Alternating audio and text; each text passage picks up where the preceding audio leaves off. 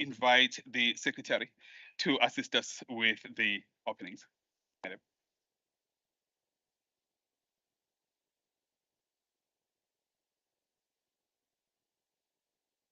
Thank you, Program Director. Good morning, Honorable Speaker, Deputy Speaker, Chairperson of Committees, Deputy Chairperson of Committees in absentia, Chief Whip, Deputy Chief Whip, leaders of parties present, Chief Whip of the Opposition, Chairpersons of Committees, all members, party leaders. Good morning. I greet you all and extend a warm welcome to this training session that has been planned for members of the KZN Provincial Legislature. It is truly a privilege and an honor to welcome members to a training such as this. As we are all aware, the global space is very dynamic and fast growing. It therefore needs all of us and puts pressure on all of us to start understanding different regimes, different environments, different technology. So there needs to be continuous development and training, which is necessary so that we can be on par, so we can keep up with changing technology, so we can be relevant to society in all facets of what we do. I am told that between the 20th and the 24th of March, it was Library Week. I'm told by the manager that heads research and knowledge management.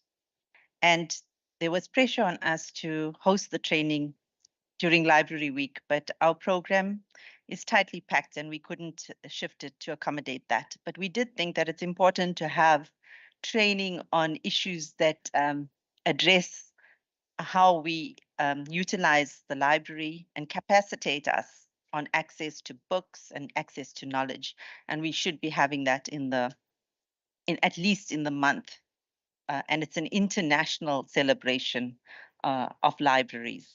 And you'll see lots of lovely quotes. I'm very impressed with these quotes. We don't take the time to look at it. It says a library is not a luxury, but one of the necessities of life. Libraries always remind me that there are good things in this world. A library is a hospital for the mind. And I think with the KZN legislature and the job that each of us has as public representatives, as staff in that domain, it really needs to be the hospital for our minds. So the importance of training goes far beyond for us ticking off a task, a compliance task. We recognize it as adding value. And in our environment, time is a commodity. We do not have the luxury of taking a day off for training. If you look at the work that members do in terms of service delivery oversight, you prioritize that. So there's no time for members to sit. There's very little time to sit in a room and be capacitated on the work that you do. So we take this responsibility seriously, and we do understand that time needs to be more utilized more productively.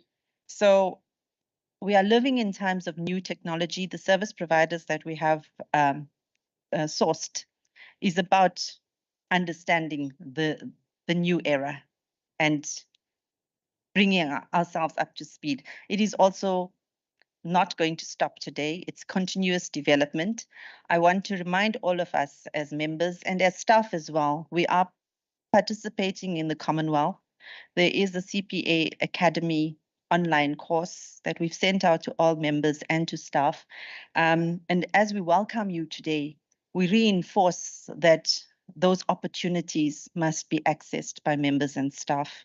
And I'm going to allow for the actual session to continue and wish you well in this session today. And let's hope that we have a successful workshop and that everyone is free to participate fully, meaningfully, and no thought is not good for this kind of session. Thank you very much.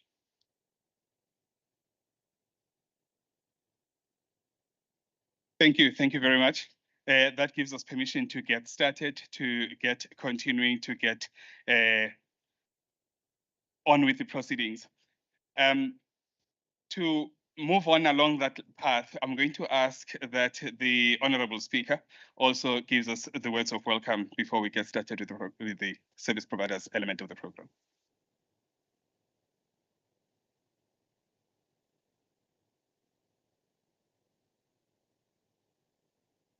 Thank you, Program Director. I call him Mfanas, because in the Lower South Coast where I come from, Omfana Futhi are called Mfanas. So Mr. Sibiya has accepted that. Thank you, Program Director. Greetings to the Deputy Speaker, the Chair of Chairs, Chief Whip, Deputy Chief Whip, the Leader of the Official Opposition, leaders of parties that are here, chairpersons of committees, the whip of the opposition and all members of the legislature, secretary of the legislature, entire management, and that all the people that are called the team KwaZulu-Natal Legislature that are here, including our guests. Mulweni. Today we want to welcome you to this session, which is in the program of the legislature, a day dedicated to the empowerment of members.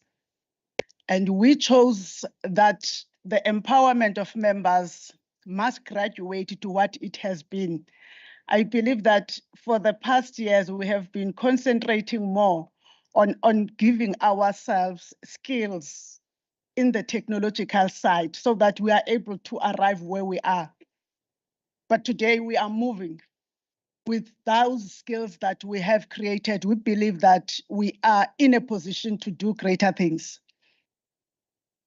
When the secretary spoke here, said that we would have loved, Mr. Pagati and team would have loved that we held this during the library week, because it's a milestone that has been achieved by the unit in the legislature that is responsible for research and knowledge, where we are now going to also be moving to library services and that are on an electronic version, the e-library.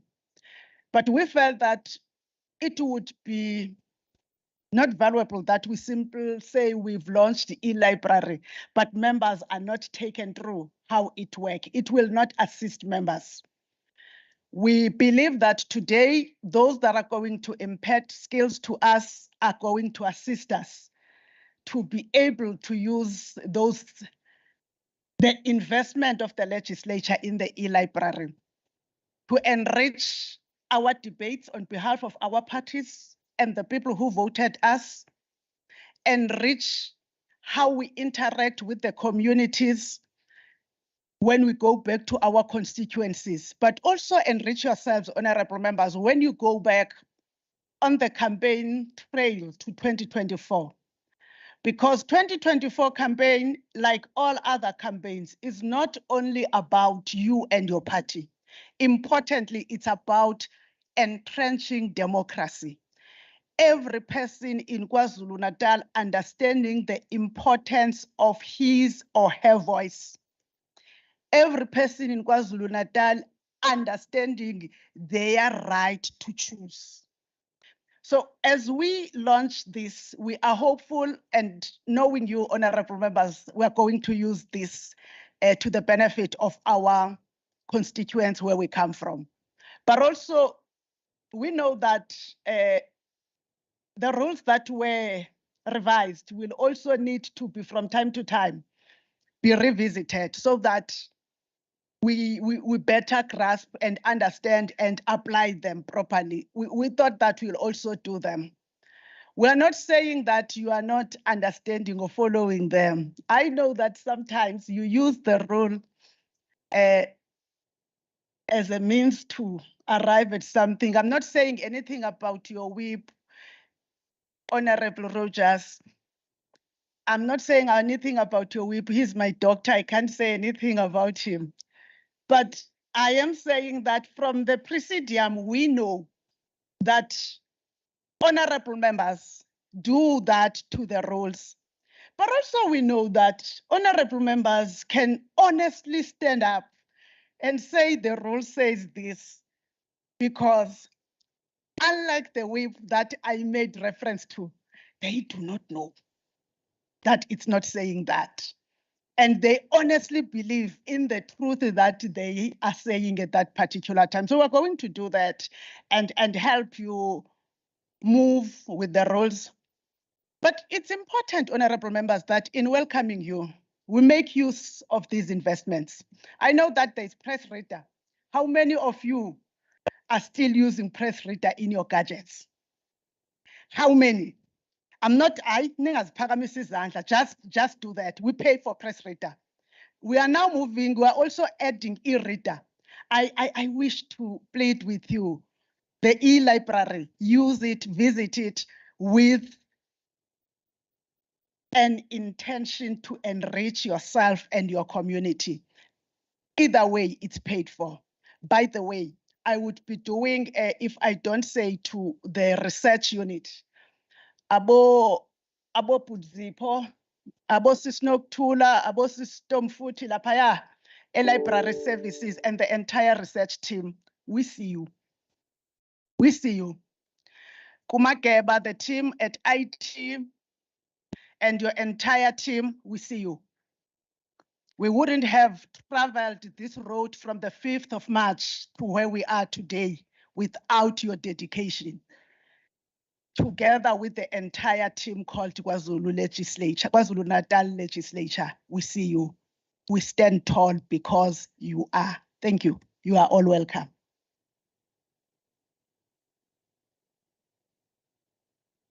Thank you, Madam Speaker. I was given permission to remain a private member of the public and a citizen.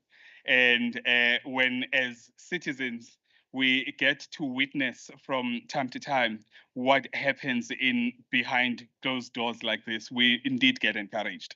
We get encouraged to hear that in these very demanding, changing times, where knowledge is a differentiator between those who succeed and those who don't, and access to that knowledge becomes a key instrument in whether or not we're going to succeed, it becomes encouraging that we should meet at a session like this to speak about making that knowledge available, making that knowledge accessible, and getting the providers that are going to assist in the journey to making sure that that does happen, to be here to assist us to do that.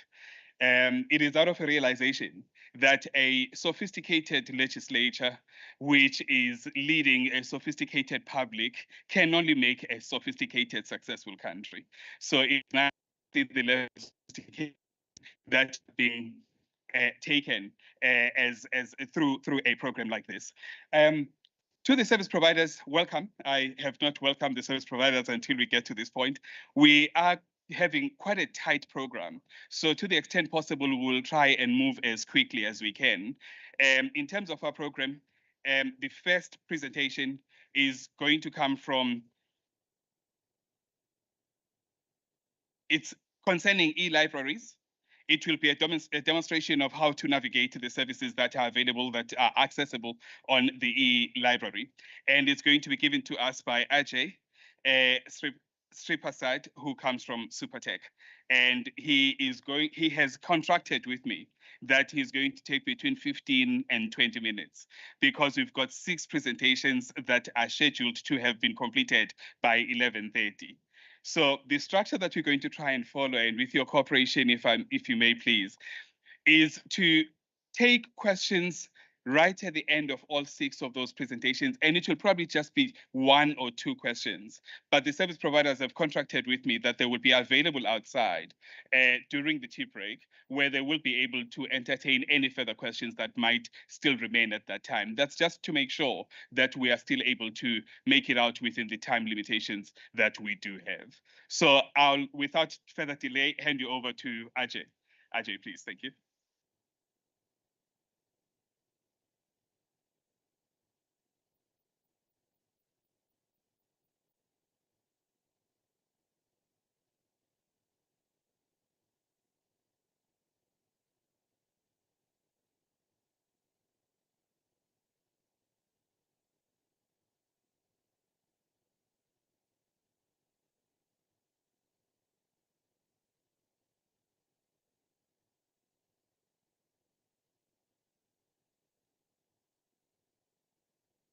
Morning, one and all. Morning, one and all. My name is Ajay Sripersad. I am here from Supertech Group, and we are the service provider that developed your e-library system. So today what we're going to do is we're going to go through a short presentation of the e-library system to give you guys an idea of what's consisted in it and how you can navigate to it, as well as all the different resources that are available on the system. Okay, so let's get going. So we have our e-library system, which is accessible via a specific URL. Okay, this URL allows you to access the e-library system on your desktop, your mobile, any sort of device that you can think of currently. It will actually adjust your screen sizes and so on to suit the system. So to give you some background knowledge in terms of the e-library system, the legislature required an e-library solution that serves as a portal to all the current existing online services that you guys have subscribed for, which is basically your Sabinet, your PressReader, your EBSCOHost, Juta, and so on. And this should be accessible on multiple devices, whether you in the legislature or not. The portal should also contain a fully automated library management system, which works with your in-house library. And with this, users are actually allowed to reserve and check out a book at the library. So part of the solution outline was to create a custom developed solution, which is web-based and gives us the access to these libraries. The e-library portal allows us to integrate online libraries and resources like the EBSCOHost, Sabinet, PressReader, and much more, as well as quick links to your sites which may be of importance all in one place. Part two of the solution is the fully automated digital library, which showcases the physical books that you can borrow in the KZN library. So from your e-library system, you're able to actually go through it, see a book that you like, reserve it, collect it, and basically use it for the time. And when you are ready, you can then return the book.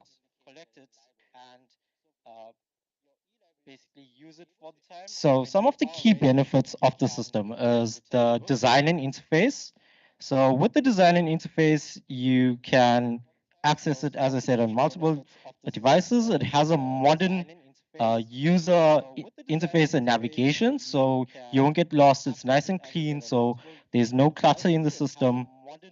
It includes all the legislature branding. So when you go through the system, you'll be surrounded by unique designs that have been created for the e-library system. Another feature of the system is that it's cloud hosted and stored. Therefore, you can access the system anywhere in the world as long as you have the URL that you need. It's reliable. It'll be always up. There's very little downtime, if any, and there is redundant services that will be available for the system to continue running. So some of the key benefits of the system is to improve efficiency, which is the ease of access to books that are physically in the library, as well as the online systems. It also includes all the automated processes and includes notifications and reminders. So with your online capabilities, you have access to the subscribe services, for example, PressReader. So from within the e-library portal, you will be able to click a tile which says PressReader, and you will navigate to the PressReader system, which allows you to browse it as you would normally. says PressReader, and you will navigate to the PressReader. You have other useful quick links, as I said, for example, Google Scholar, your World Legal Resources, Axe, and any other useful links to the users of the legislature. With the catalog portion of the system, we are able to search and browse the catalog of books in the KZN library and borrow it via the automated e-library system. Currently, there's over 4,000 books in the system that you are able to borrow. With the system, we have something called real-time request tracking. With the real-time request tracking, you will receive a unique generated code which can be shown to the library administration when you want to collect your book. And this will be scanned and your book will be issued to you to fast track the entire process and make it as streamlined as possible. Here we go. There's an example of your QR verification on your mobile. And you can see that it's fairly simple to use. Once we get onto the system, you'll see that it's extremely user-friendly. You cannot get lost in the system, and you'll be also able to submit reviews on books that you have borrowed from the library, the physical library.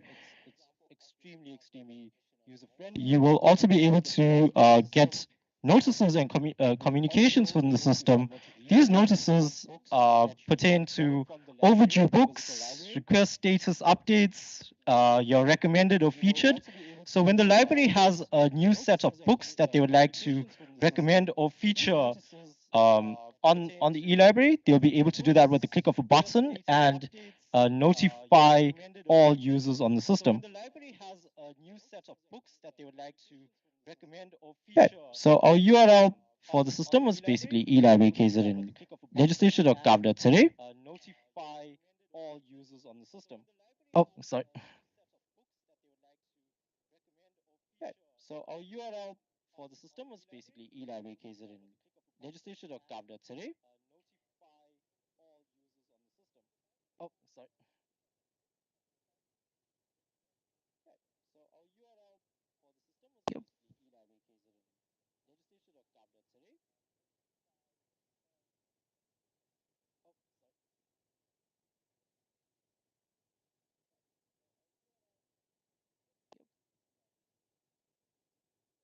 Okay.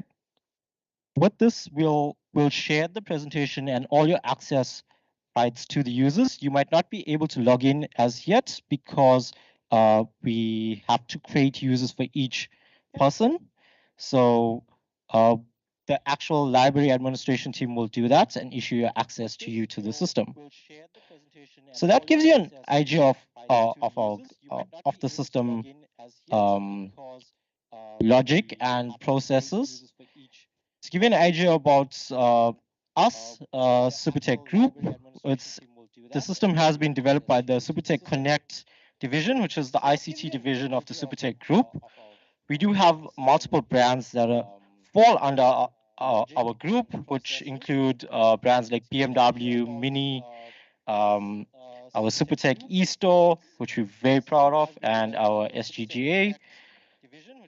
So what I'm going to do now is I'm going to actually switch over from this presentation, and we're going to go to the system and log in and browse around and look for a book. Okay. Our Supertech e-store, which we're very proud of, and our SGGA. So what I'm going to do now is I'm going to actually switch over from this presentation, and we're going to go to the system and log in and browse around and look for a book. Okay. Our Supertech e-store, which we're very proud of, and our SGGA. So what I'm going to do now is I'm going to actually switch over from this presentation, and we're going to go to the system and log in and browse around and look for a book. Okay, awesome. So this is the system in action. So what we can do is I can log in as a user of the system. This is on our web interface, so which is accessible via your laptop, desktop, and so on. And when you do access it on your mobile, it will automatically adjust for your screen size. Okay, so let's go ahead and log in. On the system, when we log in, you'll see that we already have a list of recommended books that we put in to showcase the feature. You can see in terms of navigation, it's a simple scroll. You're also able to navigate to your online libraries from here, like your Sabinet, your PressReader, straight off hand. To showcase the feature. You can see in terms of navigation. Yeah, it's just taking a little while to refresh. You're also able to navigate to your here we go. Libraries from here, like your Sabinet, your PressReader. Okay, so from the system, we basically can click on a tile and we navigate it to our WordPress system. Just taking a little while to refresh.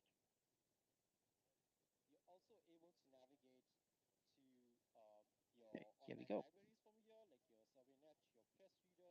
Okay, so from the system, we basically can click on a tile and we navigate it to our WordPress system.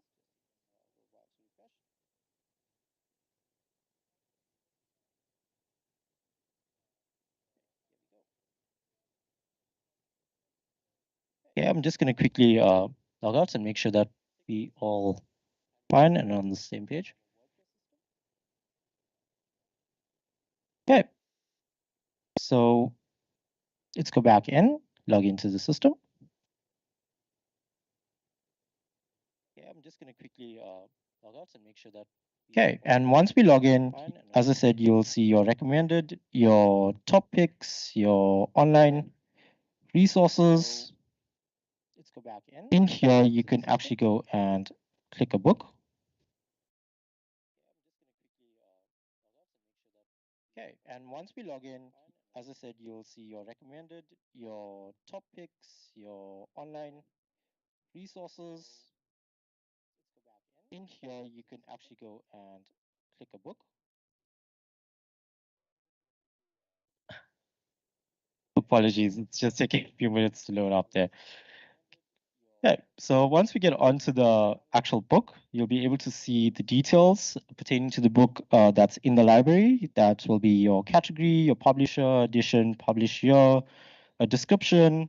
You can actually add in reviews and so on for the book, as we said. You'll see that we have 4 main tabs on top of the page, which is your online libraries, your My Books, dashboard, and your catalog. So in terms of our catalog, we're able to actually navigate to this page and get our search facility, whereby we can browse the books and search for them via title, category, author, and so on. When we find a book that we do like and we would like to reserve it, our search facility, whereby we can browse the books and search for them via title, category, author. We can go into it and see the status. Currently, this book is not available. When we find a book that we do like and we would like to reserve it,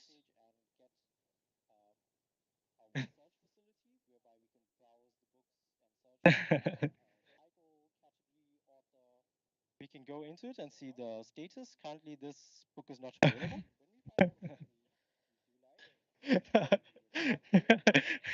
Sure, no problem. Let's just try. I promise you guys, it's all at random, so it's. And unfortunately, our psychology book is also not available because we've been testing the system with the team. Sure, no problem. Let's just try. I promise you guys, it's all at random, so it's. And unfortunately, our psychology book is also not available because we've been testing the system with the team.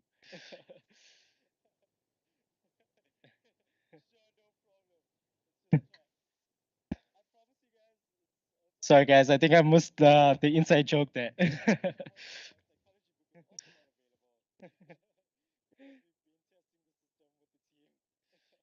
Okay, while we actually waiting for this, so we can try and go to the My Books tab, which will actually show you all the statuses of books that have been borrowed and how an order looks, so that you can access your book at the at the administration for the library, which will actually show you all the statuses of books that have been borrowed and how an order looks, so that you can access your book at the administration for the library.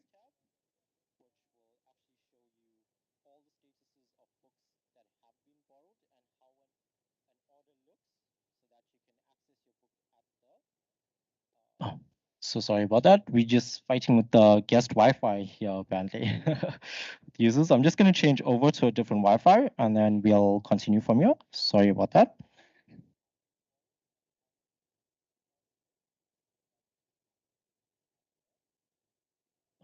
So sorry about that. We're just fighting with the guest Wi-Fi here, apparently. Users, I'm just going to change over to a different Wi-Fi and then we'll continue from here. Sorry about that.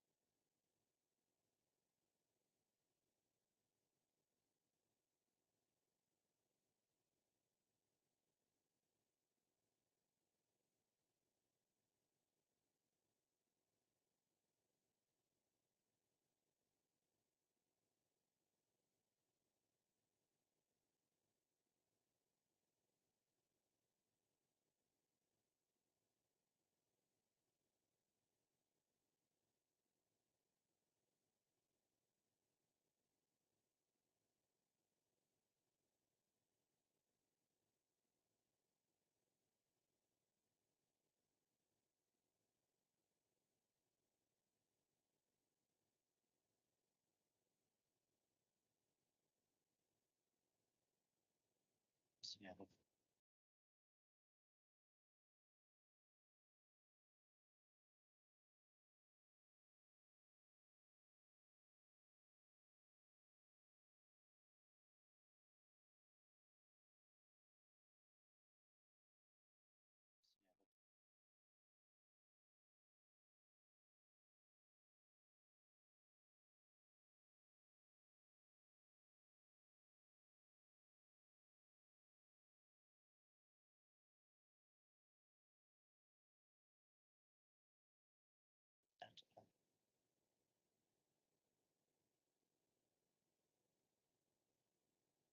Yeah.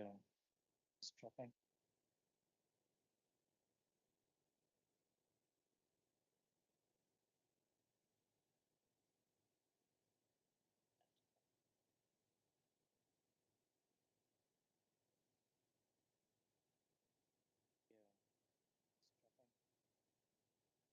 So sorry, guys. While we're waiting for that, do you have any questions so far in terms of what we've seen in terms of the system?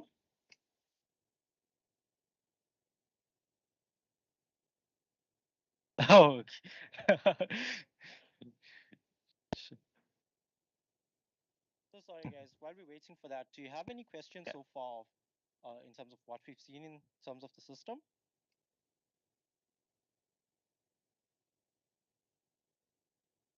Oh, I see. Sure. Madam Speaker? Sure. I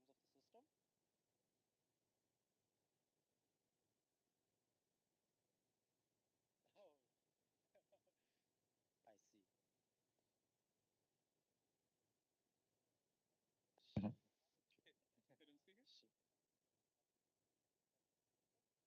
Yes, so any documents that you want to publish on the e-library system, any sort of PDF documents, it can be done in the quick links option. So yes, it will be published there. Sure. Yes, so any documents that you want to publish on the e-library system, any sort of PDF documents, it can be done in the quick links option. So yes, it will be published there. Sure. Okay. Maybe whilst they are sorting out the connection, just by way of recapping the man in the street understanding that I've gathered so far. One, a system is intended to be an e-library system from what I'm gathering. And it's accessible from desktop, laptop, or smartphone. And you access it through going to the URL as per normal. You just type your applicable URL, put the space of pack out. So you go with search and you put logo down. Once you are there, it lands you with landing page. Mawulenda kwi-landing page, that's where uzothola khona lama tabs akutshela ukuthi i-library la, quick links, books, and wonke lama tabs. I think ama tabs there was 4 of them. Yes. Yeah. So uma kuwukuthi ufuna a book, you would then go to books, ikulendise kuleli page that it ended up. Doesn't sound like you know what I'm doing here. Okay, I am. Okay, so it lands. You'll tell me when you're ready. It lands you on once you click out books, isekusa ku books ke la, then usungakwazi select. And in an option of searching the books that you're looking for, where if I was looking for a book that says, I'm scared of making an example. Okay, 7 Habits of Highly Effective People is probably safe. If I was searching that, then it will show that if the book is available or it's not. If it's available, I'm able to book it or reserve it, and then I'm able to access it. And similarly, with the question that's just been asked, I would imagine there would also be a page that allows you to search for speeches. And Long Walk to Freedom would be your example. Yeah. So I hope that helps, honorable members. You could. Yes. Thanks. Sure. A page that allows you to search for speeches. Okay, sure. Long Walk to Freedom would be your example. Yeah. So I hope that helps, honorable members. You could. Yes. Thanks. Sure. Okay, so what we'll do is, I think we'll just go back here so that we could slow it down and basically start again from there, right? Okay, so everybody grasps the concept and then we can actually move on. Okay, so what we'll do is, I think we'll just go back here so that we could slow it down. So in terms of the catalog in the system, so this is where basically you browse your books that are physically in the library. So move on.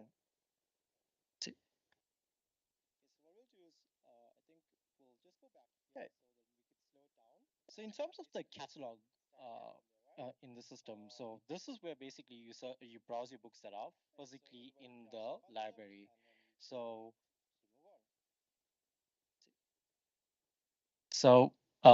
with your catalog, when you log into the system, we go to the browse option, so where you can browse their existing books, and then in there you'll be able to reserve it. Okay, so when we say reserve it, we basically saying, okay, we want the book from X date till Y dates, and we send that request off to the library, and they acknowledge it.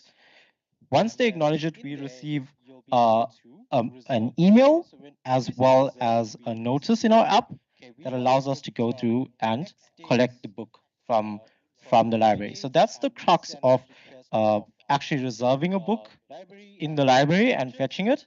In terms of your online services basically are just tiles that redirect you to your current services.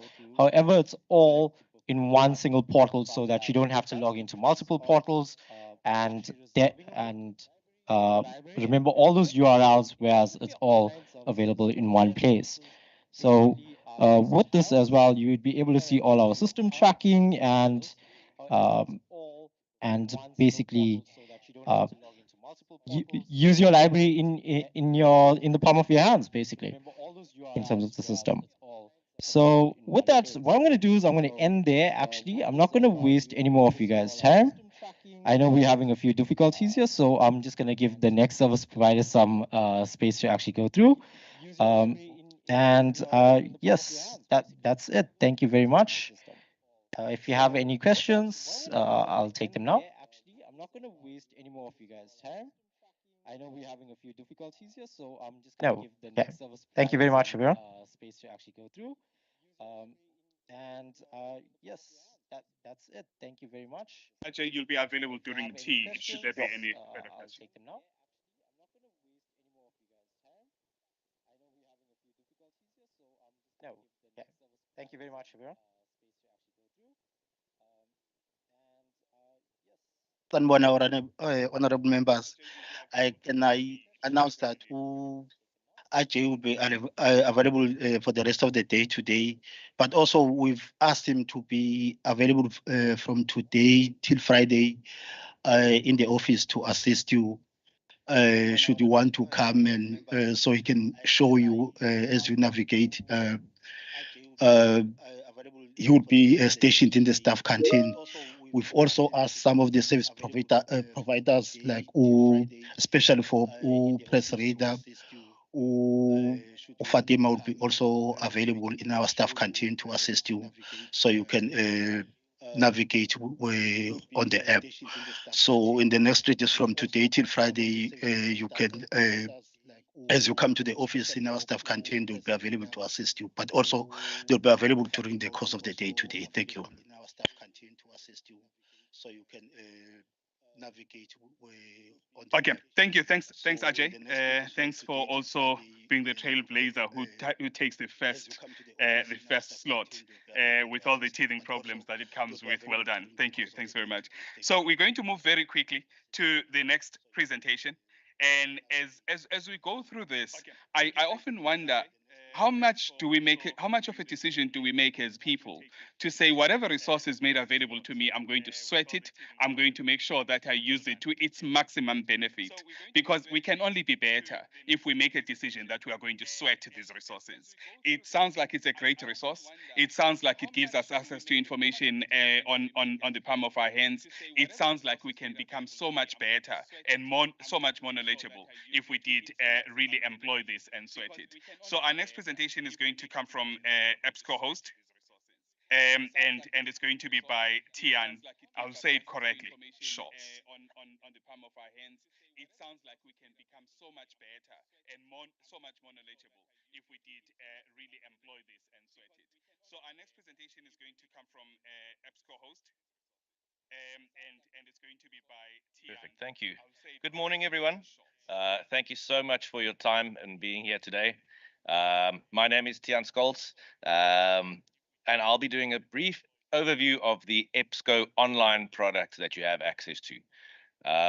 EBSCO's business is aggregating content from various publishers around the world. We don't publish ourselves. We go to publishers like Wiley, Juta, LexisNexis, Taylor and Francis, etc., and we get their content to be on our platform, and then we create specific databases like a political database, a medical database, an engineering database, and that all focuses on those peer-reviewed journals. We also work with ebooks, and I'll touch on that in a few slides. So to start off with, I'm going to go through the products that you guys have access to from EBSCO, and then I'll do a brief live demonstration as well. So the first product that you have access to is what we call Academic Search Premier. Academic Search Premier is a multidisciplinary database. It covers various subject areas. It contains over 2,000 full text, non-open access, meaning not for free ebook or journal titles. If you had to buy these titles, it would cost a packet of money. So it's a very valuable database. It covers various subject areas, things like chemistry, psychology, physics, zoology, law, etc., etc. It helps people that are busy studying in various fields. The next journal database is called Business Source Premier. Self-explanatory, right? It covers your business aspects, things like HR, finance, leadership and management skills. This collection contains 772 non-open access full text journals. This means that you have access to the article level of those journals. Everything is included. Something else that's included is things like case studies, SWOT analyses, market research reports, videos from Associated Press. The third database is what we call Political Science Complete. This database contains over 440 non-open access full text titles with backfile. Some of the subject areas covered within this database, things like ideology, democracy, political systems, political theory, political economy, etc., etc. Very focused in your area of expertise. The final database that you have access to from EBSCO is our academic ebook subscription collection. This database consists of over 237,000 complete ebooks in various disciplines or subject matters. And all of these ebooks are available on an unlimited user basis. So that means 70 people can read the same book at the same time, 90 people can read the same book at the same time. Where do you find this? On the EBSCOHost platform. I'll show you the link on your app that we went through earlier.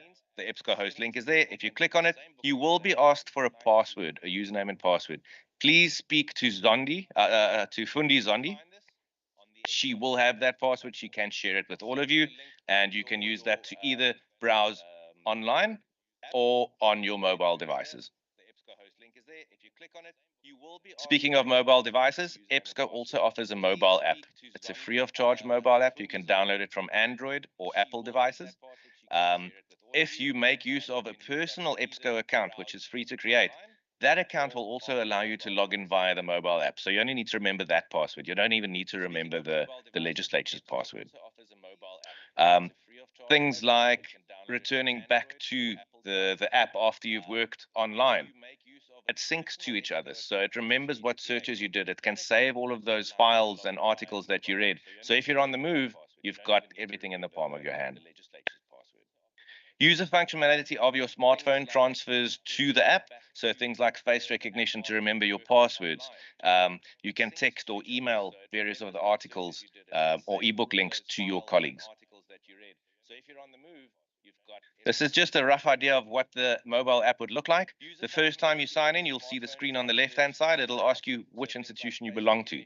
Type in KwaZulu-Natal Legislature, it'll pop up, select it, and you'll be asked for either your personal username and password or that one that Fundi can give you. Once you've logged in, it remembers searches that you've did, so it gives you ideas of what you could search for again. Type in KwaZulu-Natal Legislature, it'll pop up, select it, and you'll be asked for. Correct, yes.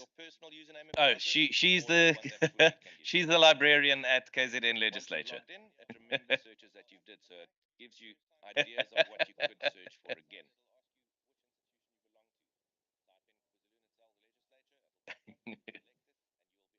Correct, yes. Right, so like I mentioned before, all of your saved items are synchronized across devices, browser or mobile device.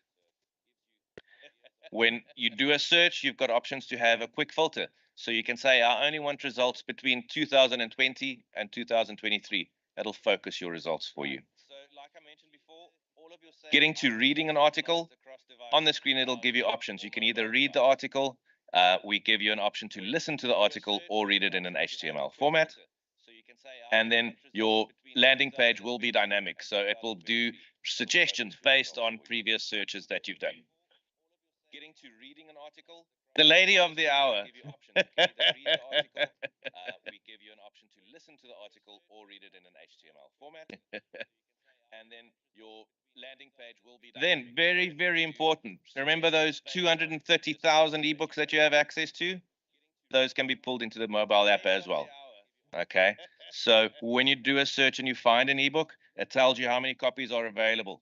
Remember I said, in your case, it's all unlimited, so everybody can download to their devices. When you download a book, it will ask you how long you want the book for.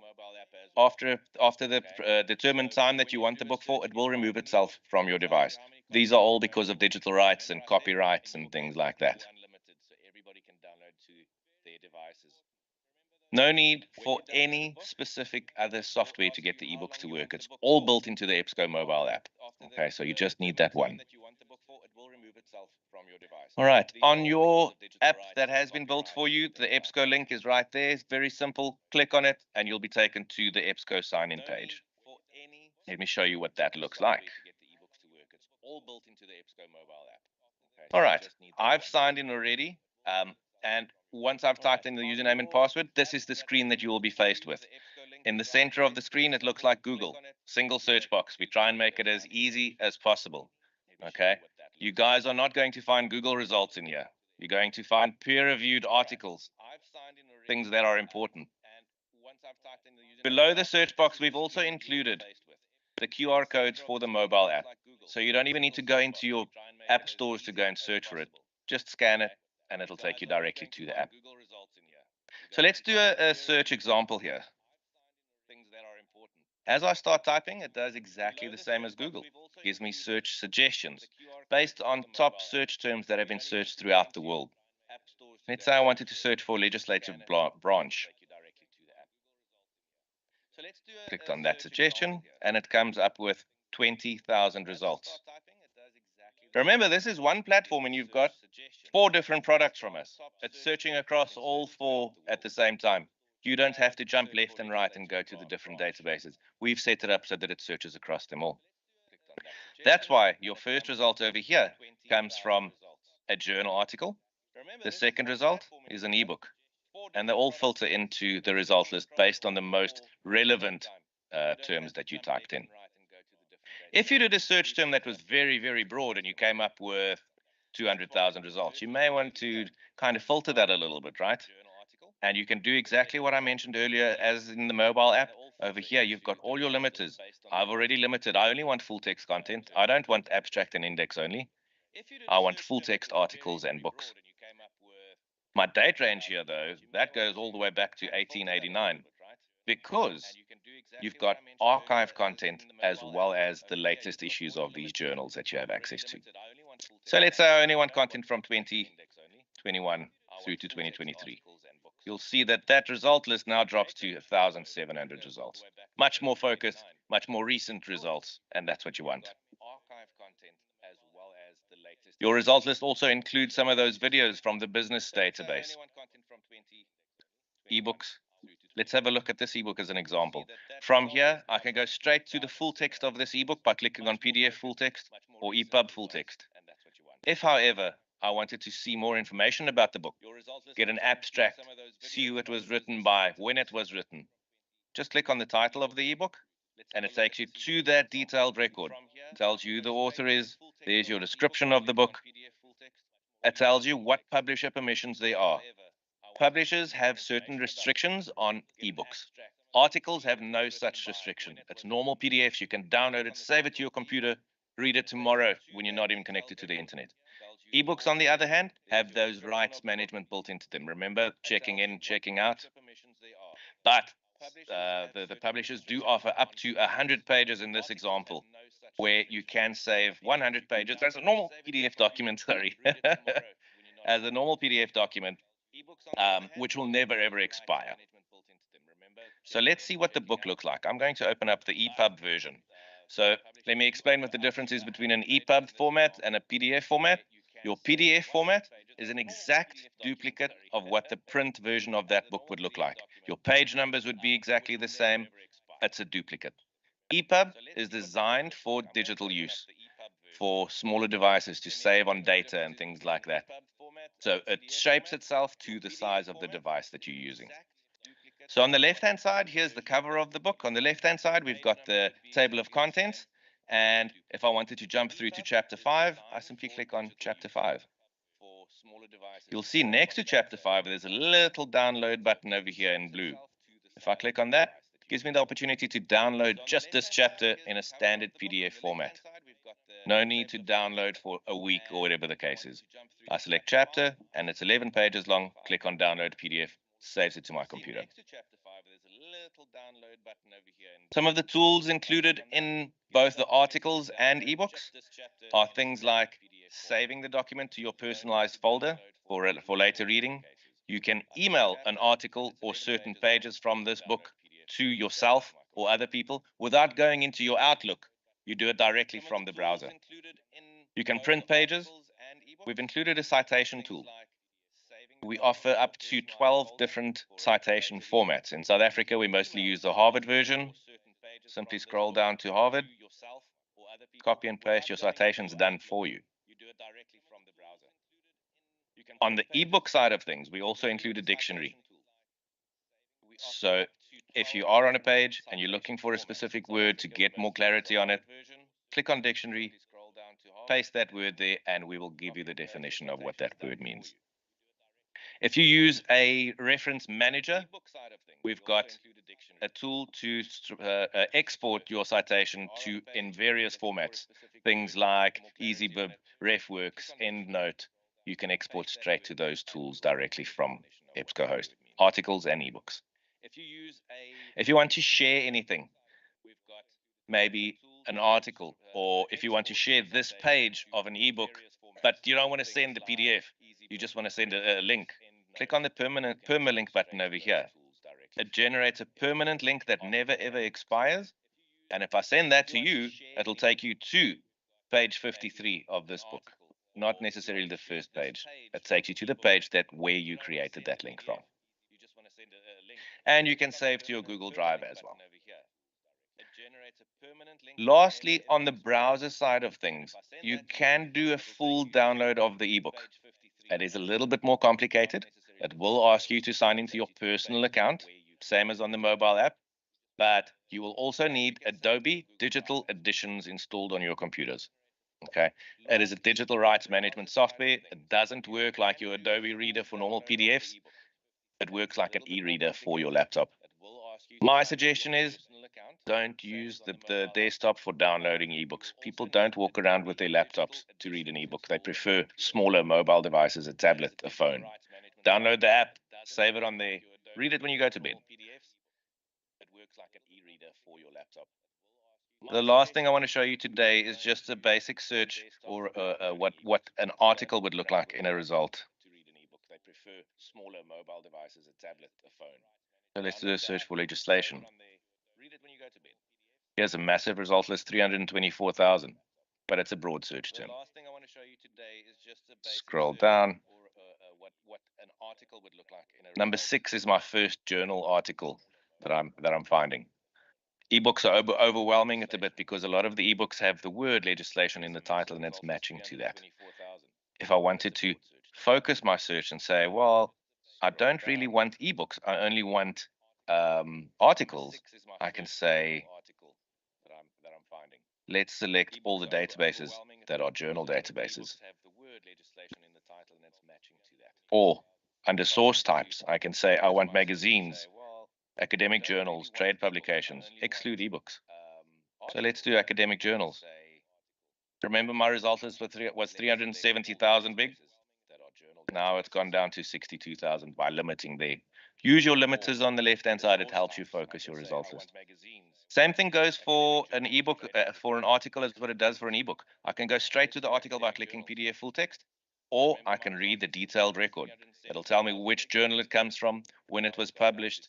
It'll also give me a link to that journal. So if I want to go into that journal's history, I can see which other articles have been in that specific journal. Also gives me the abstract. And then if I click on PDF full text, it opens up that normal PDF document with the normal PDF options that you get. Print, save, download, whatever you would like to do. There's your download button, there's your print button. On the right-hand side, there's all those tools I showed you from the ebook side as well. Saving to your folder, doing citations. Everything's included. It's there to make your life easier. You've got a fantastic collection. You've got about 8,000 different journals.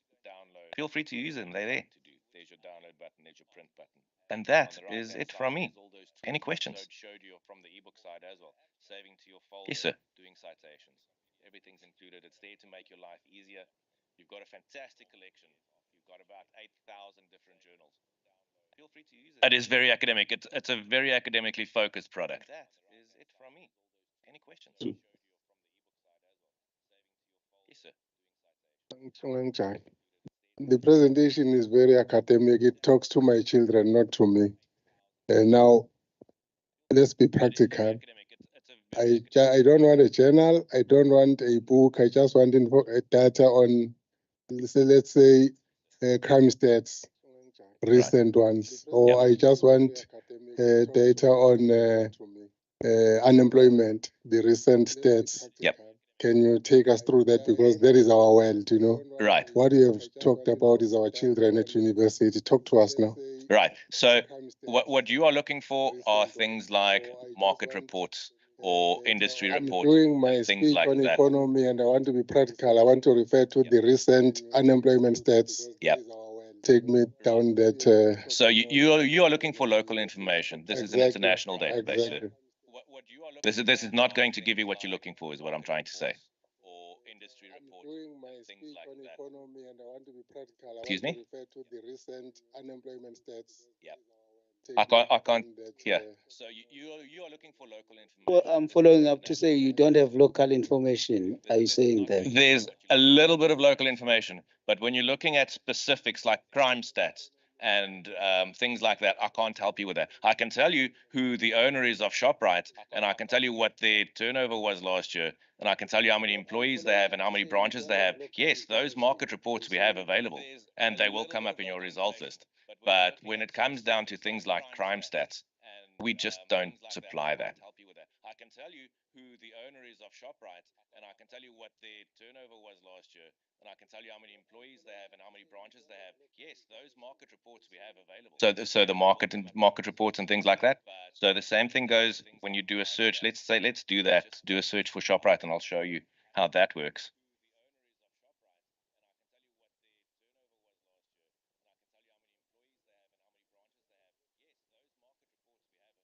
So the market. Right. So the first few results here are all from journal contents, from journals. On the left-hand side, I might want to focus here on pulling a report on ShopRite. And then it's going to only give me a market line industry profile. So the first few results here are all South Africa, Nigeria, journal contents, things like that. That's where you'll find more specific information. There would have most likely been if I go here to show more, there would be overviews is most likely where you'll find ShopRite information, company profiles, things like that. That's where you'll find more specific information. Here's their SWOT analysis. Most likely been if I go here to show more. Right. Any other questions? Fantastic. Thank you so much for your time. Enjoy the rest of the day. ShopRite information, company profiles, things like that. Here's their SWOT analysis. Right. Any other questions? Fantastic. Thank you so much for your time. Enjoy the rest of the day.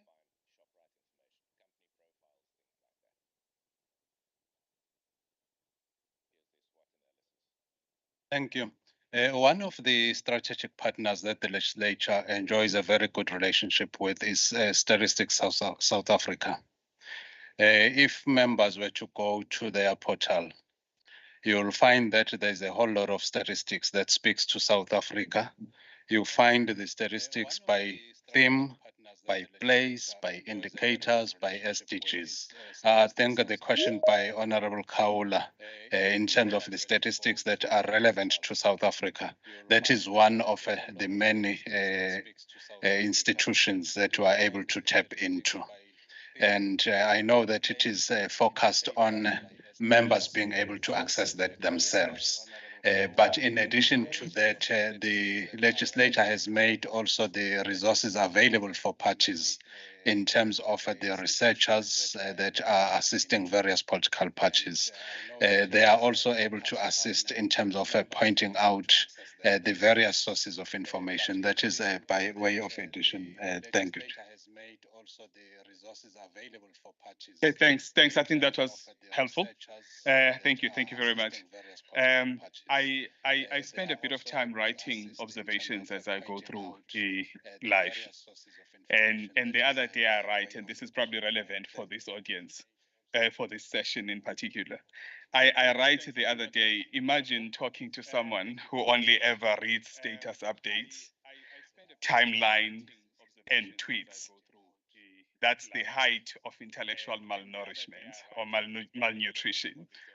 So I guess we have an opportunity here to sort out the malnutrition, because the benefits, and I'm looking at this as an HR person, I am saying there's going to be a queue of people wanting to come work for the legislature. And the reason is it's going to be a compelling case for wanting to be associated with this in terms of the employee value proposition. The fact that I have access to this great resource that gives me access to so much information, all peer reviewed at my fingertips. So if I was working on, let's take an example of eThekwini municipality's vision of becoming most reputed for being the most livable city in Africa. What are the elements that makes a city a livable city?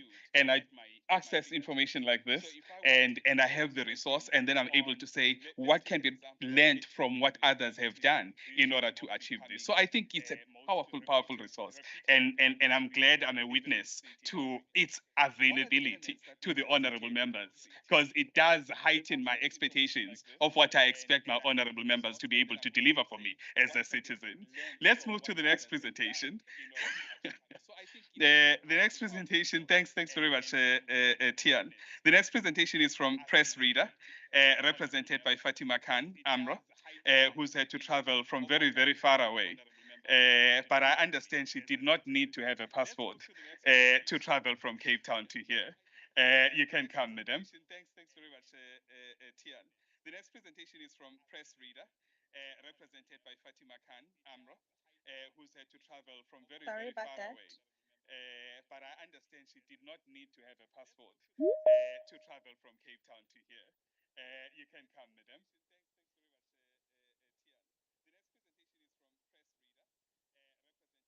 Yeah, I know. I don't want to speak.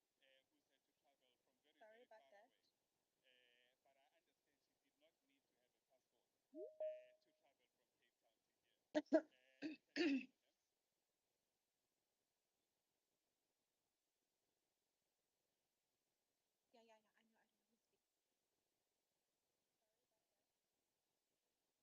So I just.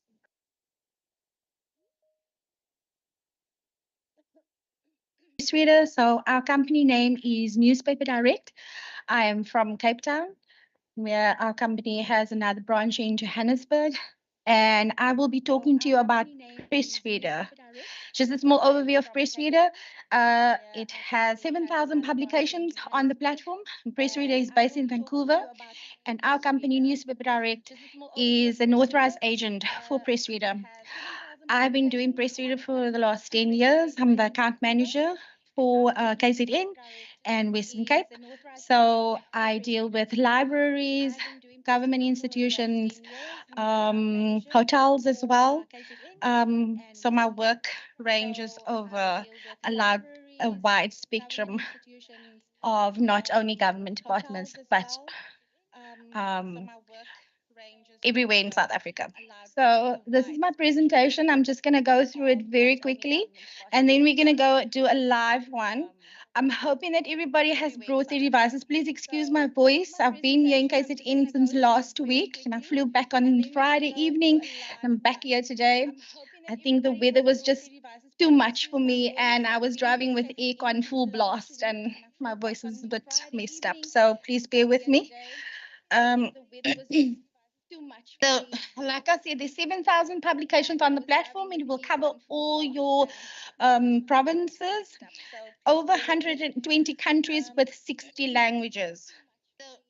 And as you can see, there's just a small spectrum of departments that we cover, libraries, etc., universities, public libraries, government departments throughout all the provinces.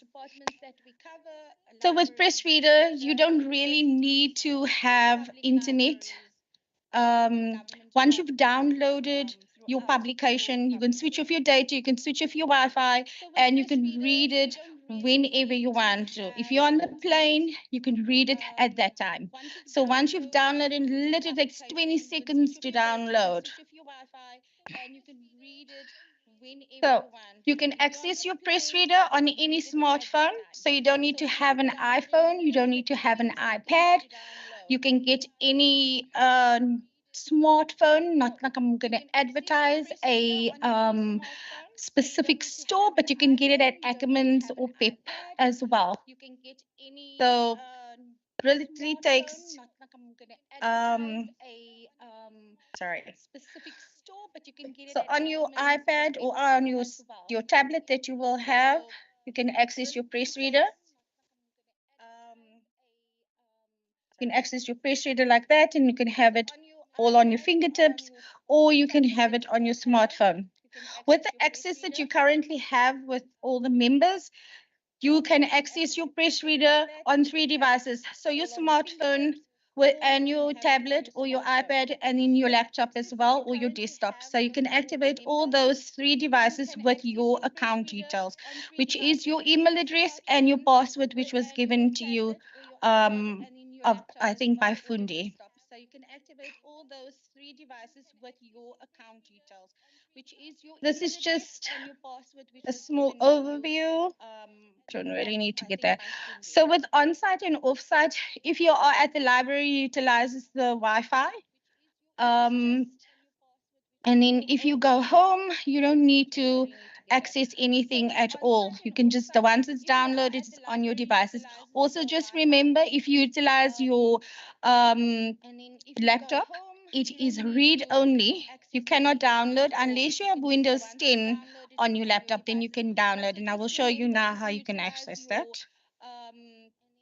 You can also go into your library, and then you can have Futhi assist you with accessing your PressReader, and that becomes so much more accessible in just reading a newspaper.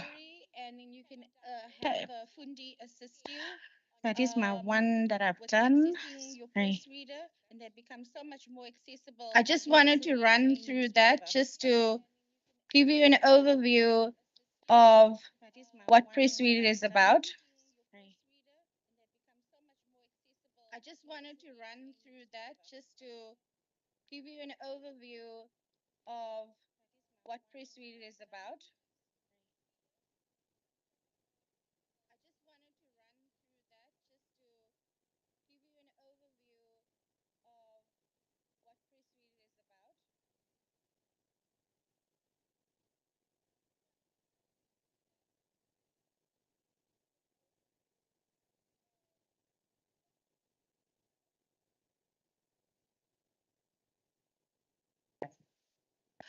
So with everybody having access to PressReader, PressReader has made it very easy for everyone to log in. So you have a login way called email domain authentication. So it uses your email to log into your account. So you will use your email address and a password that you can create. You don't have to use a password that is going to be your Google password. You can use anything. You can use Pete Pompies, 123, welcome. You can use apples and pears, just something that you will remember. Otherwise, you're going to end up phoning me 5 o'clock in the morning and say, Fatima, I forgot my password. Please reset my account. And then I will be up and do that as I normally do. All right, I'm just going to go through this. So always just remember you have to see. It's not moving, sorry. You on the first page, first column, you'll see you get access to your PressReader account. You're checking your access. It will give you access to 30 days. And the reason why we're doing that is so that you can re-sign in again, making yourself active. If you're not going to be active, the stats will show that there is an amount that's been downgraded. So when they look at the stats at the end of the month, they'll see, okay, what is happening now? You got PressReader, it's been paid for, the legislator pays lots of money for it, so everybody must utilize it. You have to see the welcome note. You see in this one here.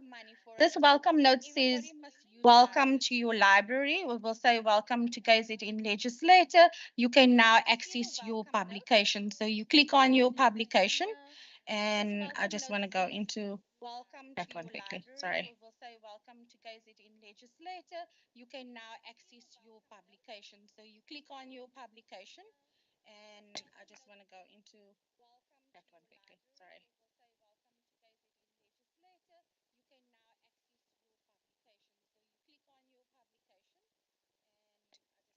Okay, it's not on.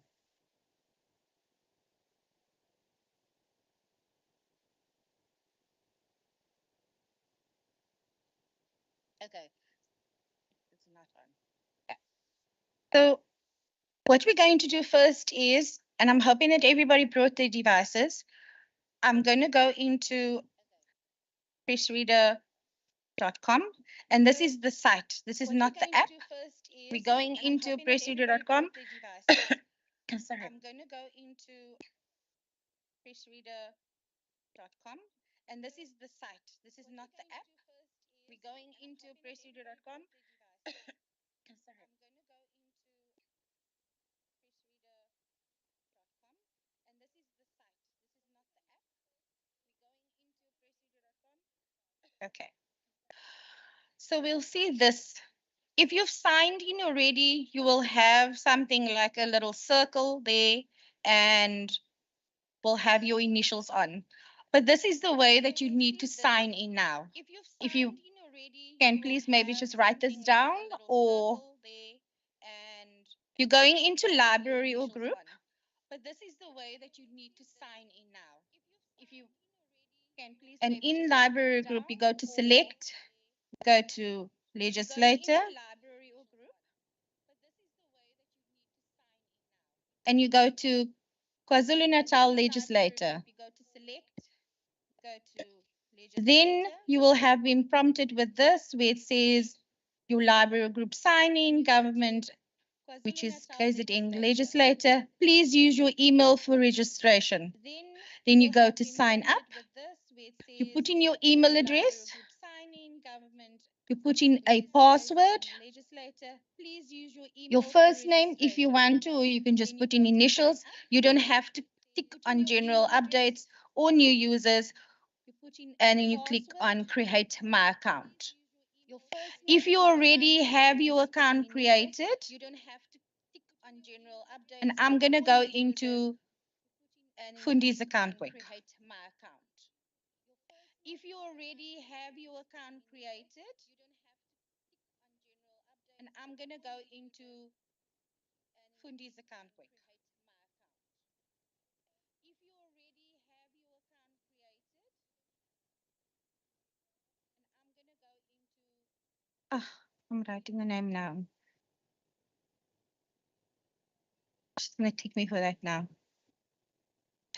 All right, so I'm going to go into her account. Her account has been set up already. She's utilized it. And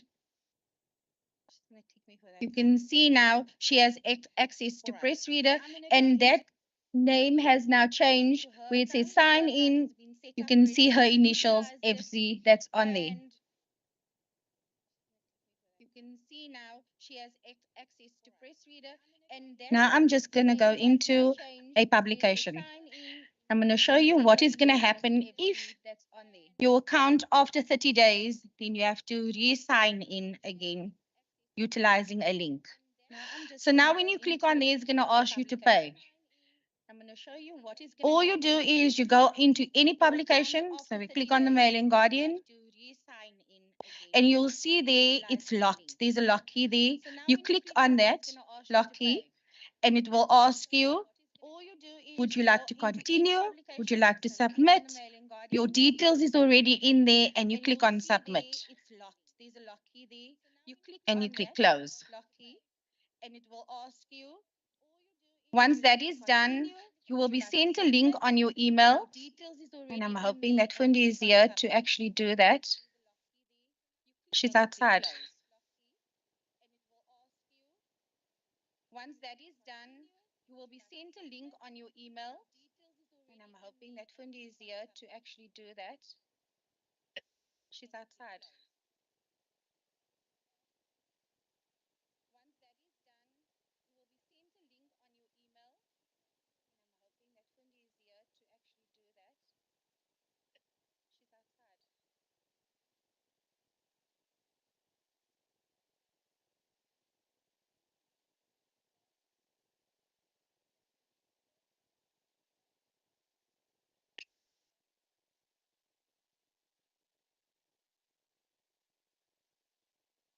All right.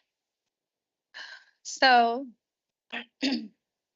now, once you've received a link on your email, click onto your PressReader because that link will take you straight to PressReader and you will get your green coffee cup.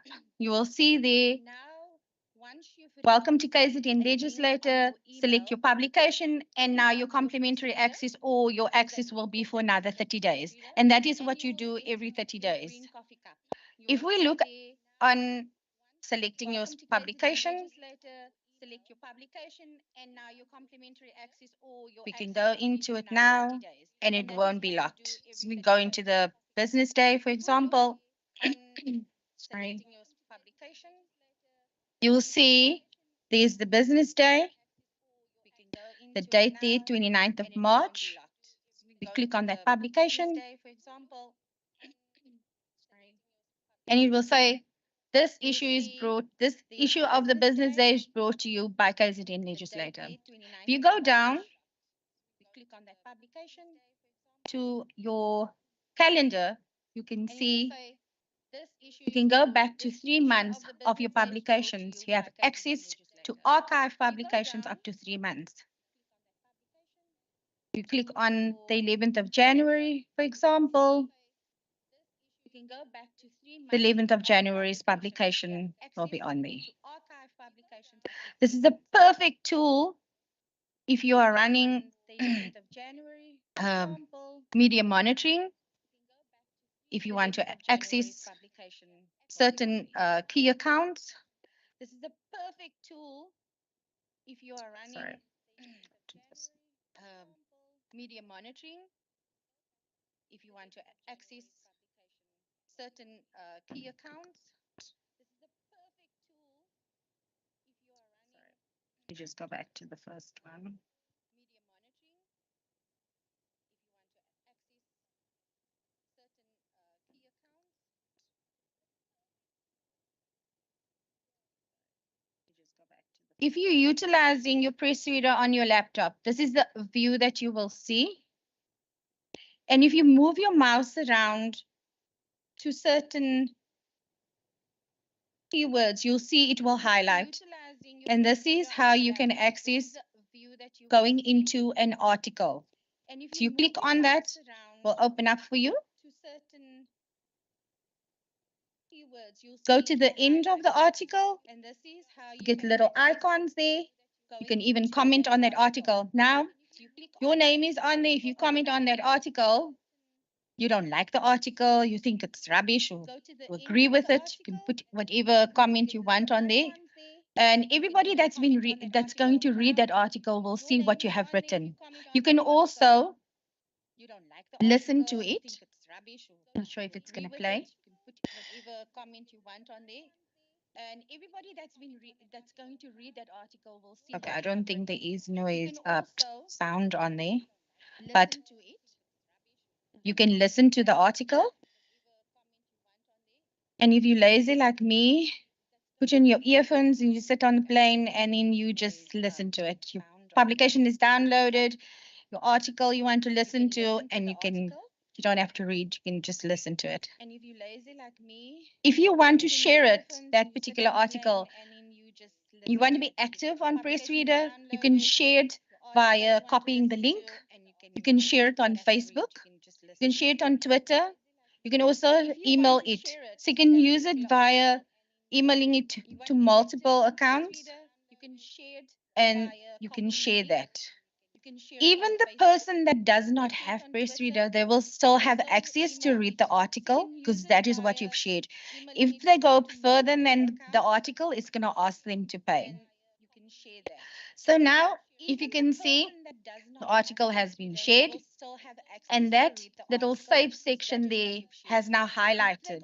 If you go into more, you can see now, this is now for your archive purposes, what you've done on your account. Like I said, you can comment. On the save section, it will say that you've emailed. If you shared it on Facebook or on Twitter, all that information will be there as well. You can also copy the article. So if you want to do a newsletter or you want to do a share it amongst your department, you can do extractions, you can select all, you can copy this, put it on your email and send it off like that. Or you can just do an extraction. Share it amongst your department. You can just do an extraction of the article and send it off like that. Or you can just do an extraction. You can copy this. Copy that part. And then copy this and put it into an email. You can copy this. Copy that part. You can also upvote the article and downvote the article. So if you don't like it, you can click on it and you say you don't like it. If you do like it, you can click on there as well. You can also upvote the article. I just want to go into, I'm not sure if this will pop up. If you do like it, you can click on there as well. Sorry, just 1 second. I just want to go into, I'm not sure if this will pop up. I'm going to show you the PressReader app. So the PressReader app is on here. On your Windows 10, if you download the PressReader app,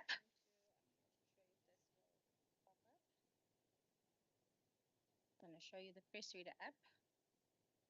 You can go in there. It will download for you. It's a free app.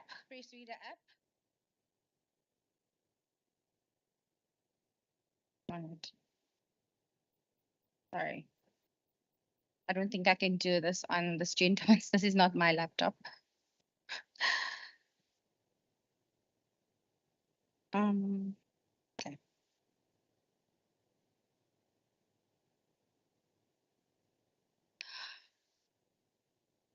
No, it's fine. I just also want to go into the search button. Say, for instance, we're going, obviously elections coming up soon, and we want to go through and do our search in terms of KwaZulu-Natal Legislature, and we're putting in keywords, for example.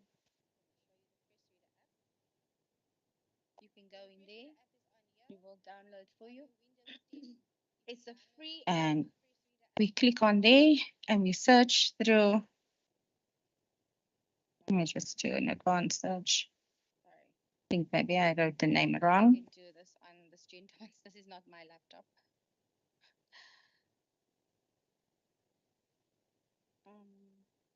Sorry, I wrote your name wrong, please. Yeah. Sorry. Sorry. TOBE. Sorry? I just also want to go into like that. The search button. Say, for instance, we're going, obviously, elections coming up soon. Like that. And we want to I'm still wrong. Go through and do our search in terms of KwaZulu-Natal. Is that right? Legislator. And we're putting in keywords, for example.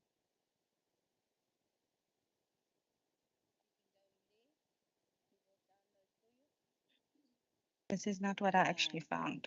We click on there and we search through. Okay, let me just search somebody else quickly. Search. I think maybe I wrote the name wrong.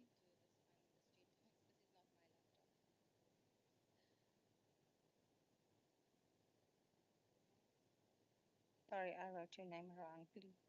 Yeah. So if we do a search on a specific person, you put in their name in inverted commas and their name and surname will pop up, and you will see the latest article that's been written about them will be the first one. You can see that the 3rd of March.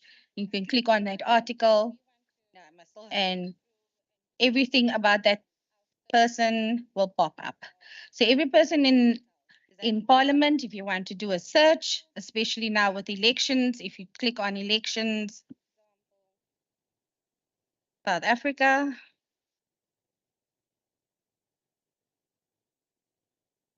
This is not what I actually found. No. Okay, let me just search somebody else quickly.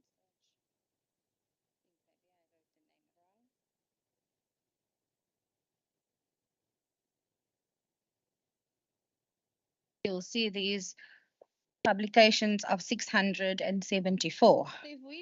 If we do another search, for example, the name in inverted commas and their name and surname will pop up, and you will see the latest article that's been written about them will be the first Jacob Zuma. You can see that the 3rd of March. 234,192 articles. The latest one on the 24th of March, going back. So you'll have access to all these publications. If you click on an article and you create a link, that link will stay there for up to 20 years. South Africa. So even if you're no longer in at KZN Legislature, no longer in your department, whoever comes after you will have access to what you have saved. And if you want to create an archive folder or a department that can do archive for you, you can save those articles and rename it. And this is how you can create a journal, rather, for everyone after you. And this is, if we do another search, for example. Oh, okay.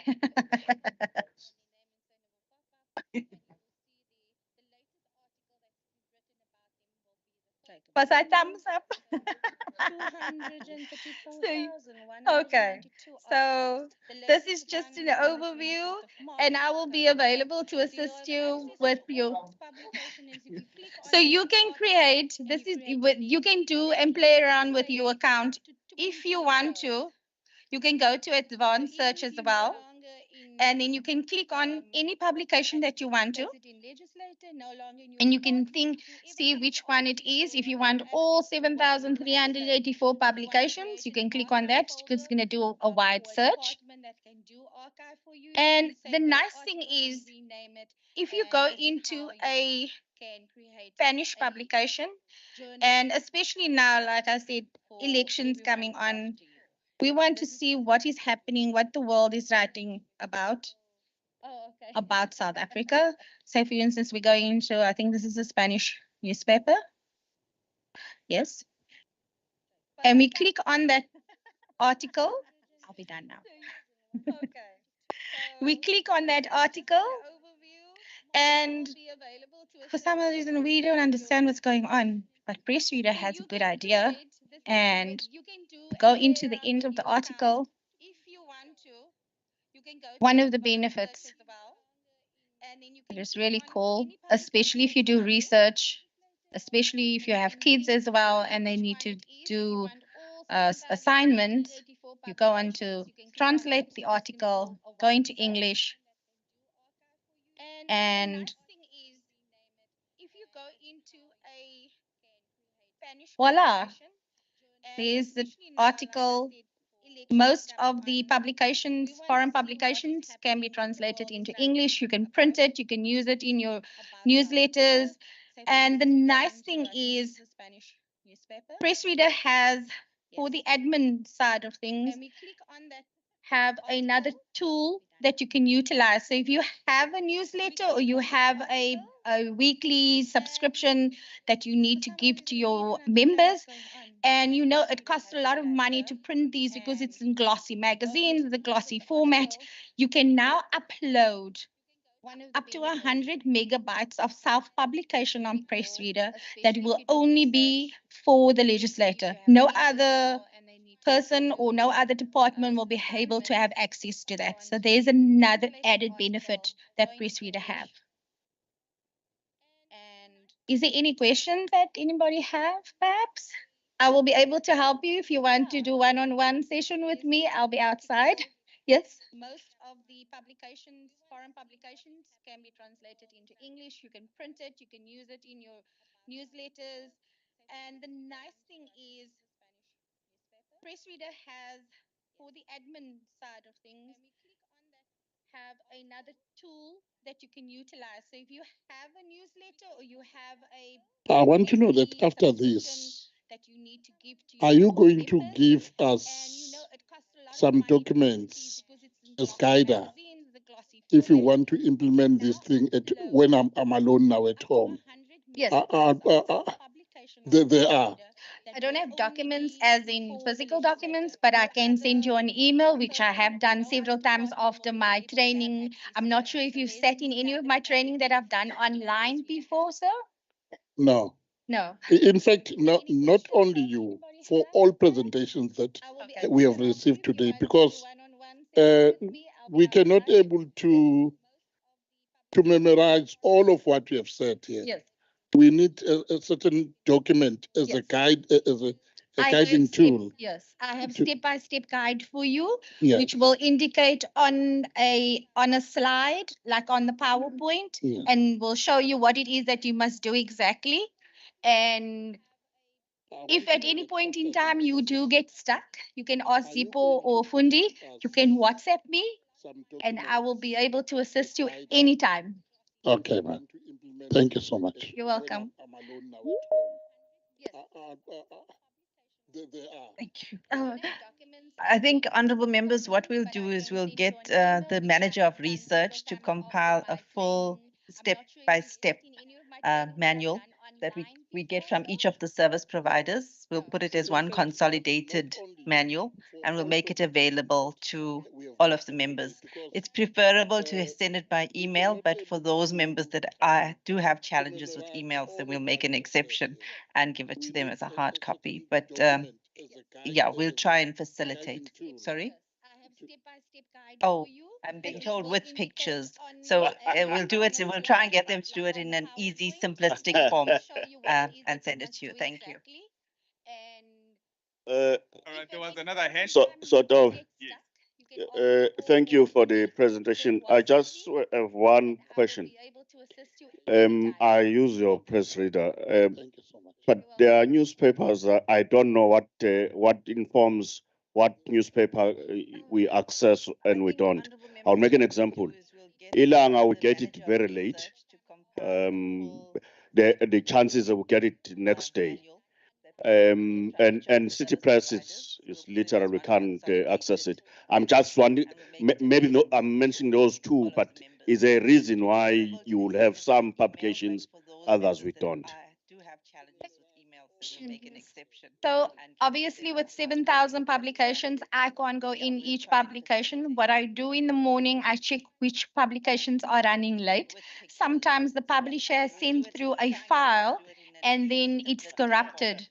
And then the only time that I will be on PressReader, because they're in Vancouver, they're also 24/7 available for me to send an email, and they're very prompt with fixing out the problem. If you know the Ilanga Sonto or the Ilanga is coming out very late for several days, or it's late that particular morning, you are welcome to email me. I am available. The chances of getting Sorry? the next day. It's a normal thing. It's a normal thing. This is the first time I'm hearing. I don't know. Access it. I'm just You've sent me an email? maybe no, Have I not responded to your email? the reason why you will have some Okay. others. Okay, I will attend to that as soon as I can. And this morning, what I do in the morning, I check which publication. In case you want to Oh, so where access we it, now? but it speak of the payment options. Okay, I will try and have that sorted for you. If there is any other publications, you are welcome to communicate with Fundi. She is my direct contact. And then you can send an email to me as well if you do you wanted to resolve immediately. You can always WhatsApp me as well. My WhatsApp number is available for those members. If there is any other publications that you are struggling with and you see that it's not available immediately, you are welcome to send through an email or a WhatsApp to me. With regards to the city press, unfortunately, when COVID happened, the city press was with News 24. And they've decided that they wanted to do their own app. Unfortunately, they don't have the infrastructure to serve larger government departments or universities. They only have user accounts, which is not going to be viable. If you're going to purchase, it's going to cost a lot of money. So what we have done is we've given complimentary access to News 24. I've given usernames and passwords to Fundi. Some of those usernames and password wasn't used for a whole 6 months, and I deleted those because it's cost money for our company. We did it for free. Only because as a client, KZN is my client, and I wanted to make sure everybody is happy. So if you are wanting to use the city press, you're welcome to send Fundi an email, and she will give you the username and passwords for you to access those publications. I am also not sure if I can say, but we are busy negotiating with the witness. So the witness will be on PressReader very, very soon. We were hoping the end of this month, but it's probably going to be the end of next month. But that is very good news because the witness was also with News 24, and then they were taken away. So that is one good news there, because I know that the witness is very important to the legislator as well. Yes. I wanted to ask a question on two things. I'm assuming that we're still gonna get a connection for the e-library because you can access it. But the second one is that the press reader on my still is actually that it requires payment options. It does not go through the legislature. If at any point in time that you have to pay for your publication, I have done a demonstration as I showed you. When it says there, if you need to pay, you need to click on that little key there, and it will ask you to click on the link, and then you'll be able to get access. You have to see the green coffee cup. At any point in time when you do see that you have to pay, then you are not part of legislator, and please do not enter your credit card details in there. I know one of the other departments in Western Cape has done that, and it was unfortunate because they didn't know what they were doing and they utilize their credit card.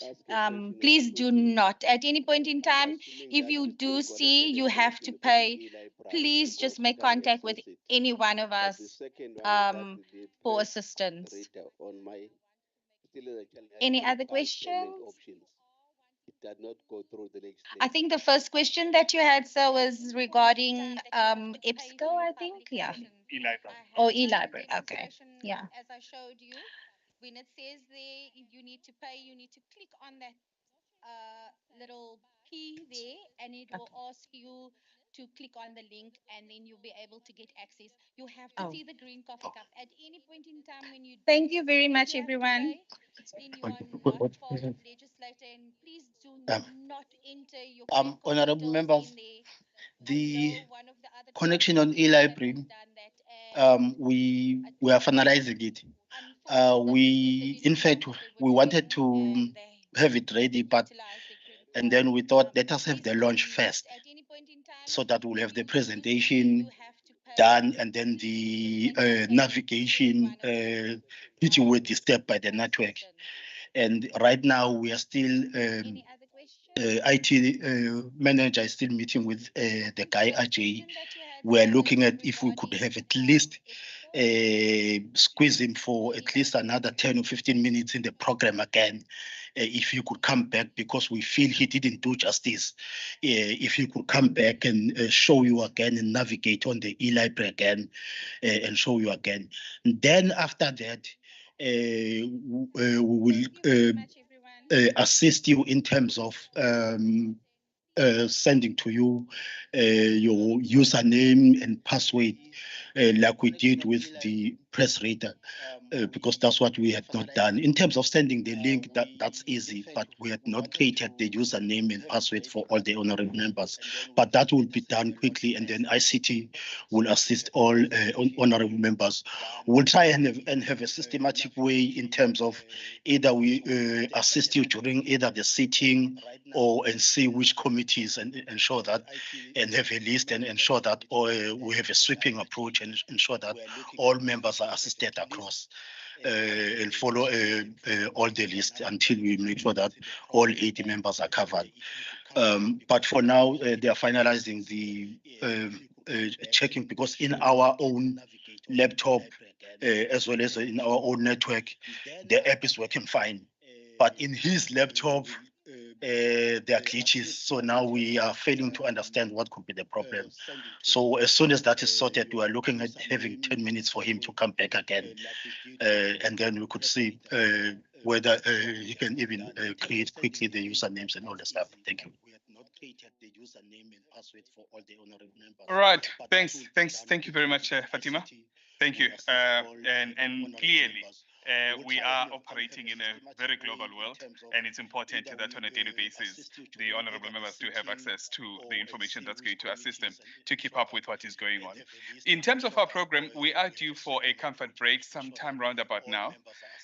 My sense is that we probably need to entertain that before the two presentations that are still outstanding in terms of this segment. Does that resonate with us? Yeah, maybe that comfort break will do us good. It is now 5:12. Is it? Can we do 20 past 12 back here? 20 past contract? Excellent. Service delivery will be 20 past 12. Thank you very much. Thanks. Whether you can even create quickly the usernames and all the stuff. Thank you. All right. Thank you very much, Fatima. Thank you. And clearly, we are operating in a very global world, and it's important that on a daily basis, the honorable members do have access to the information that's going to assist them to keep up with what is going on. In terms of our program, we are due for a comfort break sometime round about now. My sense is that we probably need to entertain that before the two presentations that are still outstanding in terms of this segment. Does that resonate with us? Yeah, maybe that comfort break will do us good. It is now 5:12. Is it? Can we do 20 past 12 back here? 20 past contract? Excellent. Service delivery will be 20 past 12. Thank you very much. Thanks.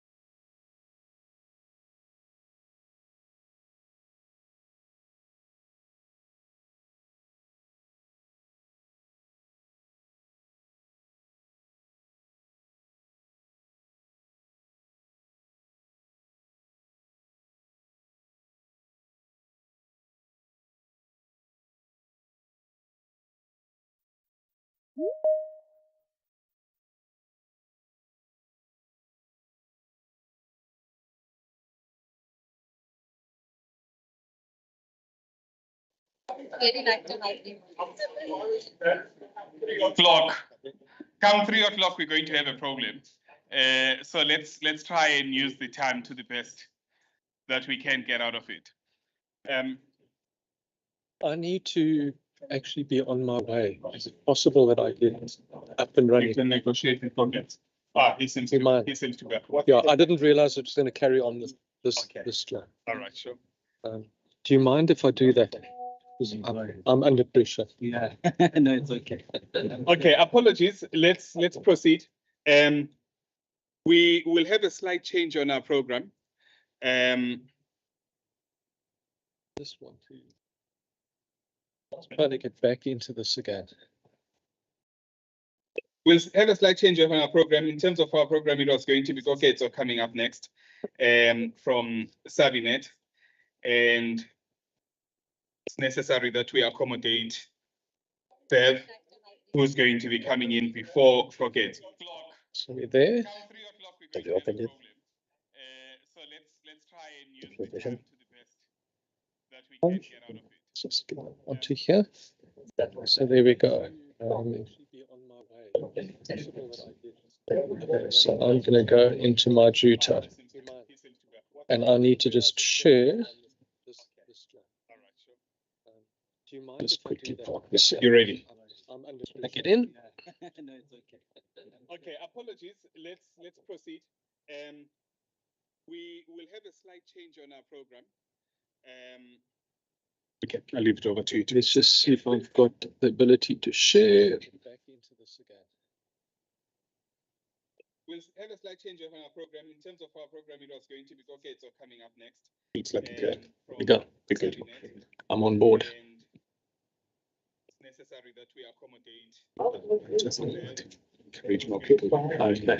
It's just going to be another way. Thanks for allowing me to do that. All right. Honourable members, thank you so much for allowing me to change the program slightly, and thanks for allowing me to address you very quickly. I'm from Juta Law. My name is Bev. I'm the KZN representative, and of the journey of 170 years that Juta has had in South Africa, I've shared 20 of those years. I want to show you very quickly. I spoke to Mr. Is it Mohammed Kader, and he said he has tested the link. We've got a trial access set up. So if you click on that Juta icon, this is what you will end up looking at once you've logged in. And I'm going to go to a product here called Juta Evolve, and that's the one that we need to look at. I've got masses of things because it's the whole menu of Juta here. And if you click on Juta Evolve, you end up on a landing page that looks like this. And this is the platform that you'll be using. I'm not going to go through the ins and outs of logging in, but this, I want to show you what the Juta product can do. So if you're in a portfolio committee, and let's say you're dealing with public finance, and you decided, okay, I want to find something on public finance, you would just type it in. This is the global search bar. You would hit enter, and you've got 22,000 results. That's far too many to deal with. So you need to start a process of filtering. And you'll notice my tab over here is on the home tab. You can see that clearly. I've got other content tabs here. So if I want legislation now, I click on the legislation tab, and it takes me from 22,000 still to 1,685. That's far too many. The nice thing about this, the artificial intelligence that it sits on, the most likely thing ends up at the top, and there's your Public Finance Management Act anyway. If it wasn't there, you can apply more filters. So I applied my content filter over here. I went to legislation. If I want case law on public finance, I would have to then click on judgments. I'm not going there yet. We'll do that in a moment. here in legislation, you've got a set of filters again, and you can say, under this legislation, what do I want, national or provincial? If you click national, and you click again, you open up this little arrow, you want the Principal Act, and you click apply, you're down to 503 results. And in any case, that Public Finance Management Act is still sitting at the top because that was the most relevant one. The nice thing with the system, next time you come in, you don't have to go through the search. You can bookmark this act. There's a little star next to it. You would click on that, it turns blue. It's now sitting in your bookmarks. The next time you come into the platform, you click on bookmarks, and there is your Public Finance Management Act, and you can just go from there. When you click on the blue hyperlink, ignore the rude messages, you end up in the actual Public Finance Management Act. On the left-hand side, it's got the complete contents, the definitions, the chapters. You can go through things step by step here if you want and find sections that way. On the right-hand side, you get the full description of the Act in terms of when it was assented to, the date of commencement, the Afrikaans Act, if there is one. And then you get this little thing called prelex. It means prior to amendment. That's just a fancy word to say prior to amendment. And these are all the different versions with the government gazettes. Going back, you've got rules and regulations. So you would click through to rules and regulations.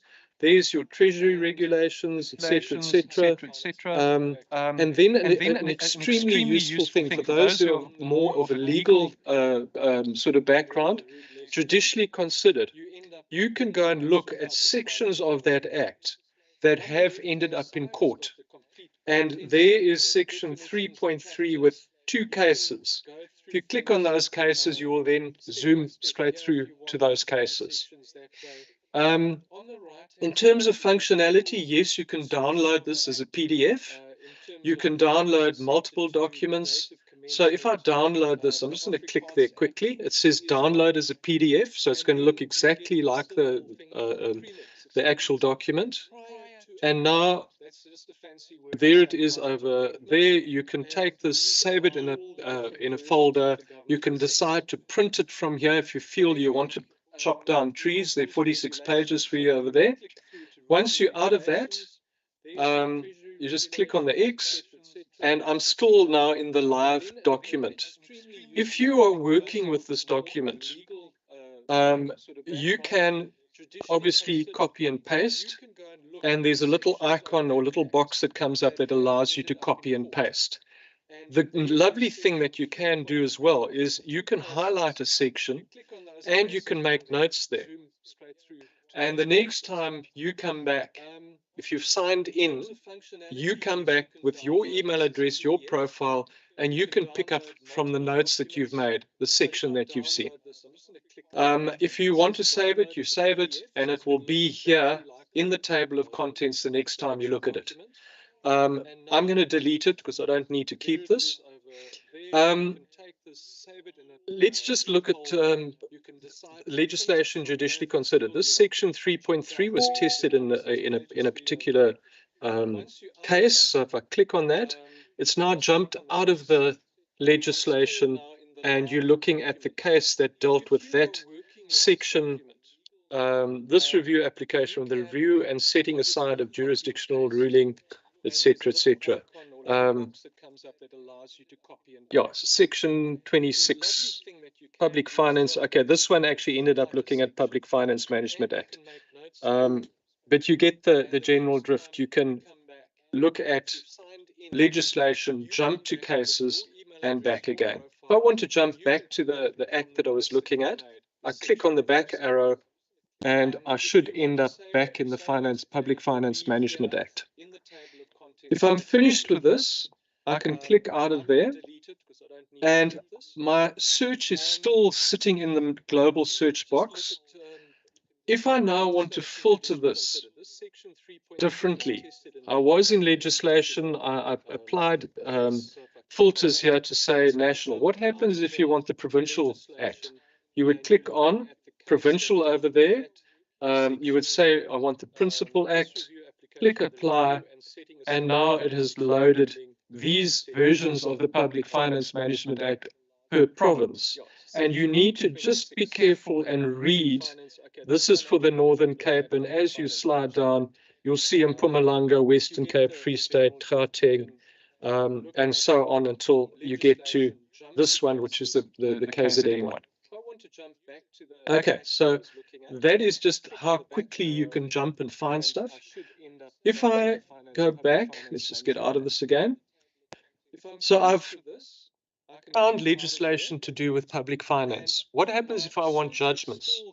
I would click on judgments, the judgment content tab, and there are 6,000 cases dealing with public finance. Is there something more that I want to look at? And I then apply filters again. Each time you're in a content tab like this, you've got filters to apply, and that makes your life so much easier. So I'm going to look at the South African law reports. So I click on the little arrow next to the South African law reports, and then I look at the other filters I can apply for public finance. And if I'm going to look at administrative law, I click in administrative law, and I click apply, and I'm only looking at those 89 results. Still a lot of cases. Now you can start a sorting process. And if you sort, you can say, I want the newest case dealing with public finance. If you click on that, the top case here is a 2022 case, Mzansi Fire and Security versus Durban University of Technology.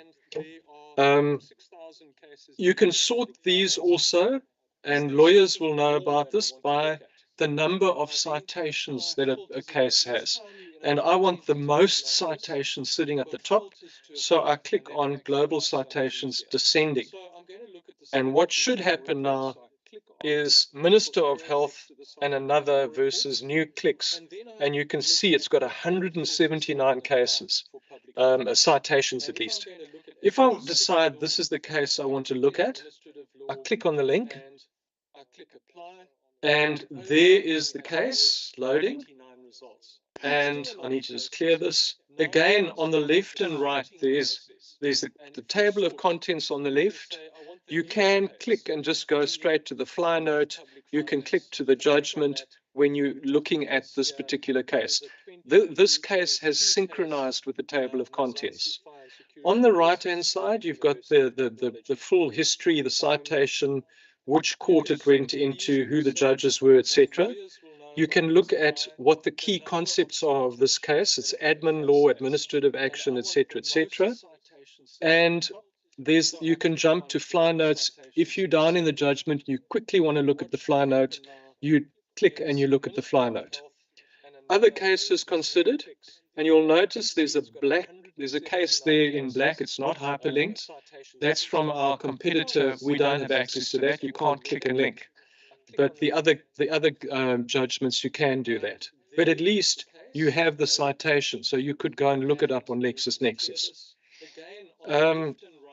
Okay, so cases considered, legislation considered, and the rules of court considered. The lawyers amongst you will say, but where are the annotations for this case? And that you'd expect to find here, but we've done it as a visualization map. And that's again the AI kind of background that this sits on. So yes, I'm looking at the document view now. I can copy and paste, I can highlight things, I can make notes, do all those fancy things and save it and come and look at it again. If I go to the knowledge graph, it just does a little picture of what is this case about. It's about the Constitution. These are all the judges that sat on it. These are the other pieces of legislation. Those were the advocates. If you click on Murani, you'll see Murani's other judgments. You can really get intensive information if you are researching. So the researchers will probably love this product. If I get out of this again and I say, okay, I want those annotations, I've got to look at the visualization map. And this just gives you sorry, this one's got a lot of color in it. These are all the other cases that cite this judgment or are cited in this judgment. Your judgment sits there in black. At a glance, you can see where do these cases sit within the legal landscape. They are all your constitutional cases. If you're reviewing something, you want to go straight to the constitutional court cases, you're going to need to look at these. At the moment, it's a bit tricky to look at it. And you might say, okay, I only want to look in a certain date range. So at the bottom, there's a little slider. You want to exclude those early 1910 cases. You drag that slider along to the 1980s or 90s, and the map looks a little bit easier to read. I've chosen a bad one because this has got hundreds of, but it illustrates the point. You can clean this map up. You're probably not interested in cases that are simply referred. So you can untick that. All of that blue disappears. If they were simply considered, also get rid of those. You might just want to look at those that are distinguished, compared, discussed, or explained. There's a negative annotation for an attorney or a lawyer, legal advisor, negative annotations. You want to go and look, why was it negative? What happened to that case? And if I quickly expand this, that one says, yeah, that one was reversed. So it's a big red warning sign that you should take note of that. If you want to look at any of these other cases, the size of the bubbles basically tell you how many annotations that case has. So Sidumo is sitting there with 603 annotations. I think everyone knows Sidumo if you're in the legal field. And then if you want to go back to your document, you simply click on the document and you're back there. But for finding information quickly, all you need to remember is that this is the global search bar where you put in your search, whether it is unauthorized expenditure or fraud in a bid. You can set up a search. So if I want to make this a little bit better, I would, oh gosh, let's go back here. One of the things about searches, and you've seen with the other presenters, if you want an exact phrase, the thing to do is put it in inverted commas. Public finance and size of the bubbles basically tell you how many annotations that case has. So Sidumo is sitting there with 603 unauthorized expenditure. Okay, it's telling me I haven't spelt these correctly. I've typed badly, authorized, and I should have had expenditure. So I've got two phrases: public finance, unauthorized expenditure, and I'm going to type in another word just for the heck of it: fraud. I'm happy with that search now, so I'm going to tell it to go and search. And whoopee, this is what a powerful search can do for you. 8 results: public finance, unauthorized expenditure, fraud. Those are the 8 cases you need to look at. You don't have to go looking for a needle in a haystack.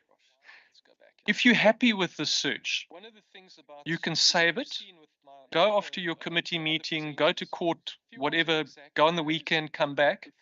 And if I save the search, it takes it out from that search bar, copies it exactly. All you have to do is authorize it to save, and it now tells you that search has been saved. You go off for your weekend. I'm going to delete this now. You come back again and you say, oh gosh, it was public finance. I need to go to my saved searches, sorry. Find a saved search. And the moment I start typing in public, if there aren't too many other searches like that, bang, you're right back at your search. Click on it, and it pulls back to that search that you set up the Friday before you went on your weekend. That is really the power of this particular database. It is South African focused. You can look up legislation, you can look up keywords, you can look up phrases, you can look up multiple phrases. It depends. It's a bit of an art working with searches. Sometimes it's a bit of trial and error, but if you apply, even if you just apply filters, like saying, yes, I found this judgment. Are there any commentaries, perhaps, that deal with this particular search? If you click on commentaries, there are 7. The Journey to Transform Local Government, which is a book that Juta produced with Salga. There's obviously going to be something there's a hit in that. If you wanted to go to journal articles, that same search, you're just applying a different content. You click on journals, and this is what you'll get. Sorry, couldn't find anything. So you just say, okay, well, I'll look at the commentaries instead. And yeah, you know, you've got again the filter here. You can look at various publications and say, I want to look at that publication. I want to search in that publication. I want to limit my search to certain databases. And that really is how JudaStat Evolve works. I still need to consult with Futhi and her colleagues about what are the databases that are going to best serve your members. We've set up a trial access that covers virtually everything that Juta has. It's just easier to do it that way. And I did ask people, especially the legal people, go and have a look, play around with it. When you click on the link from the app, it will take you to the Juta site. It will ask you to sign in, give your email, and create a password. Once you're in, then next time you can click. And it then remembers who you are, so that when you make these notes on an act or a case, those are yours. Nobody else sees those. Let's go back to judgments. And again, the judgments, I'm just going to choose anyone here. So I'm in a judgment. Again, I can download it. If you want to download it so it looks like the original South African law reports, there's a little icon over here. And if I click on that to download, you'll see something happen.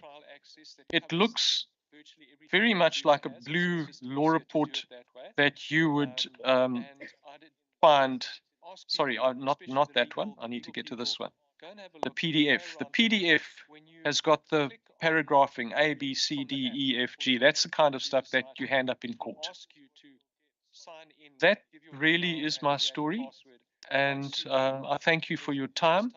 Don't be intimidated by it. If you use it just to find legislation, it's as easy as typing in some of the key words from that piece of legislation. You don't need to know that it's the Public Finance Management Act number whatever from year number whatever. You type in public finance, and the chances are it will end up at the top. Thank you so much. Thank you. Any questions? And if I click on that to download, you'll see something happen. Thank you. We're good. It looks We're good. We're good. I think the legal guys will want to see me sometime. Right. Excellent. Excellent. This one In case you're wondering where all this is going, I just want you to imagine if somebody had called a meeting like this, it's 1980, and members of parliament are and legislatures are in the meeting, and they are told that you're gonna need to be social media savvy. You're going to need to be able to navigate your way through Facebook, through Twitter, through all the things that we use today. We probably would have said, why am I going to need this? And because sometimes we don't realize when change begins to happen. We only realize change with hindsight. This is telling us that the honorable member of the future, or even a contemporary honorable member, is an honorable member that is savvy with the use and the searches of these tools that we are talking about here. It's saying the conversation today is going to be enhanced by your knowledge of these laws, your ability to check your press, check what the latest thinking is on a subject matter.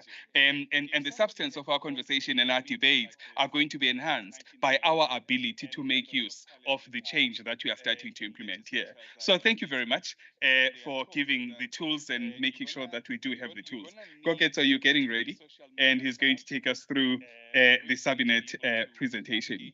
And then we're going to end up with the importance of libraries presentation. I'm still hoping that we're still going to tackle the IEC presentation before lunch. So they have arrived, and I'll acknowledge them in a moment. Go get.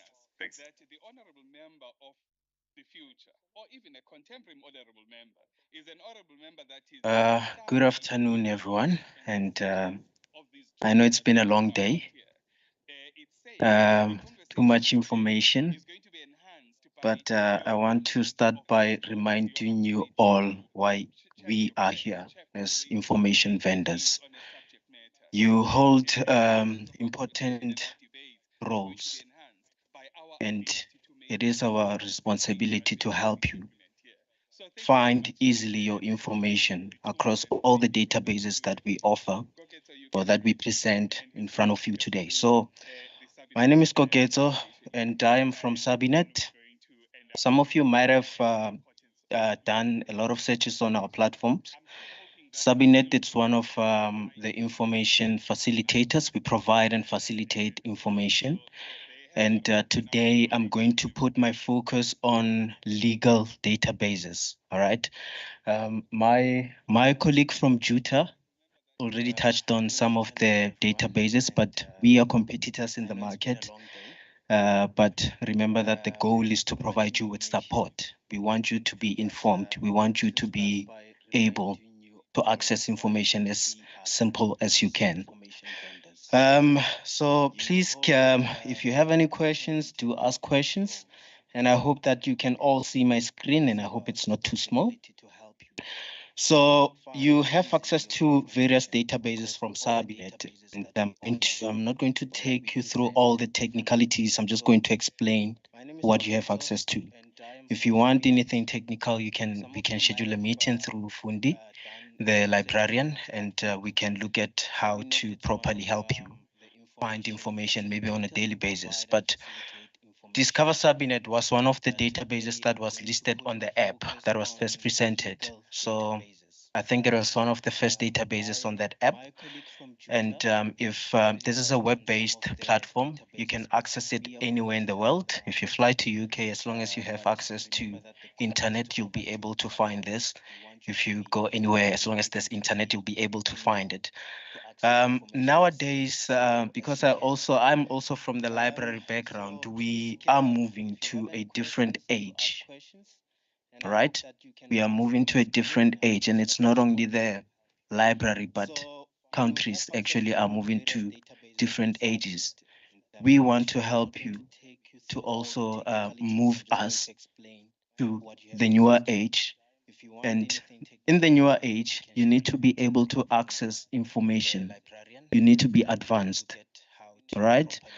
So our platforms, I'm happy that everything that was presented up to so far was a web-based platform.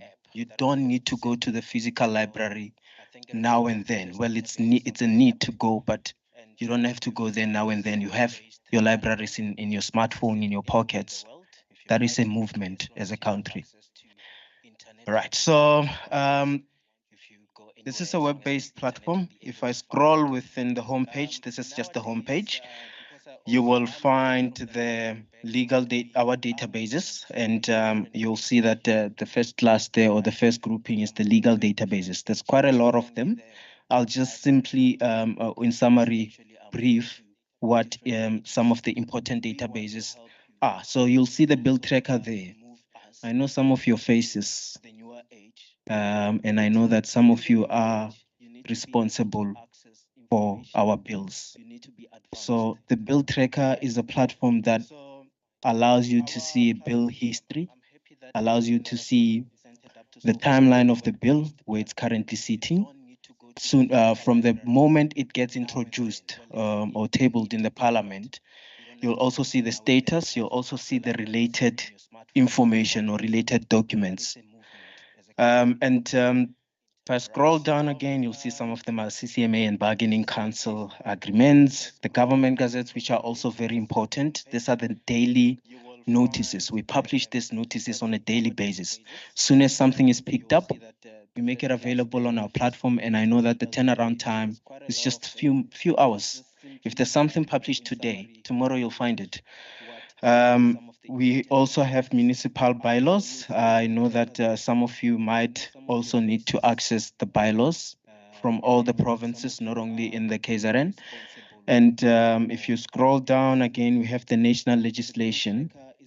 That is the national legislation which provides most up-to-date principal acts, principal regulations, together with the support information to the legislations. You're parliamentarians, so we also do provide the parliamentary documents, all the documents from Parliament. That is a monitoring database that we provide at Sabinet.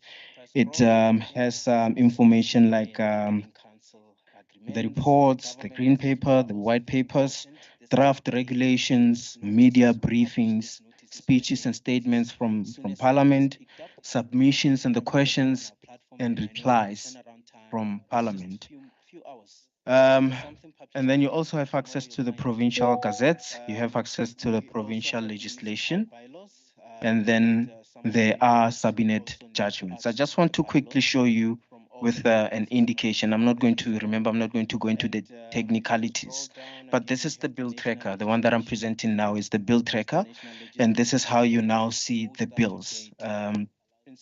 You will see that the first one that appears there is the ESCOM debt relief bill, the hot topic in the country. If we click on that, you get the bill, the latest version of the bill as amended. If you scroll down, you'll also see the timeline. So the timeline, you are the experts in that. I'm not even going to touch on that. But you will be able to see the timeline until it is signed by the president or by the minister or whichever important portfolio. If I maybe open one of the bills that was signed by the president and now it's an official law. Remember, you also have the history of the bill. It's not only those which are currently tabled. So the Property Practitioners Bill was came into effect, I think it was last year on the 1st of February, 2022. And if you scroll within now the bill, you'll see the notes. This is the bill information. You'll see the notes. And I'm not an expert in that, but you will know how the bill process was.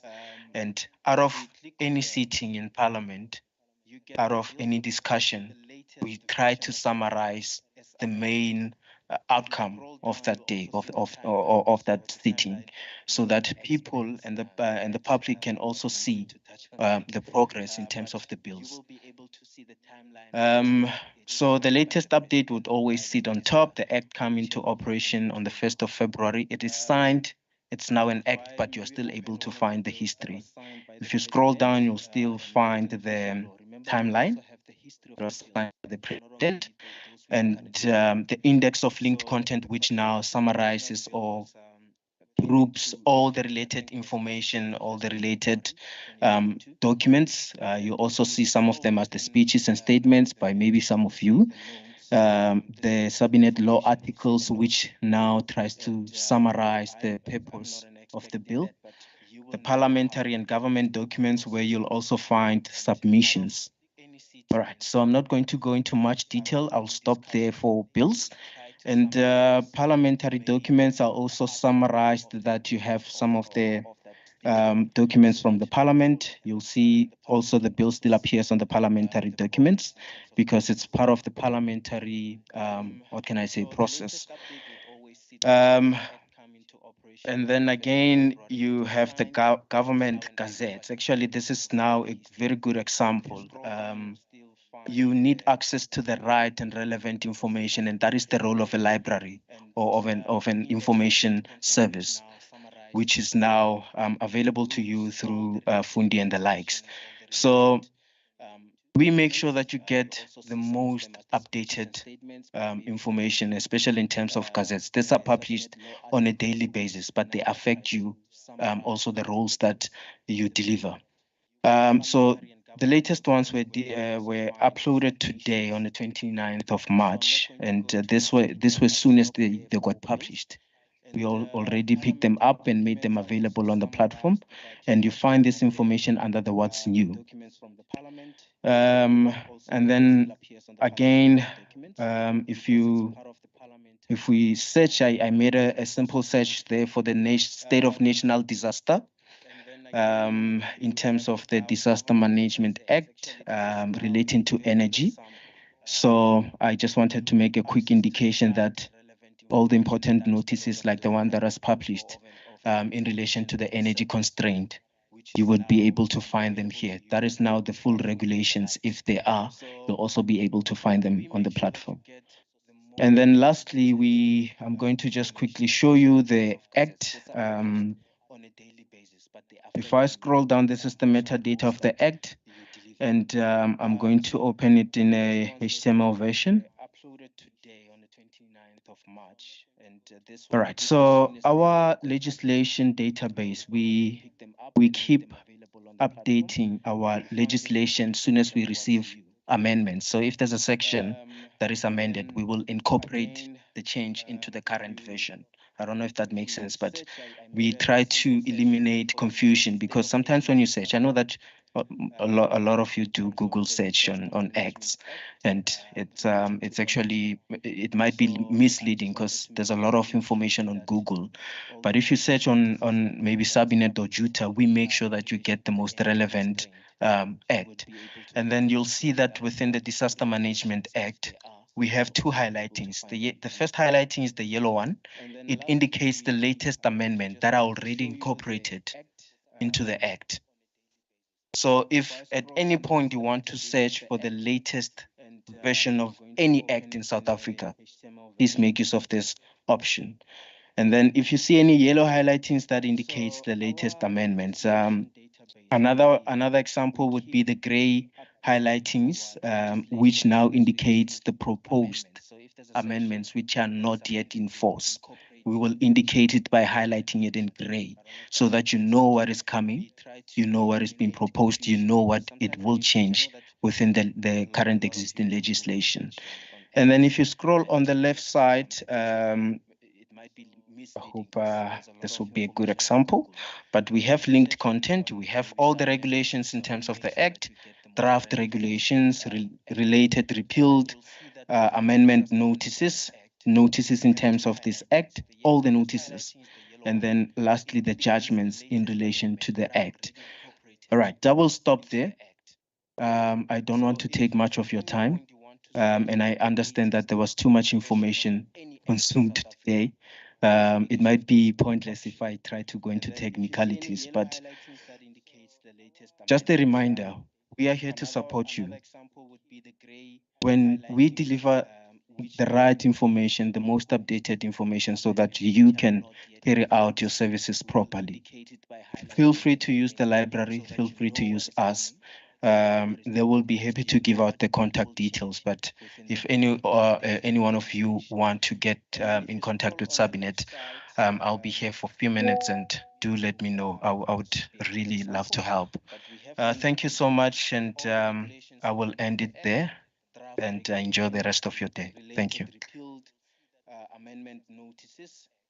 Thank you. Thanks, Koketso. You're absolutely correct. We couldn't have expected that we're going to understand and be able to be user savvy on all of this information. But what it intends to do, as I gather, is to tell us what is possible, what can be delivered. And then we can then go back and say, okay, give me the recipe of getting to bake this cake ultimately.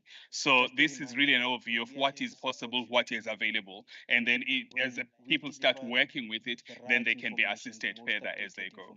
There is a question, Honorable Member. Carry out your services properly. Feel free to use the library, feel free to use us. They will be happy to give out the contact details, but if any one of you want to get in contact with Sabinet, somewhere on the side, I'll be here for a few minutes, and do let not me far know. from your I would thumb. really Yeah, help. thank you, Program Director. Thank you very much, Keketso. You made a very relevant presentation, but you made very irrelevant examples because they were all national.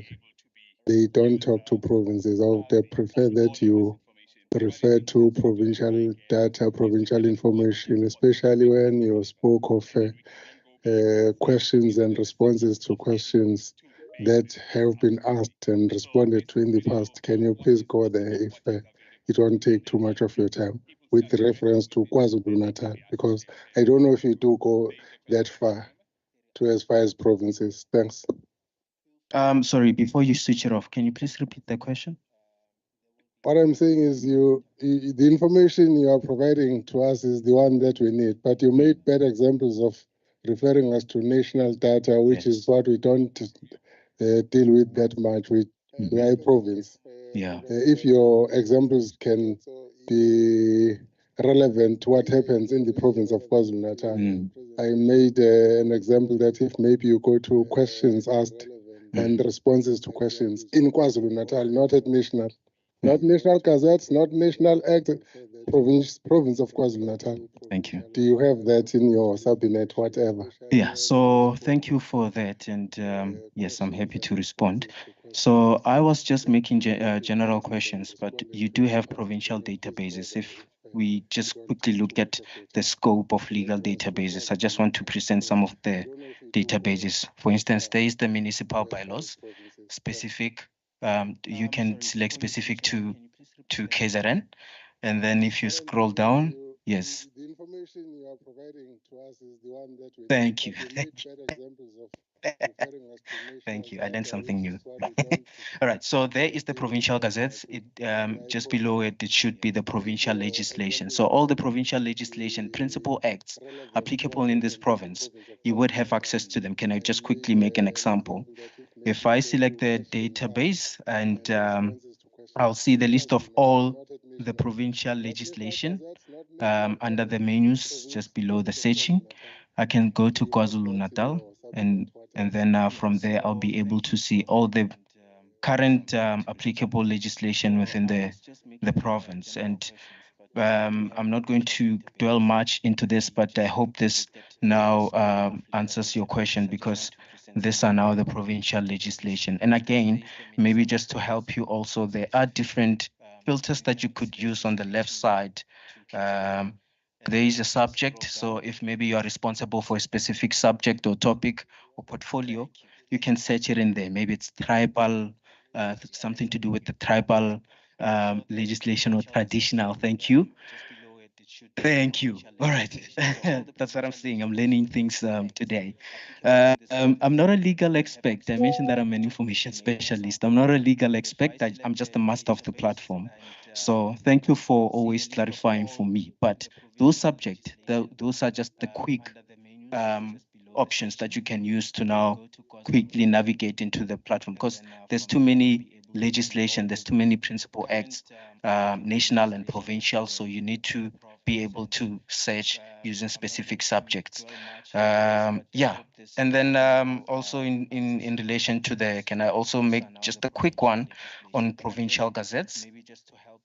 If we go to what's new, I hope there's something new published today, or even tomorrow. It's fine, still fine. So under the what's new, we keep all the latest notices that were published in the last 7 days. So if you know that there's something that was published in the last 7 days, that is where you can find it.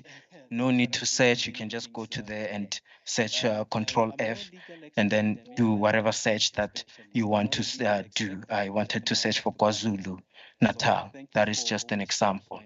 I'm scared to prolong my answer, but I hope it's sufficient. Are there any other questions? Legislation, there's too many principal acts, national and provincial. Thank you. Okay, so brilliantly done. Thank you. Thanks very much. Thanks for the question. It allows us to get a taste, a better flavor of what the database is capable of. All right, we're going to move to the next presentation then. And Koketo, you said you're available until just after lunch, right? Okay. Right. The last presentation then in this segment, and we're still trying to catch up with the segment of our first segment, is the presentation on the role of library and its significance. And that presentation will be delivered by Arthi Betzlaw. No need to search. You can Thanks. just go to there and search Control F, and then do whatever search that you want to do. Thank you, Program Director. Good day to you all. Thank you for the opportunity to address you today. My name is Arthi Basto. I come from the Bessie Head Municipal Library, the Msunduzi Municipality. I'm a senior librarian and I work in the Children's Lending Department. And I will speak lightly just on the role and significance of public libraries in society and communities today. The UNESCO Public Library Manifesto says that the services of a library are provided on the basis of quality of access for all, regardless of age, race, sex, religion, nationality, language, or social status. Public libraries are incredible open institutions where public have access to information, technology, and training. Libraries are synonymous with education, providing a myriad of resources, namely books, journals, newspapers, internet access, printing facilities, e-resources, and educational and training programs. These programs play an integral role in enhancing the lives and development of people socially, economically, and culturally. Libraries today do not only provide their services face-to-face, but prior and especially since pandemic times have integrated e-learning to improve accessibility to the wider public. In addition to housing books and providing courses, libraries also copy materials for research or private study purposes. Many students are not able to afford the necessary prescribed books and journals for their studies.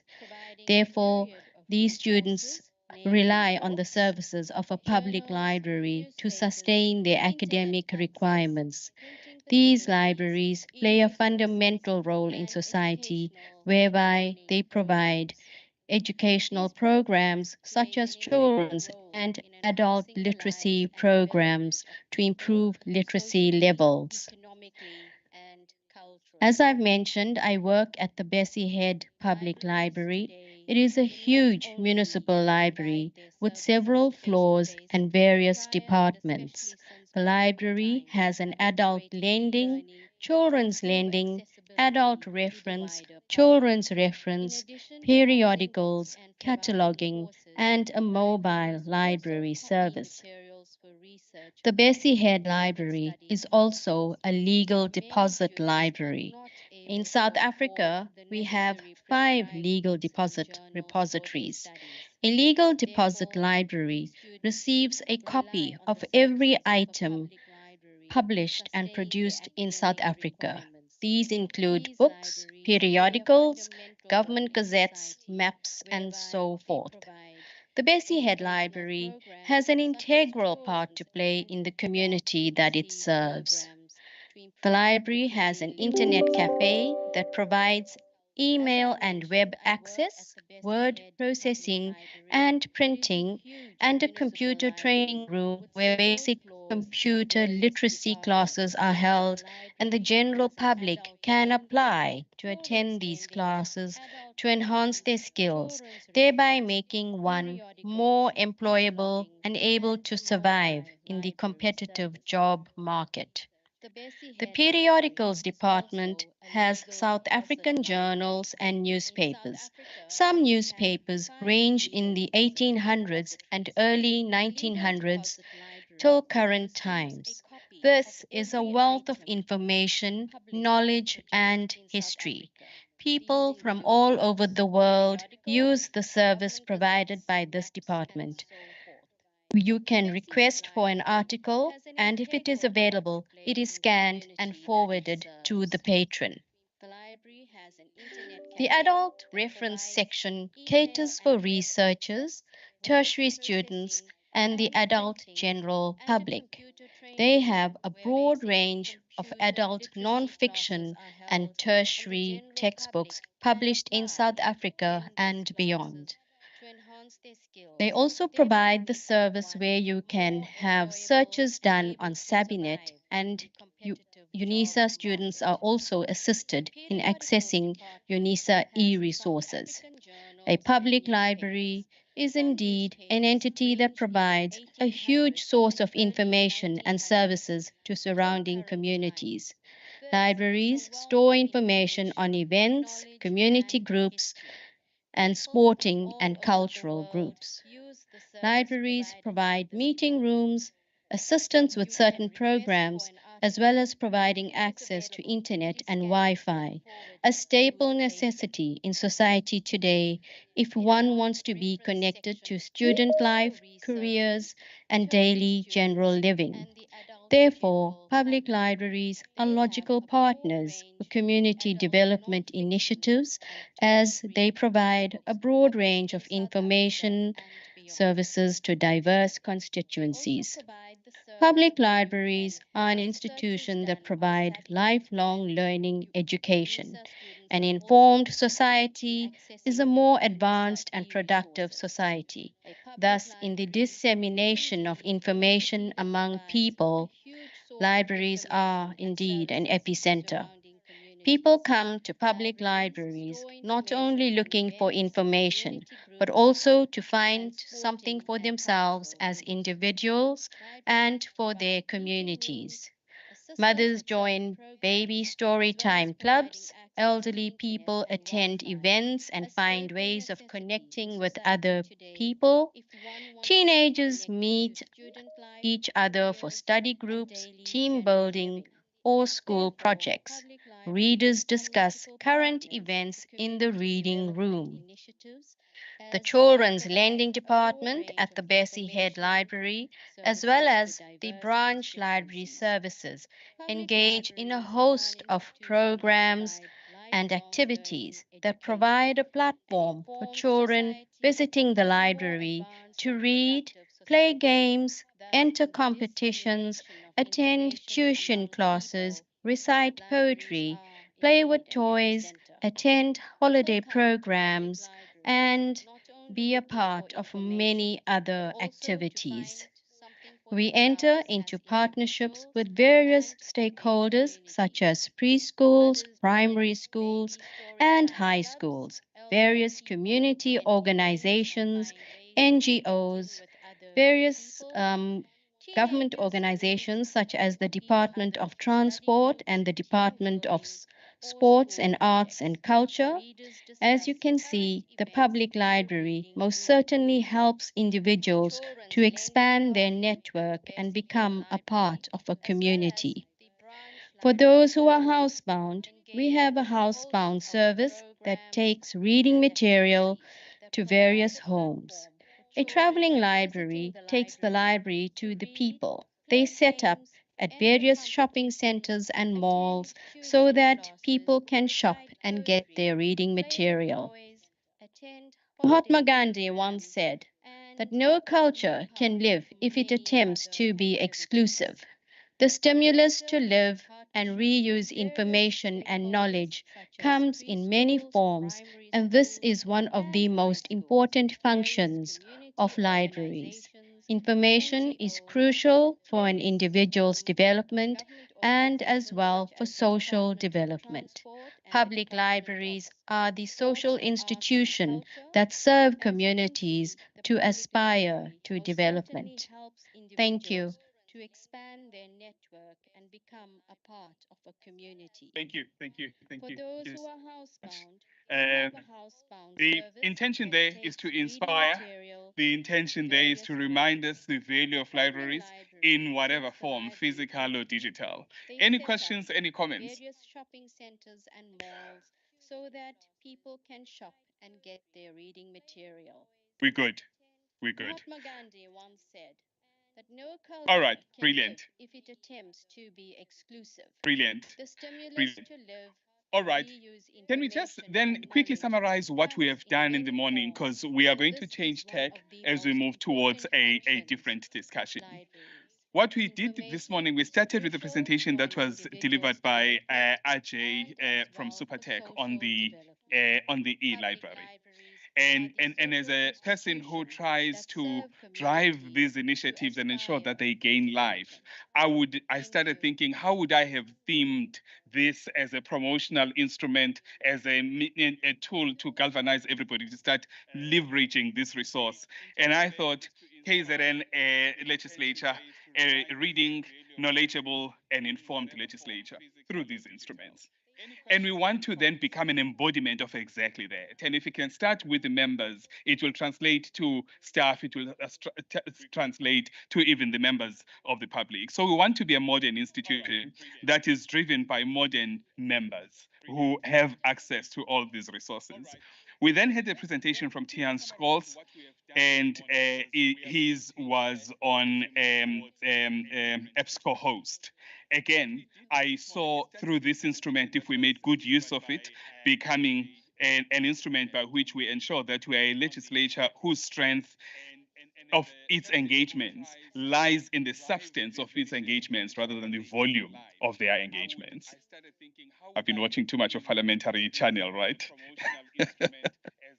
All right. So similarly, the intention would be that we also leverage the tool that the press reader is. Judging by the engagements during that presentation, it's clear that that press reader is being utilized. It's clear that it is being found to be a useful instrument. The engagement indicated that. And again, through this instrument, we're also able to ensure that we are a legislature that is up to date, that is up to speed with the current discourse, because we are able to have access to all these tools. The Sabinet presentation told me that this is a legislature that wants to be research enabled, so that in all its engagements, they are research based. They are able to bring substance into each of the debates that they enter into. So we now know what is available. We're clear that this is probably not going to be a training by which we are going to be completely competent and savvy in the use of this tool, but at least it says that these are the questions you may ask, these are the issues that you may raise, this is the assistance you may ask for, so as we start to make sure that the program becomes useful. The next part of our discussion is an important one. If we can squeeze it, IEC comes in at 1:20. You will be the people between us and lunch. But this legislature is very committed to content. So there is huge interest in hearing what the IEC has to say in regards to amendments to the electoral legislation. And in our presence, we've been joined by Mr. Shiburi, who tells me he becomes Sotobe once he comes to the province of KwaZulu-Natal, and Mr. Duma. I'm not sure who will start. I think it's Mr. Shiburi. All right, thank you very much. Up to you. These are the questions you may ask. These are the issues that you may raise. This is the assistance you may ask for. Thank you, Program Director. Members of the legislature, good afternoon. We had sent the presentation yesterday. I'm not sure if they will be able to beam it. But because of time pressures, let's do it differently. We'll leave the presentation, but we just want to leave members with the salient aspect of what the bill says, what the bill provides for, and more importantly, what it does not provide for. The first one is to remind ourselves, why was it necessary for the Electoral Act to be amended? In 2020, in June, the Constitutional Court made a ruling in the New Nation Movement matter, where it says failure by the Electoral Act to facilitate and enable adult citizens to stand for elections for legislatures and for the National Assembly is unconstitutional. It ordered Parliament to amend the Electoral Act within 24 months. So the amendment of the Act is to accommodate independence. And it is proper that you contextualize properly, because that will tell you why the bill ended up in the way that it is. Certainly, Parliament did not see this as an opportunity for a wide-ranging, wider electoral reform. They only amended the Act to enable and to accommodate independent candidates. Perhaps to better understand why the bill ended up in the way that it is to understand what the court did not order. The court did not prescribe an electoral system, so they didn't change the electoral system. They just said an electoral system that does not accommodate independence for National Assembly and provincial legislatures is unconstitutional. So going forward beyond 2020, you cannot have an electoral system that does not facilitate the participation of independents as candidates. More importantly, the court did not prescribe any choice of principles that underpin an electoral system. In public discourse, you hear that people saying they are going to challenge the bill because it does not provide for sub-national constituencies. In other words, it has not demarcated the country into small constituencies.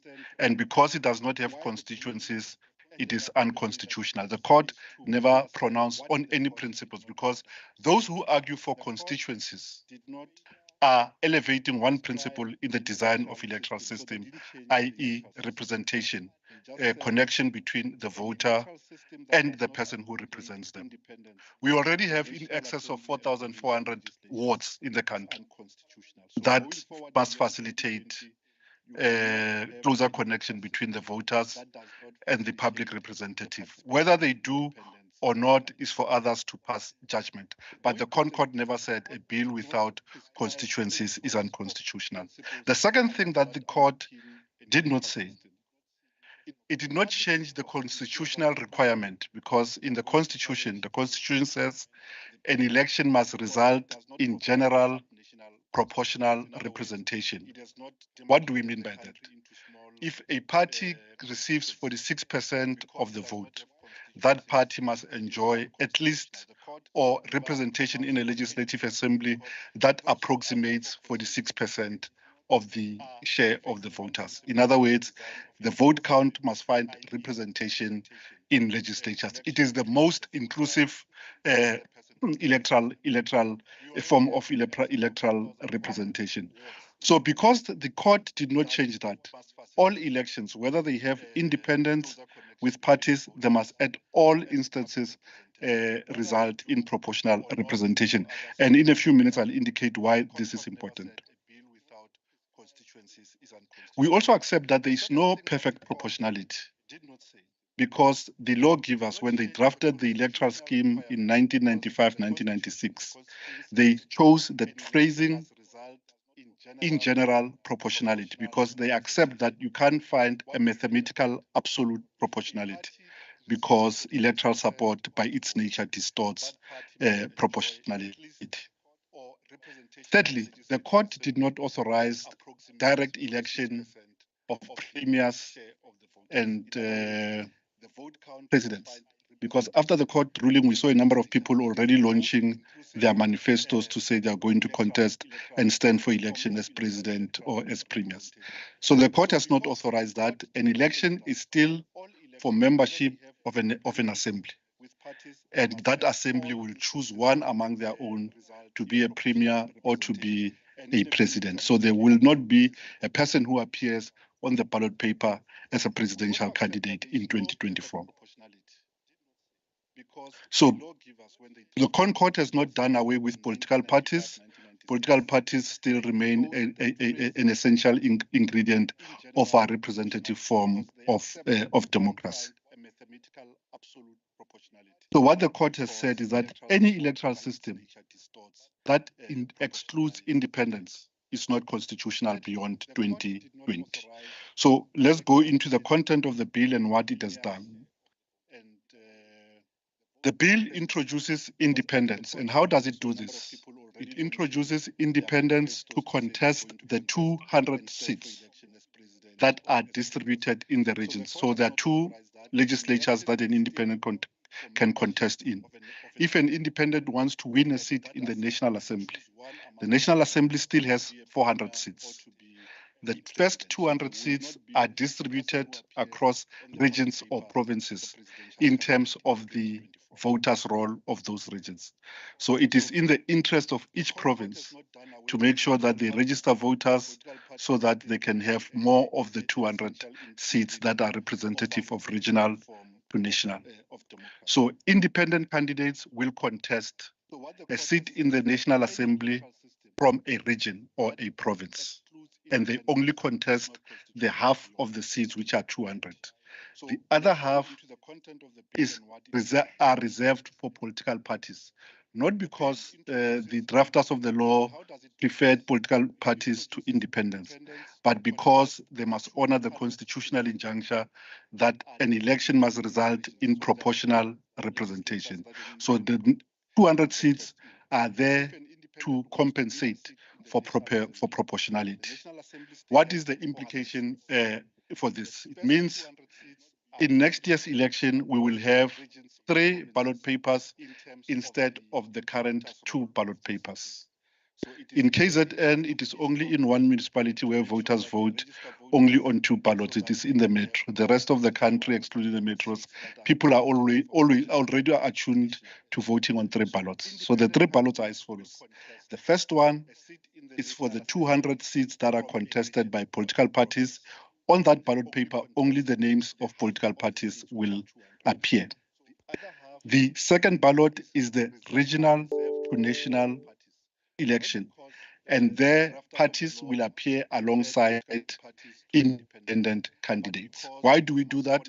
So that you don't offer people or you don't force people into a binary situation of either or. So a person can be able to say, I prefer an independent in the regional election. I, however, prefer a party in the national election. So they can make that choice. If you don't separate that ballot, a person has only one choice to make, either a party or an independent. The third ballot remains, as we know it, the ballot for a provincial legislature. So 3 ballots, 2 ballots will be for the National Assembly, 1 will have candidates for the regions, 1 will only have candidates for the 200 seats, and the third ballot is for the provincial legislature. So if I want to stand as an independent, what are the requirements? An independent may be nominated to stand for an election for a seat in the National Assembly from any region, because the elections are for the National Assembly. So everyone who's qualified to vote for a National Assembly can be a member of that assembly. In other words, my name can appear in the ballot in KZN, in the Free State, and in Limpopo. But for the provincial legislature election, a candidate may only appear on the ballot paper in the province in which they are registered. So for national, they are not bound to a region, but for a legislature, you can only contest a single legislature. Having said that, let me hasten to add that that does not mean that a candidate can aggregate votes across regions. What do I mean by that? If to get a seat in National Assembly, I need 50,000 votes. I get 25,000 votes in the region of KZN. It means I've not met the quota, and therefore I won't have representation. I can't go and take the votes from other regions to aggregate them to get a seat. I think it's appropriate time to deal with how then candidates get allocated to seats. The allocation has not changed. What we have, after we've counted, we determine a quota. And a quota will tell you in KZN you have a legislature of 80 seats. If there's 3 million people who voted, 3 million divided by 80 plus 1 to disregard fractions gives you a quota, and I'll come in a minute to the quota. Or in fact, let me go and illustrate the quota. The quota for KZN in last election was 44,000. 44,424. So if you get 44,000 votes, you will receive a seat. That will be true for parties and for independents. How much time do you have? It means I've not met the quota, and therefore I won't have representation. So the importance of that is to raise a point that is going to be controversial. Means if I, as Masego, stand as an independent and I'm popular in a region or in a province, I get more than 44,000 votes, assuming that will be the quota for next election for KZN. I get 80,000 votes. I'm an independent. What happens to the balance of the votes? We allocate you a seat because you've met a quota and we have vindicated your constitutional right to be an independent. We give you a seat. The rest of the seat we treat as wasted votes because they won't count towards anything. If you know you are popular, you can form, you don't have to call it a political party. You can form an association so that you aggregate votes. The same way in a ward. I can't say I stand in a ward and I win the votes and I say the excess votes must be transferred to my son. An independent can only get and represent one seat. In the public debate, they say the bill is unfair because it will result in wasted vote for independents. That is not correct because wasted vote is a true also for political parties. If as a political party you get 44,000, you get 3 seats. But if you get more votes than the 3 seats, and those votes do not translate into a seat in the highest remainders, you also forfeit those votes. If as a party you get 38,000 votes in circumstances where the quota is 44,000 votes, and there are no seats that remain to be allocated, your 38,000 does not count to anything. You forfeit. Those votes are also wasted votes. The other controversial thing was the following. What are the conditions that an independent must meet in order to stand? Parliament has resolved that a person who wants to be an independent must first pay a deposit. Parties also pay deposits. They must submit, this is important, signatures that demonstrate that they have support. In a ward, when you want to stand as an independent, you give us 50 signatures of people who support your candidature. In a province, the number of signatures for KZN will be 6,663. And how do you determine that? You use them based on what you would have required to get a seat in the last election. As I said, in the last election, a quota was 44,424. So 15% of the quota gives you 6,623. So if I want to stand as an independent, I must get 6,600 people to nominate me. I must pay a deposit. I must meet all other requirements that remain unchanged in the law. This is an area of vulnerability on which the bill may be attacked because people have said it is a barrier to participation. But this provision do not only apply to independents. They also apply, it's on the screen, my apologies. It also applies to parties that, while registered, do not have a seat. Let's use parties like, a party like Action SA. They have representation in municipalities, but they don't have a seat in the National Assembly or in a province because they've never contested those elections. Those parties will need, in 2024, to also give us signatures to demonstrate that they have support to stand for elections.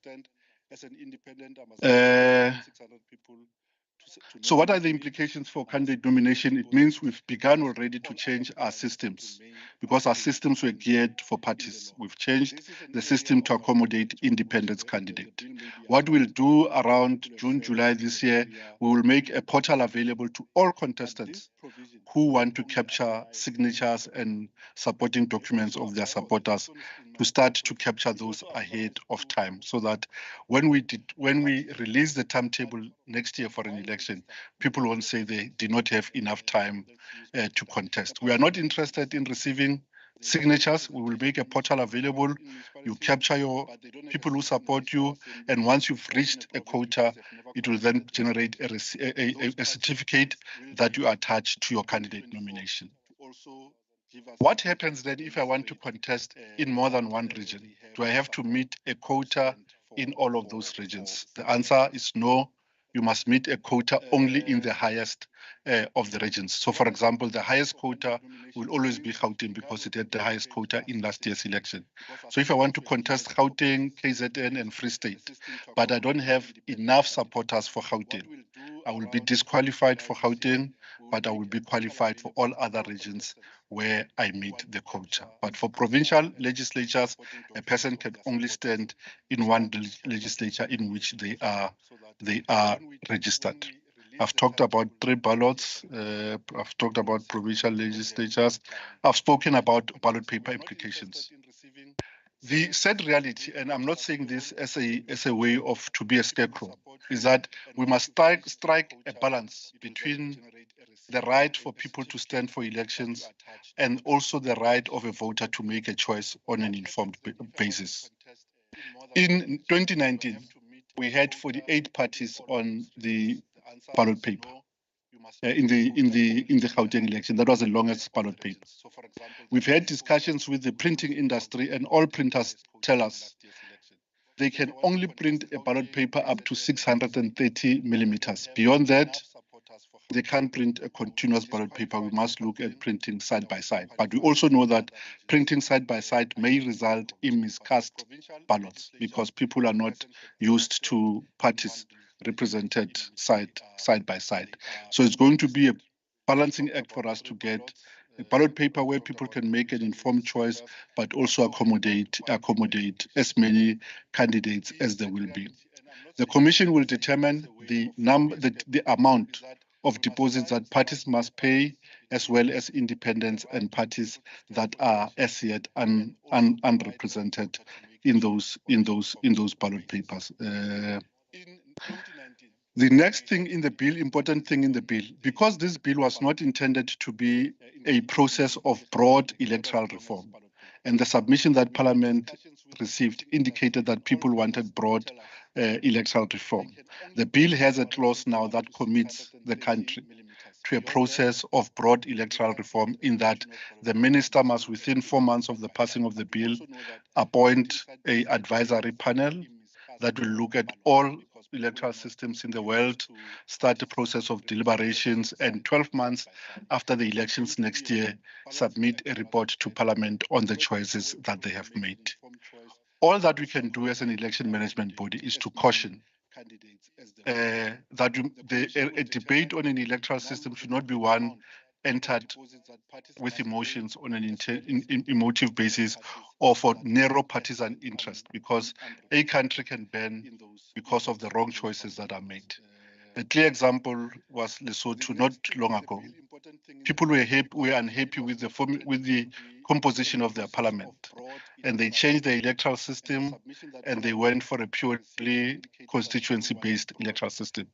When results came after an election, a party that could not even muster 50% of the votes got the majority of seats in that parliament, and I think there were only 3 seats that went to the balance of the parties. So the system achieved that which people did not intend, but they thought they were curing an ill by moving from what they were accustomed to.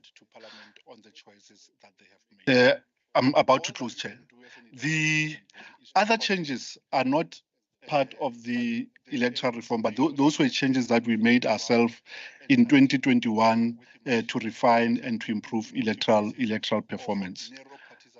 Members will know that there is what we call Section 24 capital A in the Electoral Act. That provision allows any voter on voting day to go to any voting station in national and provincial elections and asked to be allowed to vote in that station as if they are registered in that station by producing proof that they are registered. That provision, when it was first introduced, it was well-meaning. It was intended to deal with people who unavoidably find themselves outside of their area of work. For example, a truck driver who resides in Gauteng, but on voting day finds themselves in the Free State or en route to Cape Town. Without this provision, they would not be able to vote. So that is why this provision was introduced. But over time, what this provision has done was to put the electoral process into serious danger because it became a mechanism, and unfortunately, I must say it as it is, it became a mechanism for political parties to shop for shorter queues. And in high density areas like metros, it plays havoc with logistics, and it creates a perception that people are able to vote more times than they are entitled. So we are amending this section 24A to make it by pre-notification. We're not removing it totally, but a person must, in a timetable, give notice to the chief electoral officer that they intend to vote, but they won't be at their voting station, and indicate a voting station at which they will vote. The other ones relates to South Africans who vote overseas. If you are registered in the international segment of the voters roll, say in DRC or in South Africa House in London, you don't have to give us notice anymore that you will be voting at that mission. So we'll provide for ballot papers sufficient for the voters roll of that mission. The notice that we need now are people, if you are registered in London and you know on voting day you won't be in London but in Paris or in DRC, in that case you must give us notice so that your ballot paper may follow you. The last bullet point on this slide, I'd intended to skip it because it will cause controversy in this legislature. The Commission has now been given the mandate to determine the number of seats in legislatures. You'll recall the first and last time that the number of seats were determined was ahead of the 1999 elections. And that determination is based on the population size in a province. And at that time, the legislature of KZN was allocated the constitutionally maximum number of 80 seats. Unfortunately, this exercise for KZN will be an academic exercise because we can't breach the 80 maximum. It's in the Constitution. The Constitution says there's a minimum of 30 and a maximum of 80. So while we will review number of seats in legislatures, it will benefit legislatures like your Gauteng, Mpumalanga, Limpopo, and those type of things. But it will not burden Northern Cape. We won't take from Northern Cape because the Constitution says they must have a base allocation, which is 30. But 80, we can't breach. Similarly, Gauteng has a population of just under 15 million people, so they are entitled to more seats than they will get. They'll get a maximum of 60 if you apply the Constitution. In conclusion, there are a lot of changes in the law will implicate only to the extent that they enable independence. And because we enable independence, we must make adjustments to the number of ballot papers, and those ballot papers are now 3 to enable a person to vote for an independent and to also vote for a party. An independent may contest for National Assembly seat in a region, and they must meet a quota before they are awarded a seat. Similarly, they can only contest in a province in which they are registered to stand for membership of the legislature, and again, for them to get a seat, they must meet a quota. To stand as a candidate, they must pay a deposit and they must demonstrate support equivalent to 15% of votes that got a seat in a previous election. If an independent candidate wins a seat and they resign or die during the course of the term, there will not be a by-election, because a by-election would mean a province-wide by-election to represent one representative. How we will replace them is that we will take the result as they stood on voting day and do almost a reverse forfeiture calculation. In other words, we look for another person next in line. The debate in Parliament was whether those seats that are held by independents must be reserved for another independent. it sounds appealing, it sounds fair. But if you do that, you may distort the principle of equality of votes, because you may find that the next independent got 2,000 votes in KZN when a quota is 44,000, and you must overlook a party that would have received maybe 38,000 votes. So what you mean, you're selling a seat cheap only because it is an independent. So the decision is that seats that become available will be allocated to the next qualifying candidate, whether they be on the party list or whether they are independent. Vacancies arising out of people elected from party list have not changed. They remain as they are. The seat belongs to the political party for the rest of the term. Thank you very much. We look for another person next. Thank you. Thank you. I had reluctantly thought that we will be finished at about 2:15, so you made it just 2 or 3 minutes above that. Excellent. I'm suspecting that this is one that's going to be an ongoing conversation for a while. I'm not sure how we want to deal with the questions, but I'm suspecting that there will probably be quite a few. And I'm suspecting also that our voters are going to be asking a lot of questions about this from their members. Good, sir. Honorable Member. So what you mean, you're selling a seat cheap only because it is... Yeah, thank you very much. My question has been partly answered, but something still remains. Right now, the electoral law determines that if I'm an independent and I win a ward in the municipal elections, I get to the council, I become a councillor. 6 months down the line, I decide to join the IFP, like people are doing these days. I lose my seat because I've left. I've now joined another party. You said that when somebody dies, and you explained what will happen, but if the person has not died but has joined the IFP, what happens to that seat? I'm not sure how we want to deal with the questions, but I'm suspecting that there will probably be quite a few. Can I take a few questions and then our voters are going to be asking a lot of questions about this from thank you very much. Thank you very much, Program Director, and thanks for the presentation. I'd just like to know, how will the IEC verify the 6,623 signatures? Because I could very well take the telephone directory and look at all the people in my area and forge signatures, list their names and forge the signatures. Is there a process that the IEC will have to verify that indeed I do have support of 6,623 people? Thank you. I lose my seat because I've left. I've now joined another party.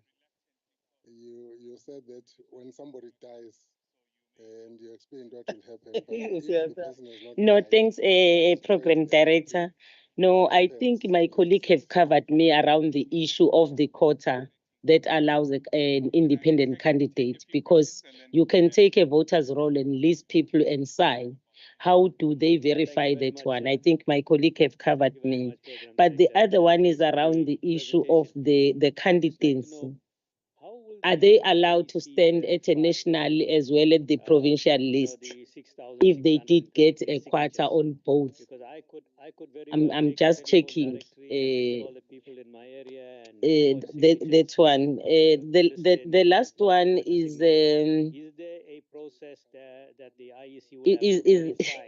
is my colleague asking about joining the IFP? No one will join the IFP, but the only in Parliament. The floor crossing that allowed the members of the Parliament to cross to other parties was closed. But I don't know whether on the independent, as my colleague was asking, that one was on the lighter notes. The one that the colleague is asking whether I'm an independent and now I want to join the party.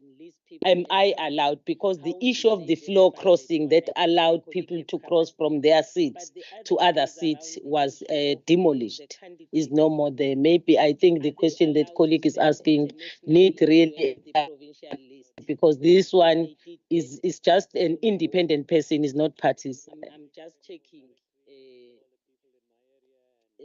That one. The last one is. No, thank you. I've been covered by my colleagues on other questions, but when Mr. Shiburi opened his presentation, he said in the National Assembly there is 200 that is reserved for independent. Is there a number in provincial legislature that is reserved for independence, like he said in the National Assembly? Thank you. I'm an independent and now I want to join the party. Am I allowed? No, thank you very much, facilitator. Greetings to all members and colleagues. Well, my question to the presenter is in relation to the increase of political parties. One has been observing that since from 1994, the number of political parties that are contesting election are increasing almost every 5 years. So if I'm not mistaken, in the last election, we were told that parties that were contesting election were more than 300. So I see a challenge, because now when you give somebody a ballot paper, especially the elderly people, we have 300 or 350 parties contesting elections. So it's a bit of a chaos. So I'm not sure whether there has been any thought in terms of this. I understand that in South Africa, democracy, it's new, and everybody want to start his own legal political party and take a chance and contest. Now there's this new, what to call thing now of independence. But the problem is that if we are not actually managing these things, going to be a problem. Maybe one day we'll have more than 1,000 parties contesting election. How are we going to contest, to manage this in a form of a ballot paper? I'm just making an example, So it's a bit of a challenge. And even some colors of political parties, you may not be in a position to make a distinction. They are more or less the same, So all of those things does confuse voters. But I'm just bringing this as a thought, because I can see it look like there is no limit. Everybody you can wake up tomorrow and actually, register your own political party, and so on and so forth. And you can see the numbers are gradually increasing. And everybody want to start his own little political party and take a chance and contest. Now there's this new, what to call thing now of independence. Thank you. I'm just having one question to check whether a card-carrying member of Party A can become an independent candidate with the membership of the other political party. So it's a bit of a challenge. And even some colors of political parties, you may not be in a position. Thank you, Program Director. Let's invert the question and start with the difficult one. The bill, in its original form, had a provision that a person who wants to stand as an independent must have not been a member of a political party for 4 months before close of candidate nomination. And we said to Parliament, if they put that provision there, we won't be able to enforce it. It's a meaningless provision, because we know as a card-carrying member, unbeknown to you. So that provision is no longer there. We don't look at that. You can be a member of a party in good standing and still stand as an independent. The question about the proliferation of political parties, that is a discomfort that we also share.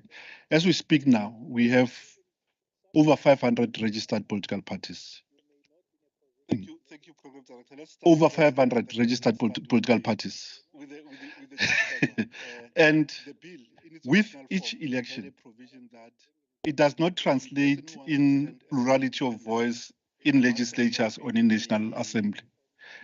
The number of parties in the legislature has plateaued at between 13 and 14. It doesn't increase with each election, but with each election, the number of things increases. As a constitutional body, we must be seen to manage a scheme that enables everyone who thinks they represent a view to be able to contest an election. And we leave the voters to be the arbiter to repudiate their claims. But it puts a lot of strain on us when we register parties. For example, if you are in Africa, the party will invariably have Africa in its name. It will have a combination of the green, gold, and other colors on its logo and identifier. So it is a mission. We reject a lot of parties also because we've run out of color schemes. Just to make a joke, because I'm in KZN, there was one where they took the logo of a party I won't mention, but instead of elephant, they had rhinos that, and they were all three. So, and the color scheme, when you look at it, you can tell this person is trying to to draw support from the popularity of a certain political parties. We get it right most of the time, but there were times where we get it wrong and we get challenged. It is also in the interest of parties. We've agreed with parties that as we receive people who apply or as we gazette the new parties, we will circulate to your national reps so that you can take a decision whether you want to object to that person registering a party or what. The size of the ballot paper is a concern that we share because a ballot paper is a choice for a person to make a choice. And if the colors are unclear and under less than ideal lighting situation in ballot papers, it is true that people may make mistakes and cast a vote for a party they did not intend to. So a combination of requirements of deposit and registration requirements are intended to keep the numbers down without being arbitrary and unreasonable. Because if once we become unreasonable and arbitrary, we're going to get taken to court and the court is going to tell us that much. The number of seats, maybe I did not articulate them clear. Let's use the weight without using reserved. So the seats are not reserved. There are 400 seats in the National Assembly. The half of the National Assembly may be filled by a candidate who's an independent or who represents a political party. The other 200 are the ones that are reserved for parties in order to restore proportionality.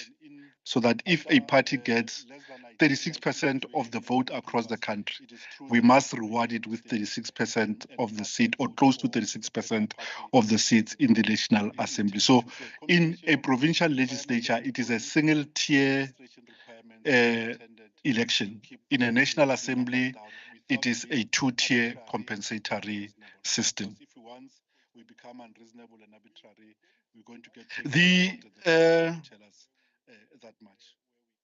An independent can stand for both election in a region or even more than one region, and also for a province in which they are registered. However, a candidate who appears on a party list must choose. They can appear on both. We do not have a database of signatures to verify that a person has not forged signatures. We're hoping over time, and it's a big hope, that over time, because we no longer give out ballot paper, voters' roll with full signatures. So a person must find the name, an ID number, and a signature. But for voters that are registered, and they do not register on one of our later platforms, they registered in the old platforms, we are able to go compare the signature on the RSC1 form of that voter and on the list of supporters. And it is enough that we find one. We'll just disqualify because it indicates an illicit mind. If you forged one, it is enough for our purpose. Yes, it is enough. It is sufficient for us to disqualify that party or that candidate. We will also make available the list, gazette the list of all candidates, be they on party list and independents, to enable the public to raise objections to their suitability. And please, those objections can be because a person is ugly or anyone. It must be on the grounds in the Constitution. An unrehabilitated insolvent, a person who was sentenced to a custodial sentence of more than 12 months without an option of a fine. The answer the answer was provided from the floor. There is no floor crossing mechanism. A person who changes membership automatically loses their seat in the legislature. If you move from an independent and join a party, you trigger a vacancy. If you move from a party to another party, you trigger a vacancy, because that move is no longer protected the way it was under the floor crossing legislation.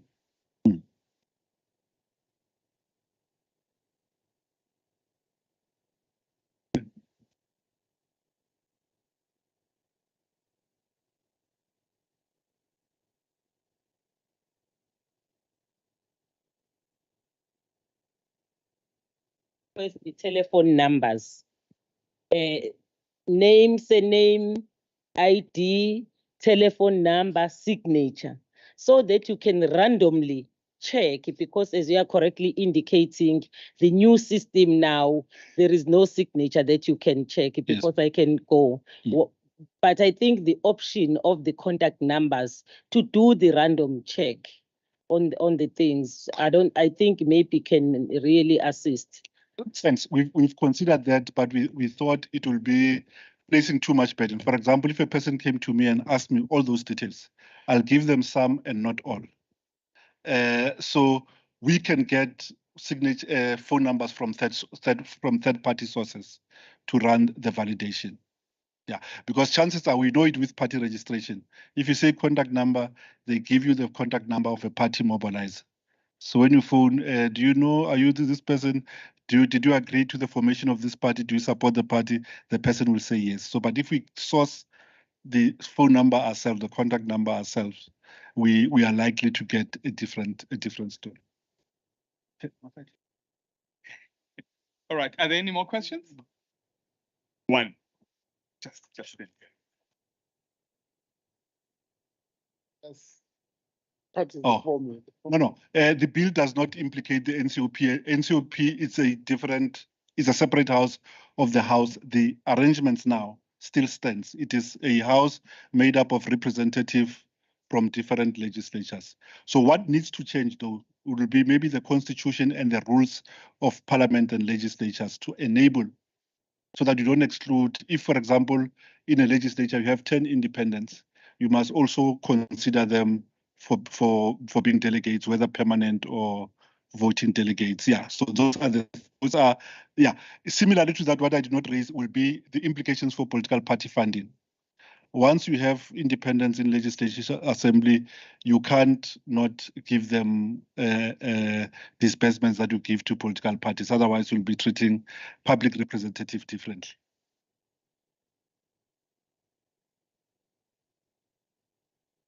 All right. Thank you. Thanks very much. It sounds like the hands have been exhausted. It does. All right. Brilliant. Thank you. Thank you, Mr. Shapur. There isn't another person. Thank you. I did not think that we'd be able to put it off as quickly as we did. Thanks for that. We are taking a break for lunch, I'm suspecting. I'm opening it up for decision here, but there is a slight decision that we need to make. We were intended to conclude the day's proceedings at 3. We have a 45-minute provision for lunch. If we take lunch now at 2:05, it means we are back at 2:50. And the one session that has not been done is a 1-hour session on House rules refresher. I'm not sure what becomes the attitude of the House with regards to returning for that presentation, and at what time and for how long. If we can make that decision very quickly, and then we are able to determine where do we go. Charles.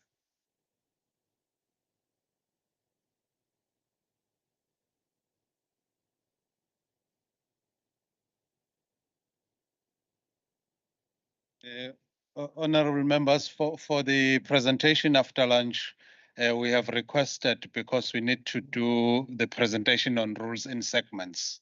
For today, we'll focus on the rules of debate, so it will make it a bit shorter. So we are requesting that if you could take a 35 minutes lunch, so that at least by 3:10, 3:15, we are done with the workshop. Sounds like. All right. Okay. So So the decision then sounds like we are on lunch break until 22. Is that the understanding? Brilliant. Thank you. Thanks very much. Thanks.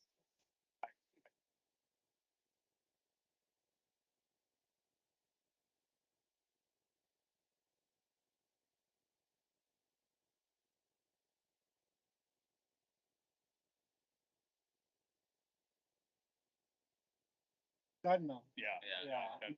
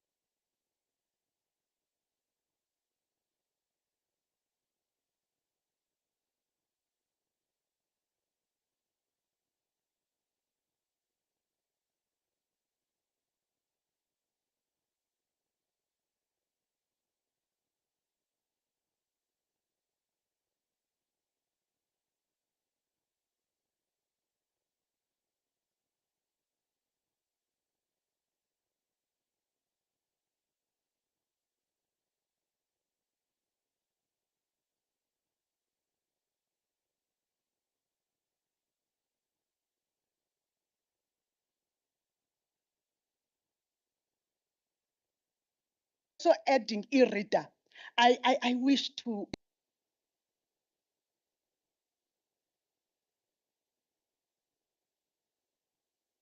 adding e-reader, I wish to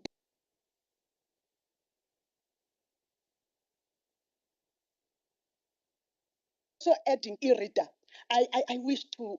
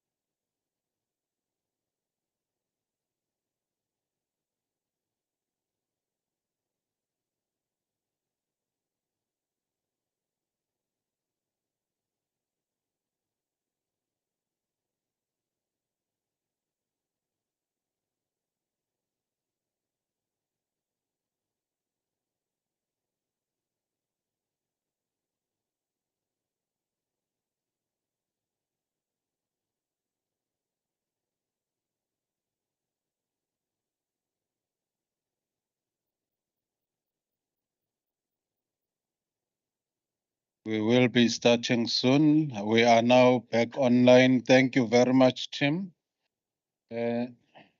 Nishan, can you try speaking so that we hear if you are connected properly? Good afternoon, Mr. Nzuza. I can see your mic is on, but you are not audible this side. Try one more time. Hi, Zets. Can you hear me? ICT Tim, Yeah. please assist. Nishan has got his mic on, but he's not audible. Try one more time, Nishan. Hello? Hello, Zets. Testing, Oh, 1, 2. Yet.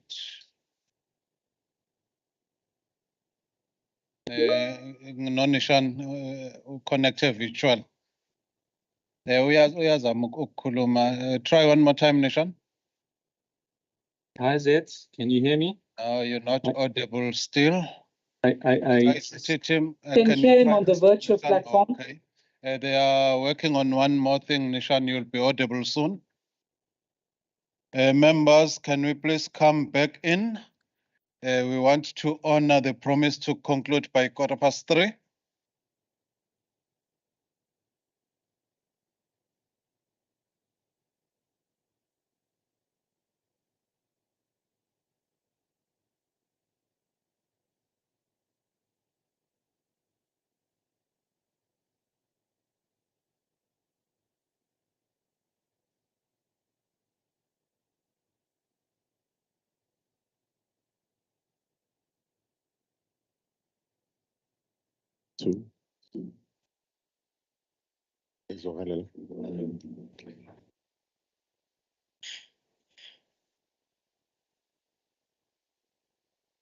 Try one more time, Nishan.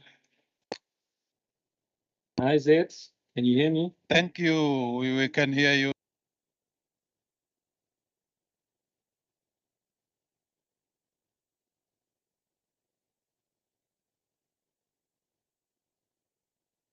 Okay, Zet, should I proceed? Should I kick off? Oh, okay. You're joining the great.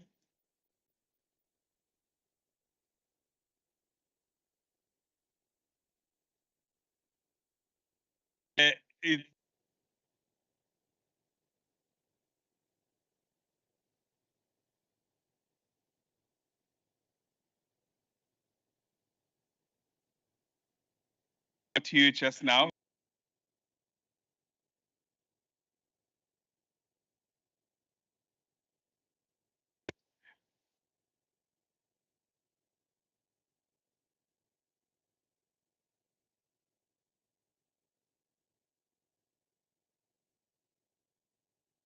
Hello, Futhi, can you hear me?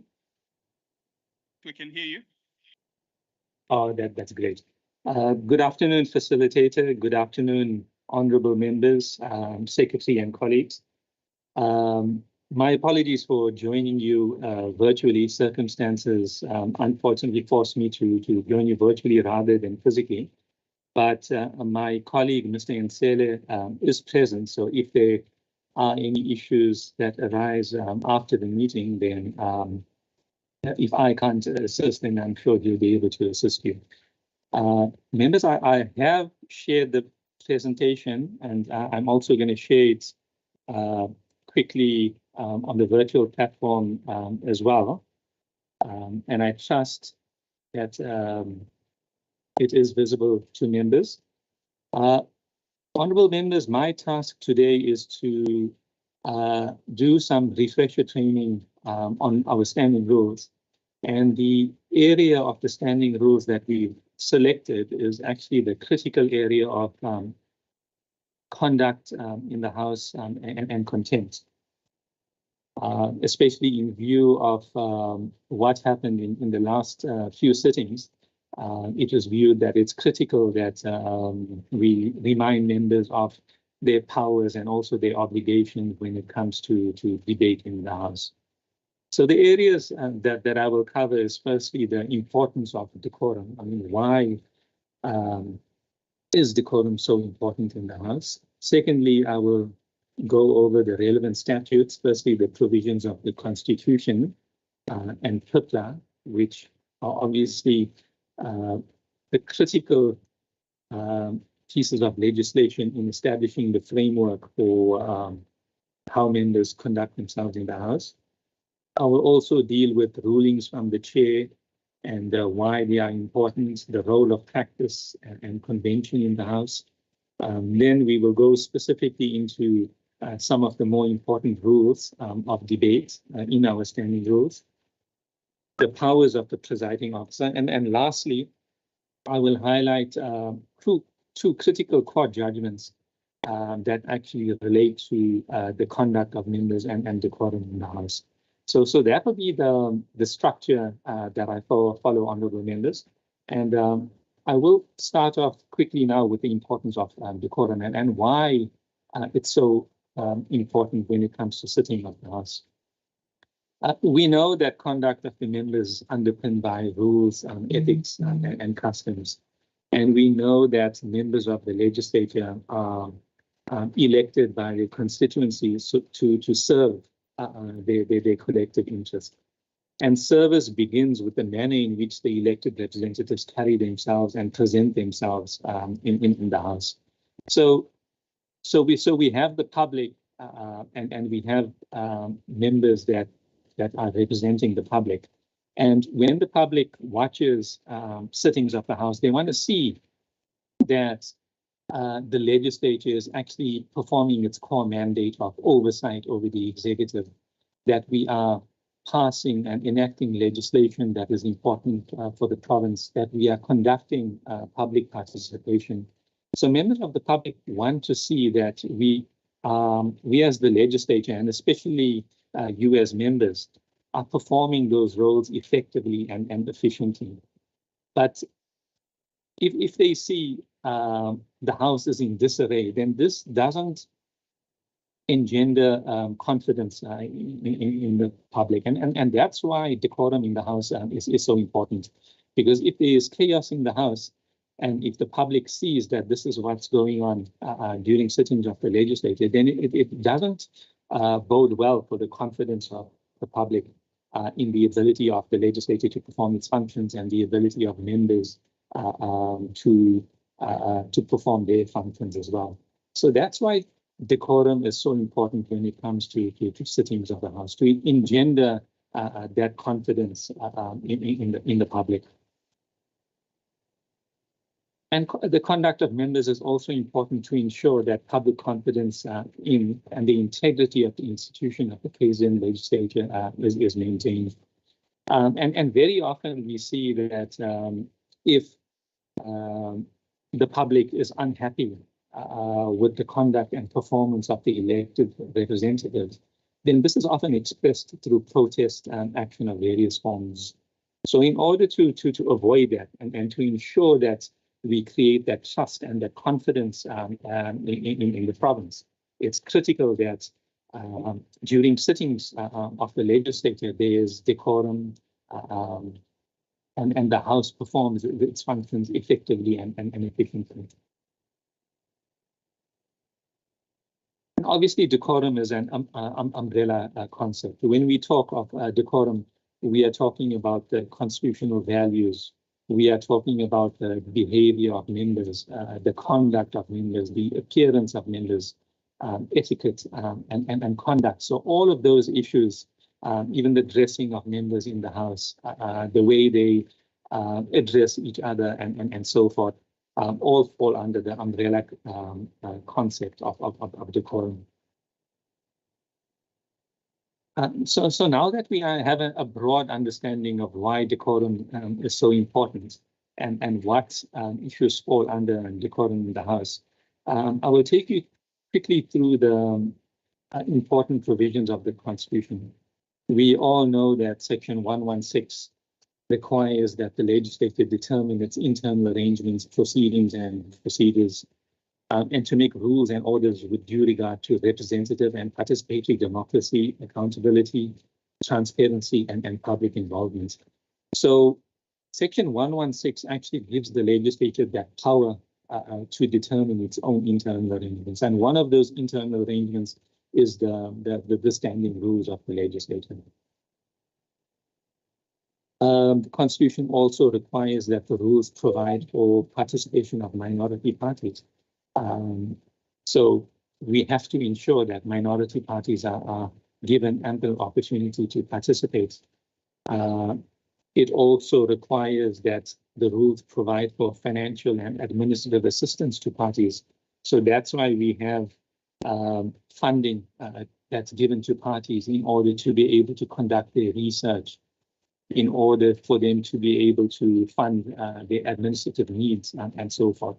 It all stems from this constitutional imperative that the legislature give the proper financial and administrative assistance to parties so that they are put in a position where they can perform their functions effectively.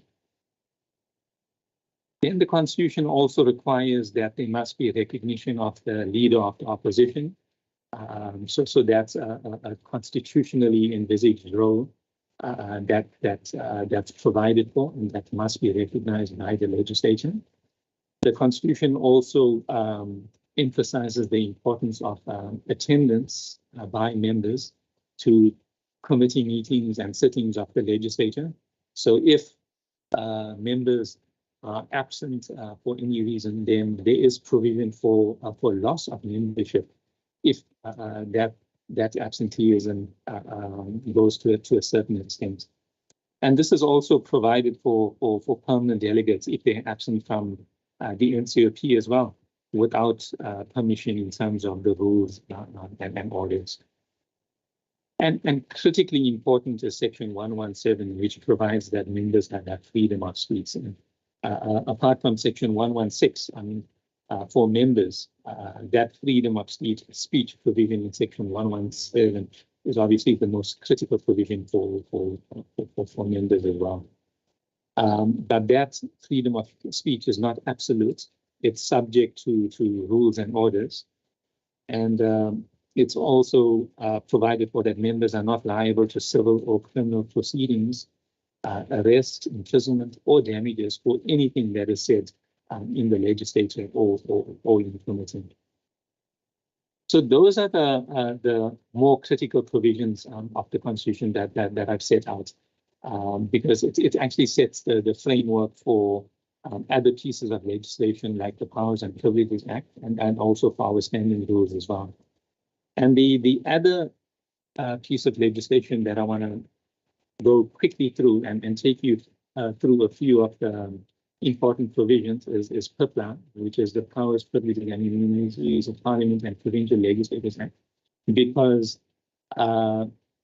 this piece of legislation actually has some very important provisions relating to the privilege of members, what privileges they enjoy when it comes to sittings and committee meetings, what powers members enjoy in the House, and also under what circumstances they may be guilty of contempt for certain behavior.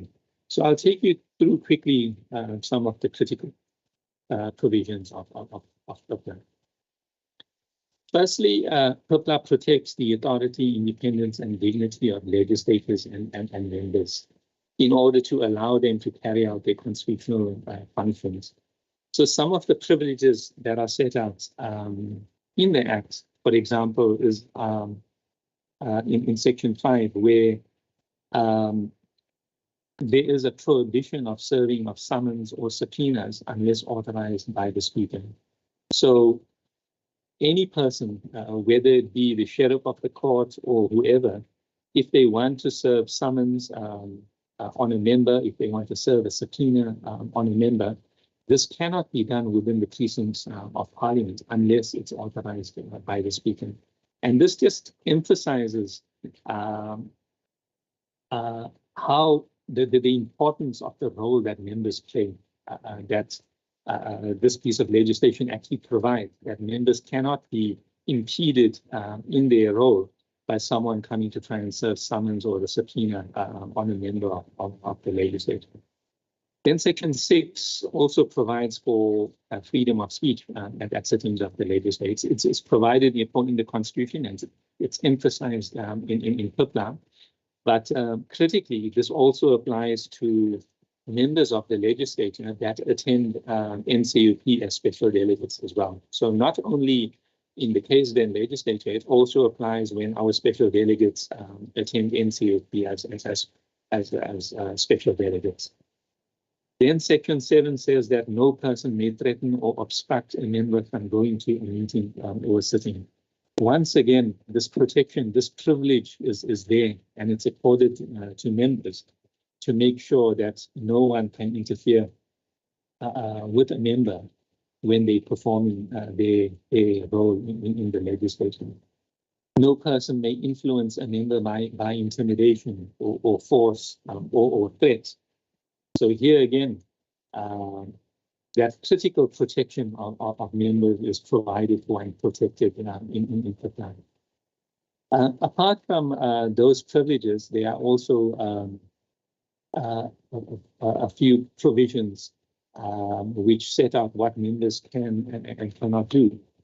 For example, Section 8 says that a member may not ask or receive a fee or a gift for voting in a particular manner.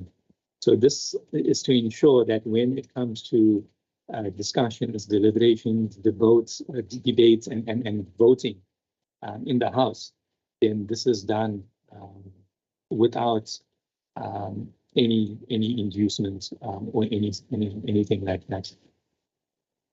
Attendance before court, Section 9 provides that if a member is required to attend court, but if there is a sitting going on at the same time, then the Speaker may issue a certificate saying that the member is required to attend the legislature, and this must be accepted by the court. Section 10 provides that a member cannot give evidence in court or outside the legislature regarding contents of journals or evidence given to a committee without leave of the House. So here again, and I'll stress this, and I know I repeat it, I'm repeating it, but it stresses the importance of the role that members play, and all of this protection is there in PIPLA to ensure that members are free and are able to perform their role. The other issue that's also provided in PIPLA, and this hasn't come up yet in the legislature, but it is provided that if a member makes a remark about a member of the public, and if that member of the public feels aggrieved by the statement or remark that has been made by a member in a sitting or in committee, then that member of the public can actually submit a written request to the secretary to have a response recorded. And this request will then go to the ethics committee, and the ethics committee will then decide whether or not to agree to have that response recorded. That's provided for in Section 25. So we've never come across that situation where a member of the public was aggrieved by a statement made by a member. But just for information purposes, we know that Section 25 of PIPLA provides for that. And then apart from all of those privileges that are set out for members and the powers that they enjoy, there are also certain provisions in PIPLA which PIPLA says amounts to contempt. So we will see that if there is a refusal to obey the rules and orders in Section 13, then that amounts to contempt. There is a very specific procedure that's set out in PIPLA. So if there is an allegation of contempt, that a member has contravened any specific provision of PIPLA, then that complaint has to go to the ethics committee, and there has to be due process before the member can be found guilty. If the member is found guilty, then there are sanctions, and these are set out in Section 12. And some of the sanctions will include suspension, and a fine of 1 month's salary if the member is found guilty. And the member may also be referred to prosecution, to the prosecuting authority for criminal charges if it's serious enough.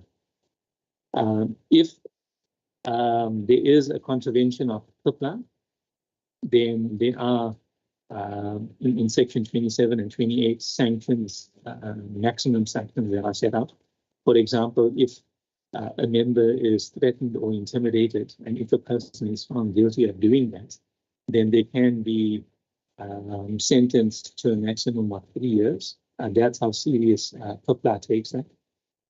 If there is an unauthorized publication of documents, then there can be a maximum sentence of 12 months. And if a member receives a fee or compensation for voting in a particular manner, then that sanction can be up to a maximum of 15 years. So you will see that some of the sanctions are quite serious. And here again, it's an indication of how serious the Act takes the role of members and their ability to perform their function and to do so in a free and impartial manner. So that quickly covers the Constitution and the critical provisions of PRRPLA as well. So now we go on to rulings, precedents, and the standing rules. And first, I will deal with rulings from the chairperson. And we know that rulings from the chair form an important part of the practice and procedure of the House. So if there is a need to interpret the rules, then the ruling from the presiding officer actually does that. And there may be various practical situations where there is a need for a ruling. Also, there may be instances where there is no specific rule that applies to a circumstance. And then the presiding officer has to make a ruling in order to cater for that lacuna. For example, a few years ago when COVID hit us and there was no provision in the rules for virtual sittings, then the speaker had to actually make a ruling allowing for that because there was no provision for virtual sittings. So that had to be covered by a ruling. So where there is an absence of a rule to cater for a specific situation, then this is where rulings actually play an important role. And rulings do take into account precedents. So whenever the presiding officer makes a ruling in the House, he always looks at whether there's been a past precedent. So if there was a similar situation that happened in the past, then that precedence is taken into account. And this is just to ensure that there is consistency.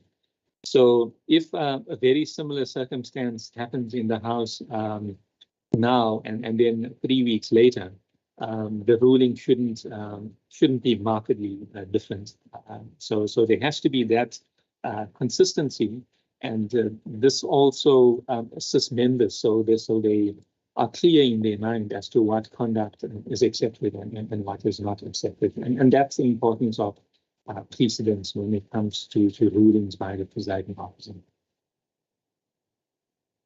And apart from rulings, there is also practice and convention. We always talk about it's been practice at the legislature, it's been convention.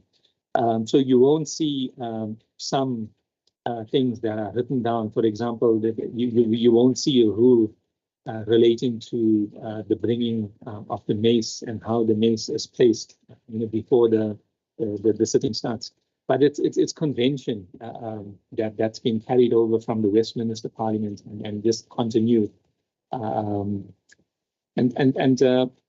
that's how practice develops. So as practice carries on, it becomes a convention, and it may be defined as the usual and regular method of proceedings.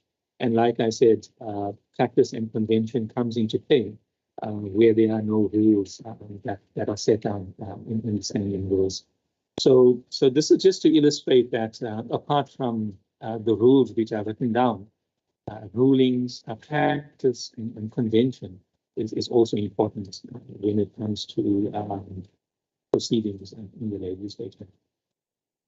So I thought I'd just cover that as a starting point, and now I'll move to some of the specific rules of debate and maintenance of order in our standing rules. We know that the rules of debate are based on the principle of maintaining order. That's the purpose of our standing rules. They relate inter alia to the use of unparliamentary language and gestures, interruptions, points of order, the modes of dress, attendance by members, and so forth. So these are all some of the members that, some of the rules that are covered in our standing rules. And we know that although members have freedom of speech, members have to temper their speech to conform to the parliamentary standards of propriety. Although the Constitution says that members have freedom of speech, that has to be in line with, it has to meet with preserving the dignity and decorum in the House. The underlying principle is that of showing respect to the House and to other members, and conduct should not cause a disruption to proceedings. So you'll see some of the rules that relate to conduct is members are required to be seated when the bells stop ringing to mark the start of proceedings. Members are required to dress according to good sense and judgment of members without subject to any rulings in accordance with the dignity of the House. For example, Rule 50 deals with members' attire, and it states that to preserve the decorum of the House, members must dress formally in contemporary business attire or traditionally, provided that a member may not wear or display any political party regalia or badges. Members are also required to bow to the chairperson on leaving, on entering or leaving or moving to a different part of the chamber. Members are not allowed to converse aloud during debates, nor are they allowed to interrupt a member who has the floor, except to call attention to a point of order or questions of privilege. So these are some of the more critical provisions in our standing rules that relate to order in the House. Members are also not allowed to bring food into the member. They are, however, permitted to drink water. If members are leaving the chamber, then they must do so quietly and unobtrusively, especially when many members are leaving simultaneously.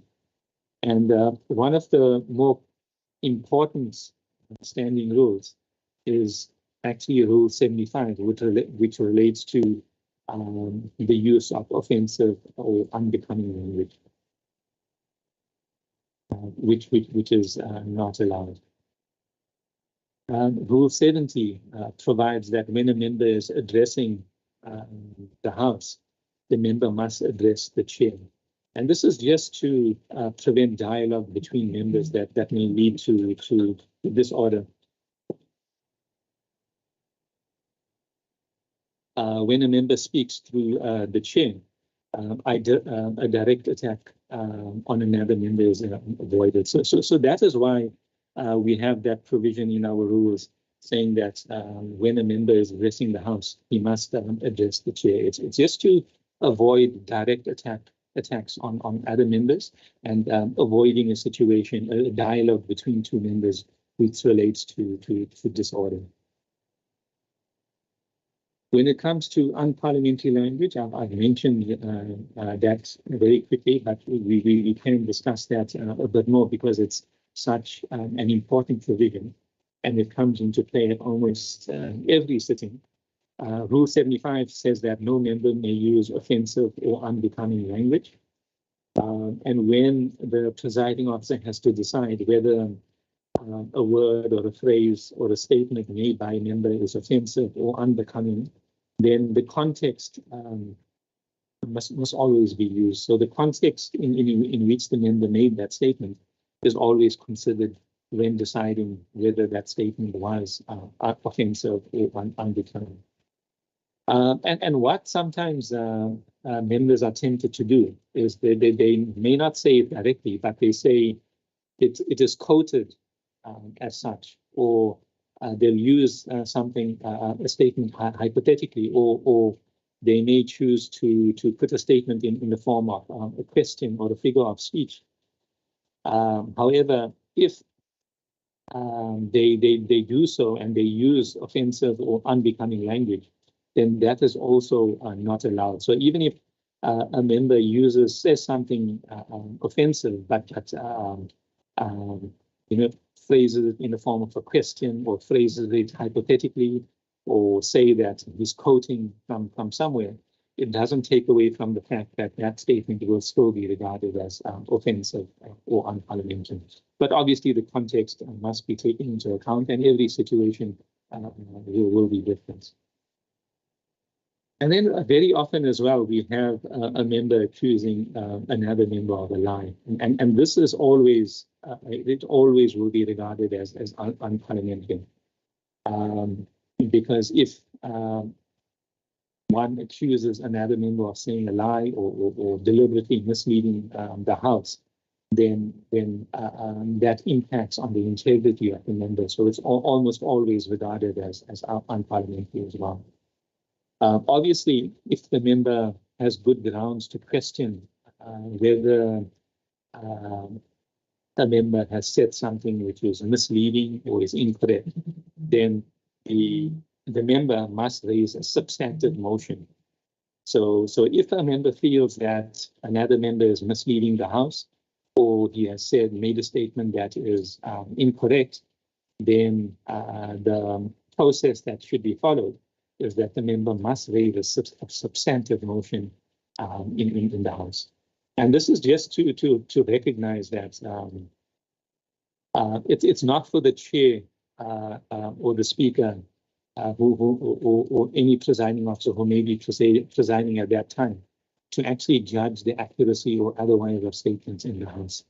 So if there is a substantive motion, if there is an accusation that a member has misled the House, this must follow the process of being interrogated, possibly by the ethics committee and so forth. And obviously, obscene and coarse remarks are not allowed. So personal remarks referring to a member's physical appearance are almost always unacceptable. The same applies to causing other disturbances, such as making animal noises as well. That is obviously offensive and not allowed in terms of other rules. Gestures are also a form of language. So if a member makes an offensive gesture in the House, that if it is offensive, then that will be ruled as unparliamentary. When a member is referring to other members, the member must always refer to each other as honorable. So generally, no member may refer to another member by using his or her first name or names only. It's become convention that when a member is addressing another member, then he must refer to the member as honorable. When making unsubstantiated allegations against the integrity of another member, then that is a means of imputing improper or unworthy motives, and that will also be regarded as unparliamentary. But obviously, like I suggested before, if a member wants to bring an allegation of improper conduct on the part of another member, then that must be done by way of a substantive motion. And a substantive motion must comprise of a clearly formulated and properly substantiated charge. And except upon such a substantive motion, members should not be allowed to impute improper motives to other members. And I've spoken about that. So if there is an allegation against a member, that should be done by substantive motion so that it can be considered properly. We also have Rule 77, which deals with sub judice matters. And there is a recognition in our rules that a member should not refer to any matter in a substantive way on which a judicial decision is pending. And this is just to avoid and to avoid the danger of prejudice to proceedings before a court.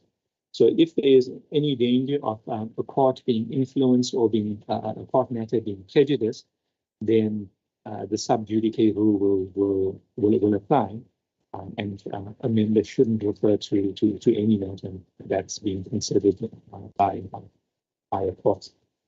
And in our rules, we've actually defined when a matter is sub judice or not, because we've also recognized that sometimes it may be abused. So every instance that's before that's being considered by some sort of tribunal, then it's argued that that matter is sub judice and members may not comment on it. So in our rules, we've actually defined very clearly when a criminal matter is sub judice, when a civil matter is sub judice. So it's very clear when members may comment and when they may not comment on that matter. When it comes to the public gallery, members may not address the public. This obviously doesn't prevent any member from referring to non-members of the House. However, ideally, the House cannot engage with the gallery, because a sitting is a meeting only of the elected members, not a meeting of the gallery as well. So there shouldn't be any way of addressing members of the public. When it comes to the power of the presiding officer to maintain order, there are a number of rules that are set out to preserve the power of the presiding officer. For example, if a statement by a member is ruled to be offensive or unparliamentary, then the presiding officer may, either in response to a point of order or of his own accord, direct that the member withdraw that statement and to refrain from that behavior. And that statement and those words should be withdrawn, and that behavior should be ceased unconditionally. There are further powers that are accorded to the presiding officer. For example, if it is seen that a member is deliberately contravening a provision of the rules or is contempt of the authority of the chairperson, then the chair can order that member to withdraw immediately from the chamber for the remainder of the day sitting. And if still the member refuses to withdraw, then in that instance, the presiding officer can call for the removal of the member from the chamber in order to preserve order in the chamber. In instances of grave disorder, so when there's chaos in the House and there's an inability to continue with the business of the House, then in those instances, the chair may adjourn the meeting or may suspend the proceeding with the House. And if the presiding officer is of the opinion that the conduct of the member is so serious, then the presiding officer may suspend the member as well. So that power is given to the presiding officer in the rules. And that's essential in order to preserve and allow for proper functioning of the House. There are a few critical judgments which I thought I'd just highlight, because they set out important principles relating to conduct of members and their behavior in the House. And the first judgment I just want to refer to is the EFF versus chairperson of NCOP. And this related to the issue of freedom of speech and removal from the chamber. And there the court conceded that it was not in dispute that parliaments have the power to self-regulate within the bounds of the Constitution. They also agreed that members should not be allowed to impute improper motives to other members or cast personal reflections on integrity or verbally abuse them. So that was recognized by the courts. However, what the issue that was in dispute was that rules must be applied rationally. So obviously, when it comes to debate in the House, the presiding officer should permit as much as possible vigorous discussion, because that's the purpose of debate, that there should be vigorous discussion and an argument between members, but obviously within. And when there is a ruling, then the rules must be applied rationally. So that was recognized by the court. And then the other critical judgment to highlight is the constitutional court matter of the DA versus the Speaker of the National Assembly. And here it was also recognized that members have the right to meaningfully participate in and contribute in sittings of the House. However, those privileges cannot give members a license to disrupt the proceedings of the legislature in such a manner that it may be hamstrung. So this was a critical finding of the court, that although members have the right to participate, that privilege and the constitutional right to privilege to freedom of speech doesn't give a member the license to disrupt proceedings in such a manner that the legislature will be hamstrung. And then there was also a recognition by the court that Section 116 is wide enough to allow the legislature to maintain internal order and discipline in its proceedings by appropriate means, and rules and orders may thus limit parliamentary free speech. So again, a critical recognition by the court. Although there is freedom of speech, that freedom of speech may be limited by the rules and orders of the legislature. And this is in order to facilitate and to ensure that the legislature is in a position to continue with its business and to conduct its business in a free and fair manner. So those are just a few of the important principles that came out of those court judgments that illustrate some of the rules and some of the provisions in our standing rules. And then this, yeah, so that actually covers decorum in the House and the conduct of members in the House. And like I said, that covered the importance of decorum, the critical pieces of legislation, constitution, and PRRRA, and also the various aspects apart from our standing rules that govern conduct of members, and that includes rulings, precedents, and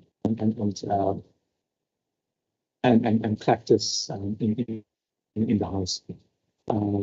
Thank you, Chair. I'll end there. Thank you. I'm just going to check if there are any questions. Thank you very much for that. It was quite clear, well presented.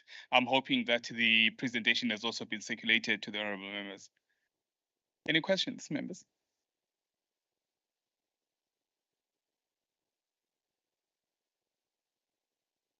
Okay. Honourable member, there is a question, Nishan. Just stand by.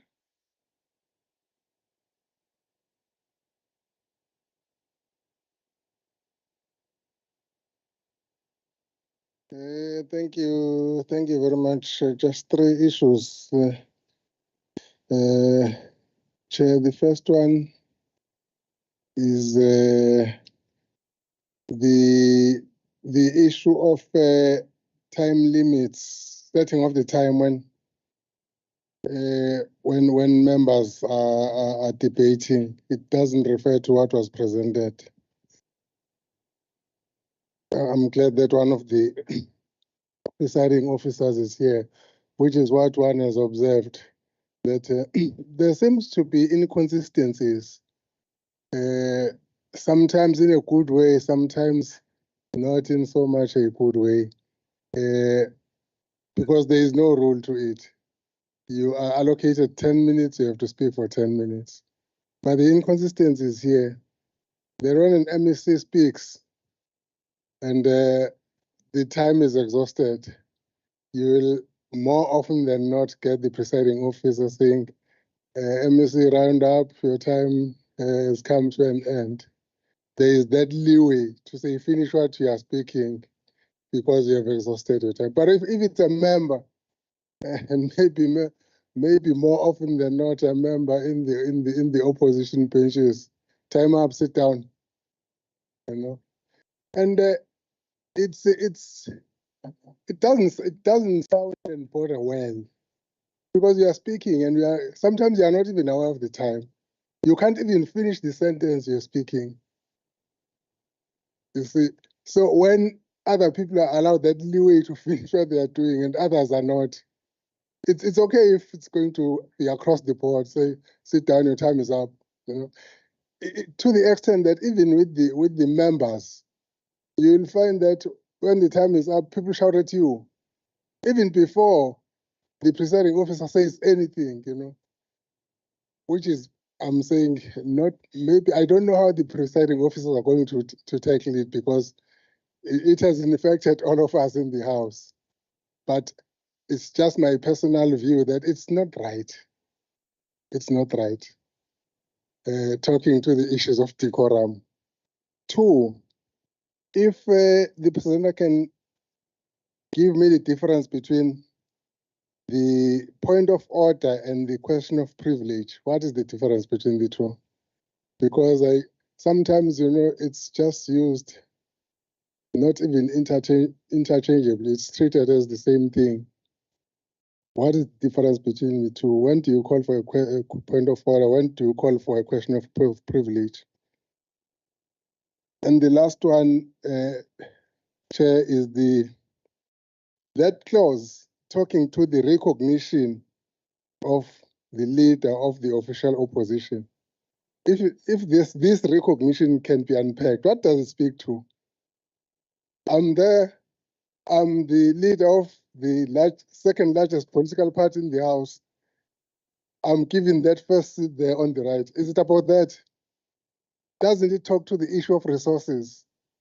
You know, in other democracies, the leader of official opposition is so capacitated in terms of office, in terms of resources, in terms of personnel. In our case, this issue of recognition of official opposition leader, what does it talk to? We are 1 year to the end of office. Nobody's going to say, oh, Kulmela, the official opposition. No. Who may be from everywhere. So, but this thing really, can it be unpacked as to what does it talk to the recognition? Thanks. Thank you, Honorable Kawil.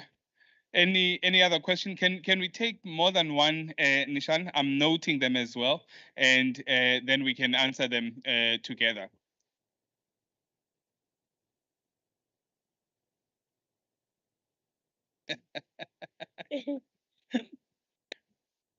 No, thanks, Honorable Facilitator. No, I want to check, but now this thing just went there on the offenses that are being made. There is a line that talks about 15 years. Maybe if you can just beam that one to say that when we are. Can you go back to it, Nishan, and share your screen and take us to those sentences for offenses where it referenced 15 years? Say.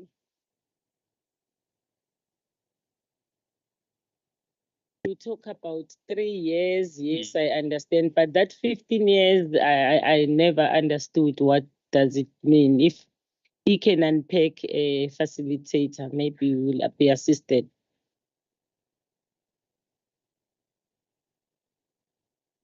impose.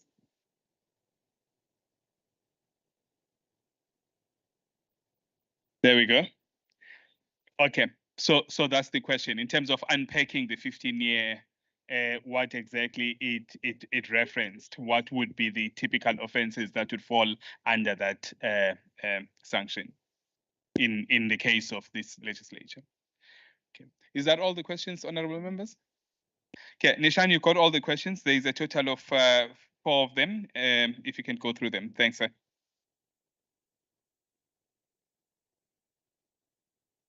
I did, Chair. Thank you, and thank you to members for those questions. I'll try and address them as fully as I can.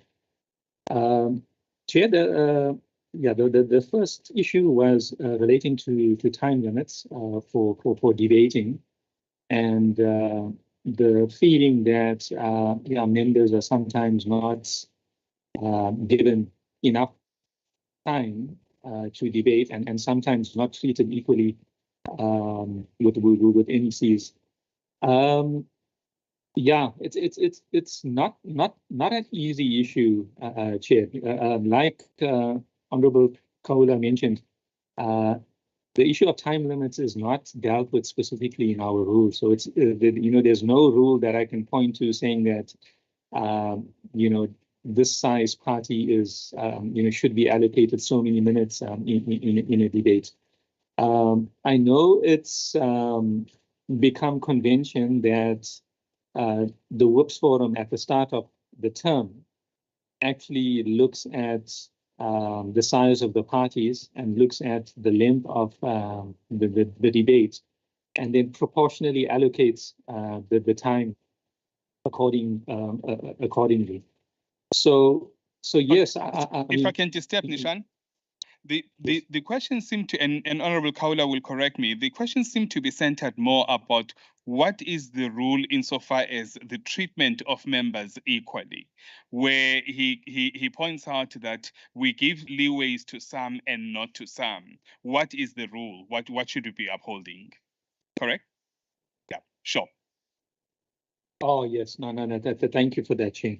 Yeah, I think there is a requirement that the presiding officer must be objective and fair at all times. I mean, it's clear and it's fundamental in any legislator that the speaker must always be objective. At the same time, the speaker does have a discretion, and that discretion must be exercised in order to cater for particular sittings, where we are running out of time, a debate needs to be concluded within a certain amount of time, then the presiding officer obviously has to exercise that discretion. So obviously that discretion has to be exercised fairly, so members and MECs should be treated equally. But yeah, I think much more than that, I'm unable to say, apart from saying yes, I mean, any presiding officer must exercise that discretion fairly and equally among all members. Thanks, Nishan. It sounds like it might be an area that might require guidelines to chairs insofar as how to objectively and fairly apply their discretion on such matters. Thanks, Honorable Kaula is nodding. It sounds like you've answered satisfactorily for the moment. We can move to the next one. Thank you, Chair. Yeah, the other question is a very, very interesting question, and that relates to the difference between points of order and points of privilege. And it's a it's a bit of there is a line between the two. So firstly, let's look at points of order. So we know that there are rules of order. For example, a non-member may not enter the house, a member may not eat in the house. Those are rules of order. So when a member raises on a point of order, he is actually rising to say that rule of order is not being complied with. So it relates to a rule that is being contravened, and that's an easy one. But when it comes to points to a point of privilege, this actually relates to a privilege that is enjoyed by a member. So we know that in terms of the Powers and Privileges Act, there are various privileges that are enjoyed by a member. For example, the one privilege is that obviously freedom of speech. The other privilege is that a member may not be obstructed from performing his role as a member. That's a privilege that actually is set out in PRRPLA that a member enjoys. So if, for example, it comes up that a member is being obstructed and he's not being allowed to participate for some reason, then a member may get up and say it's a point of privilege because the privilege of that member is being impeded. So it's a little bit of a thin line, and it requires one to understand, what are the privileges that are enjoyed by members, and that's set out in the Powers and Privileges Act. But yes, if there's a feeling that one of those privileges is being infringed, then that's when a member can rise and say that it's a point of privilege and not a point of order. So it's, like I said, it's a little bit of a thin line, but in broad terms, that's the difference between a point of order and a point of privilege. The third question related to the recognition of the leader of the official opposition. And yes, Chair, I think Honorable Kaula was right to a certain extent, because it relates to the it's not just a recognition just for the sake of recognition. It relates to in the main in terms of the Remuneration of Public Office Bearers Act, the leader of the official opposition is remunerated differently to other members because of his position. So that's the main instance that I can think of. So obviously the legislature needs to recognize that this is the leader of the opposition, and based on that, in terms of the Remuneration of Office Bearers Act, the leader of the official opposition is then entitled to that remuneration. And then the leader may also be entitled to other resources as well. In terms of our policies, we have policies relating to administrative assistance, to researchers, and so forth. So although I'm unable to quote the specific provisions of those policies now, I think there is provisions in those policies relating to providing specific resources to the leader of the official opposition. I'm sure there is, but I can confirm that and get back to Honorable Governor. And then, Chair, the last question related to the 15 years, and obviously it's somewhat scary if one actually sees that a member can be sentenced to a sentence of up to 15 years.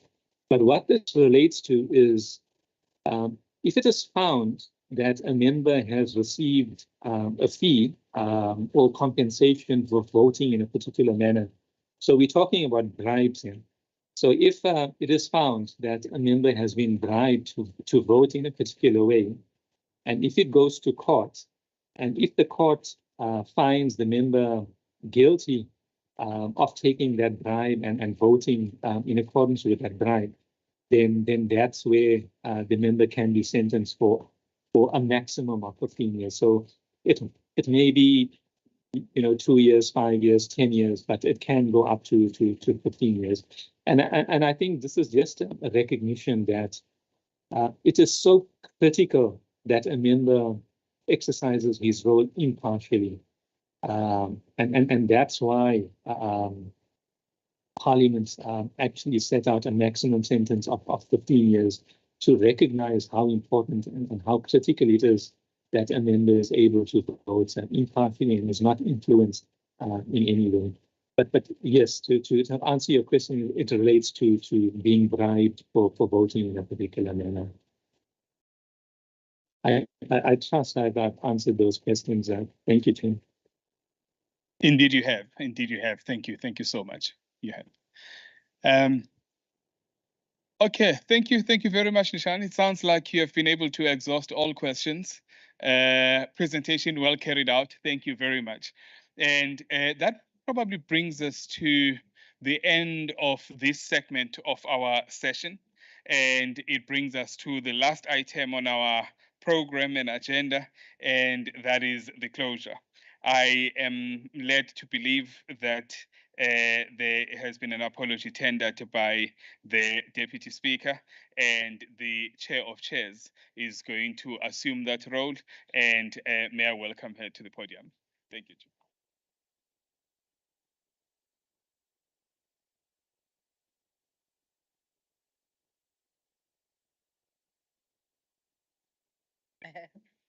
Thank you very much, Program Director. Let me first apologize for our colleagues that have left the meeting before we finalize the two. We anticipated that by 2:30 we will be done. So we are having another meeting that was scheduled for 3 o'clock, the Whips Forum. So most of the leaders are in that particular meeting. It's not that we are undermining this session, which is very important. Let me greet our program director, Mfanas, the party leaders that are still with us here, the official opposition, honorable members, the chairperson of portfolio committees, the legislature team that has been with us from the morning till now. Greetings, colleagues. It's been a very, very long day. Indeed, it was long, but it was so fruitful. I think we all agree it was very fruitful. All of us that are here, although the program was too tight to grasp everything, but it was very fruitful for us to be here. It just reminded me that if you are a leader and you are no longer learning, you must cease to be a leader. So the best leaders are those that are learning. So it's important for all of us to always refresh our minds with the information and the relevant information. And our presenters were really spot on, all of them. I'm not going to mention them one by one. They were spot on, they were well prepared. We are looking forward to the team researcher, that the information will be compiled and be shared with us as soon as possible while our memories are still fresh, and remember what was happening in this room, so that we link the information that is shared by our research team and also what we were gaining in the class. To our never disappointing program director and the facilitator, Mfanas, you always do not disappoint. You have conducted your job very well. We are so proud when we are giving an opportunity to facilitate, especially this kind of an environment that is not conducive for many people to stand here, but you are just making it easy for us.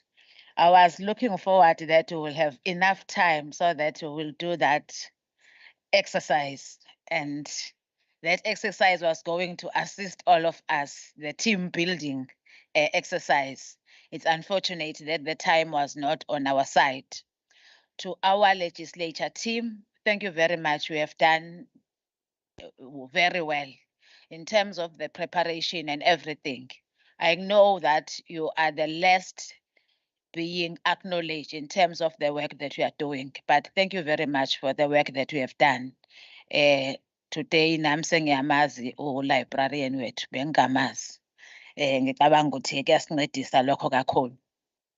Honorable members, I think all of us masisiya emakhaya sizophepha esikuthole namhlanje la kuzosincedisa kakhulu to sharpen our skills and sizodameke sivuselelana. Kufanele kulo 5 years noma ngaba siyitholi opportunity to come back. The opportunity that our political parties have given to us ikwazi ukusisiza to live beyond lesi sikhathi esibe naso ngenxa ye-exposure esibe nayo ndawonye. That's why we are not going to stop to have such sessions together. So siyabonga kakhulu boza kwethu. The environment esisebenzele kuyo was conducive for us to grasp information, except for few hours when we were seated in the cold room. But ke kubiye kwalunga, ngicabanga ukuthi akho umuntu ozophuma esegula, sizobuyela sonke emakhaya siphephile. Imoshwari leya ayimbi kakhulu. Siyabonga kakhulu. Nihambe kahle, niphephe. Sibonane on tomorrow. Tomorrow we are having a sitting, so we will meet tomorrow. We will be having our visual sitting. I think these visual platform things, they are assisting, but they are too draining. And the whips were not going to leave the meeting. At 4 o'clock, there is another meeting. And at 6 o'clock, another meeting. 8 o'clock, another meeting. So it's so clouded, the environment we are working in, but we are equal to the task, colleagues. Thank you very much. Nihambe kahle niphephe. Siyanithanda-ke nisibongele nasemndenini yenu bandla enibona kancane. Thank you very much. Thank you, Chairperson.